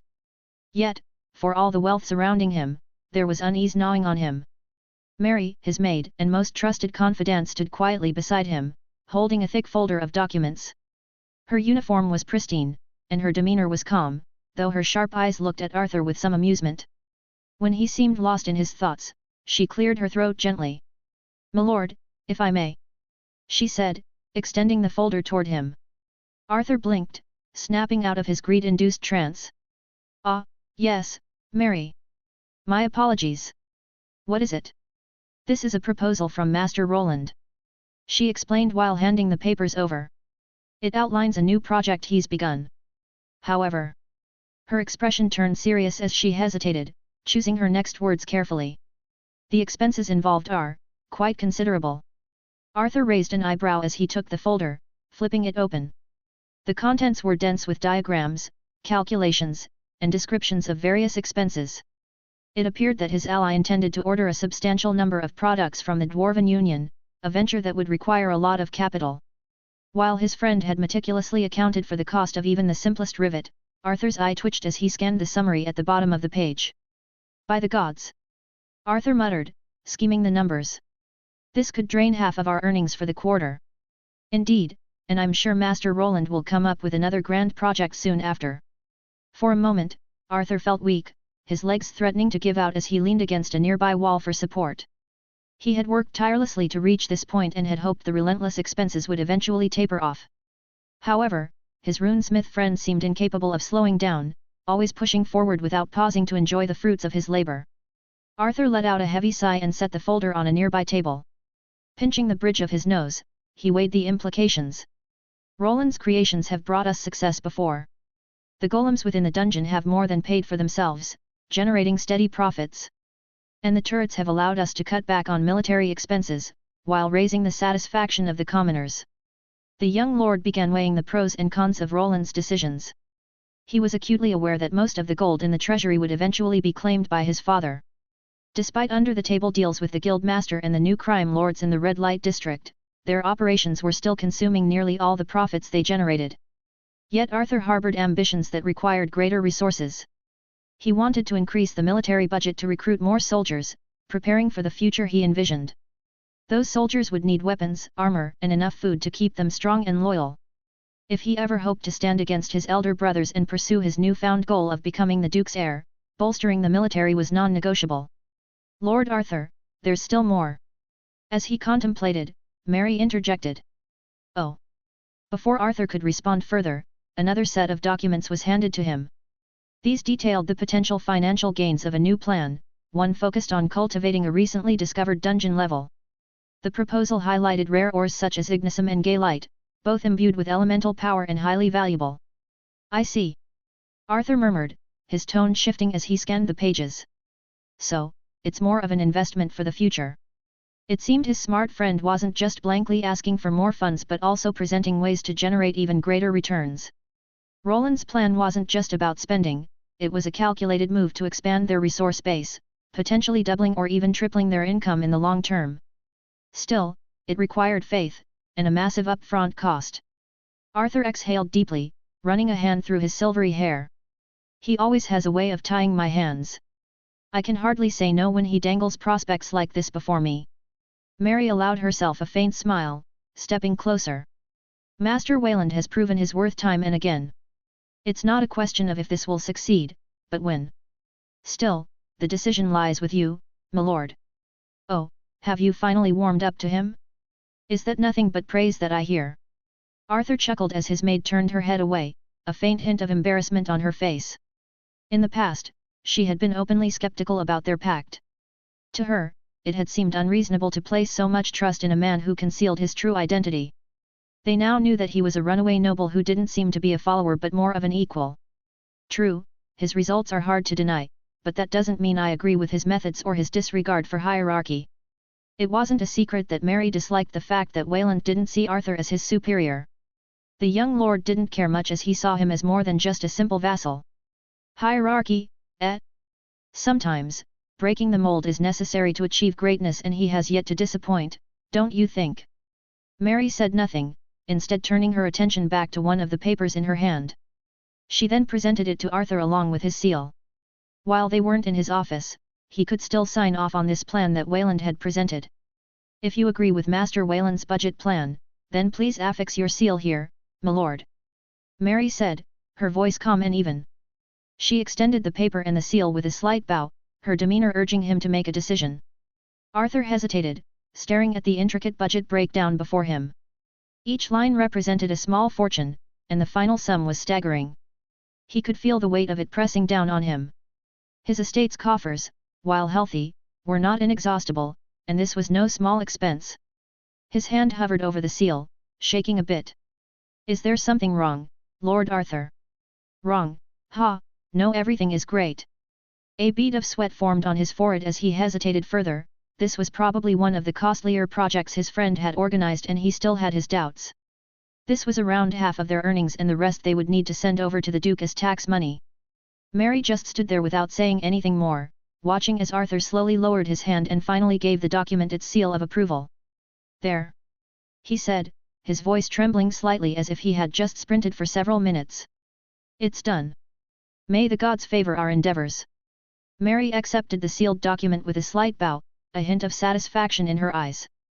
Very good, my lord. I will handle this issue personally. Yes, that would be better. I'll be in the training chamber. If all fails, I'll just earn it back myself. Mary wasn't sure how to respond to Arthur's joke. It was clear he was heading into the chamber to train against an undead monster. His levels were rising quickly, and it was becoming increasingly difficult to keep him away from the higher-tier dungeon. Bringing monsters to him, one by one, had its limits, but it was far safer than venturing into a dungeon itself. If their enemies ever found out about this method, they would undoubtedly seize the opportunity to trap him there. But, what was that paper about a school? It felt out of place. Arthur left the treasury, heading toward the training grounds while mulling over some of the proposed projects.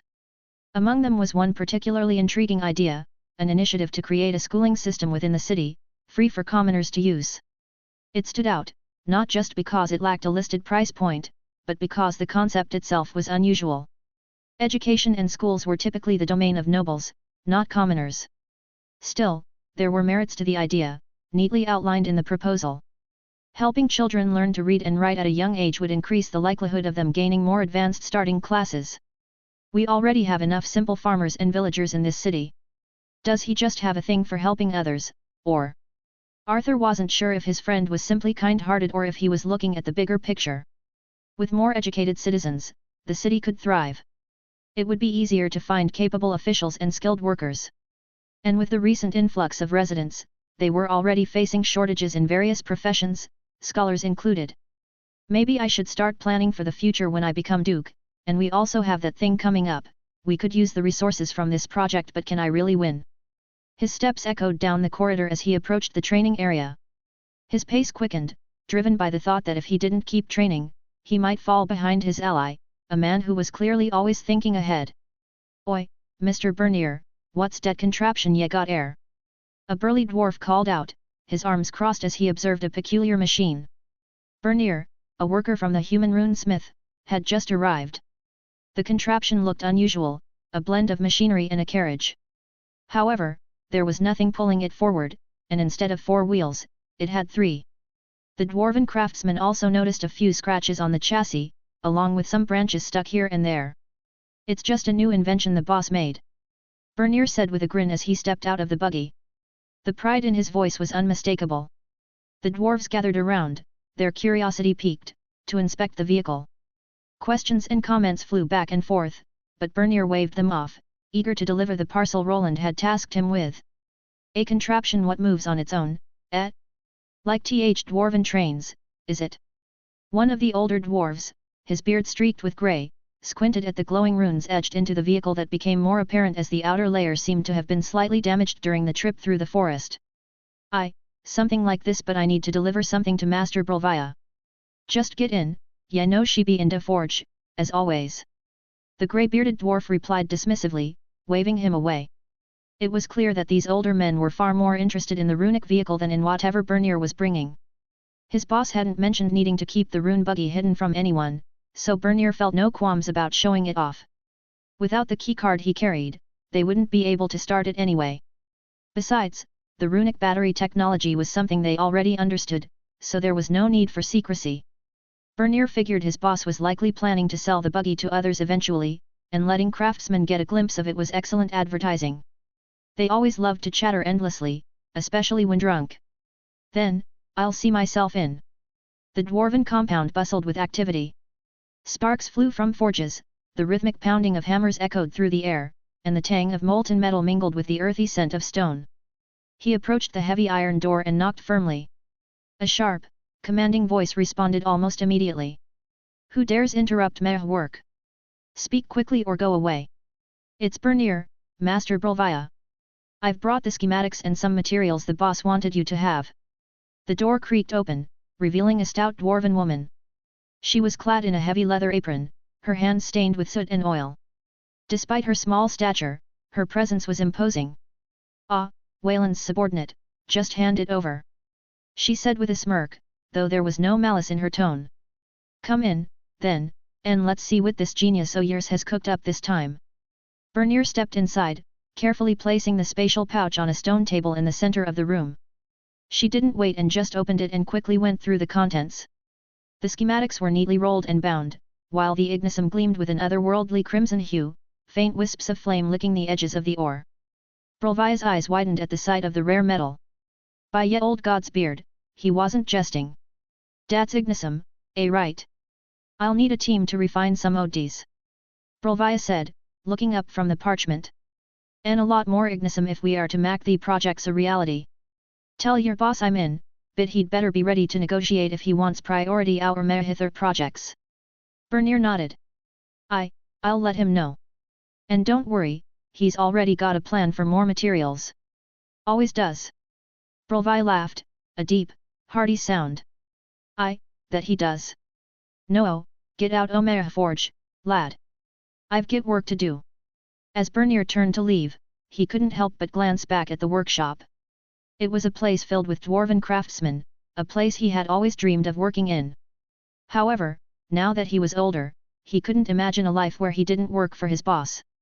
His methods were vastly different from those of the dwarves, yet he somehow managed to outcraft them when it came to runic inventions. If he continued on this trajectory, his name would soon be known throughout the entire kingdom. It seemed nothing could stop him. "Now then, everything should be in order, that just leaves me, with more work and not enough time." Through the monitoring system in the city he had already confirmed that Bernier arrived at the Dwarven Union. He seemed to have driven into some bushes along the way but managed to get there unscathed. Mary had also confirmed the budget and now he just needed to turn it into a reality. Roland's current project involved outfitting the dungeon level with some of his turrets and a hidden chamber. The chamber would likely be costly to construct, as it would include a gate unit. His plan was to use that level as a warp point, allowing him to bypass the journey entirely. The gate would also enable him to transport rare minerals more quickly, without relying as much on the guild. That guild master will probably want a cut of the spoils, but it's still cheaper than dealing with the whole guild. In his report to Arthur, he noted that they would likely have to bribe the bald man. This individual had ties to the Thieves' Guild, and while their activities weren't entirely legal, the same could be said for all the Valyrian siblings, they were merely playing the game. Without concrete evidence, they remained safe. If their involvement were discovered, the guild master would bear the blame, not Arthur, who could plausibly claim ignorance of the entire predicament.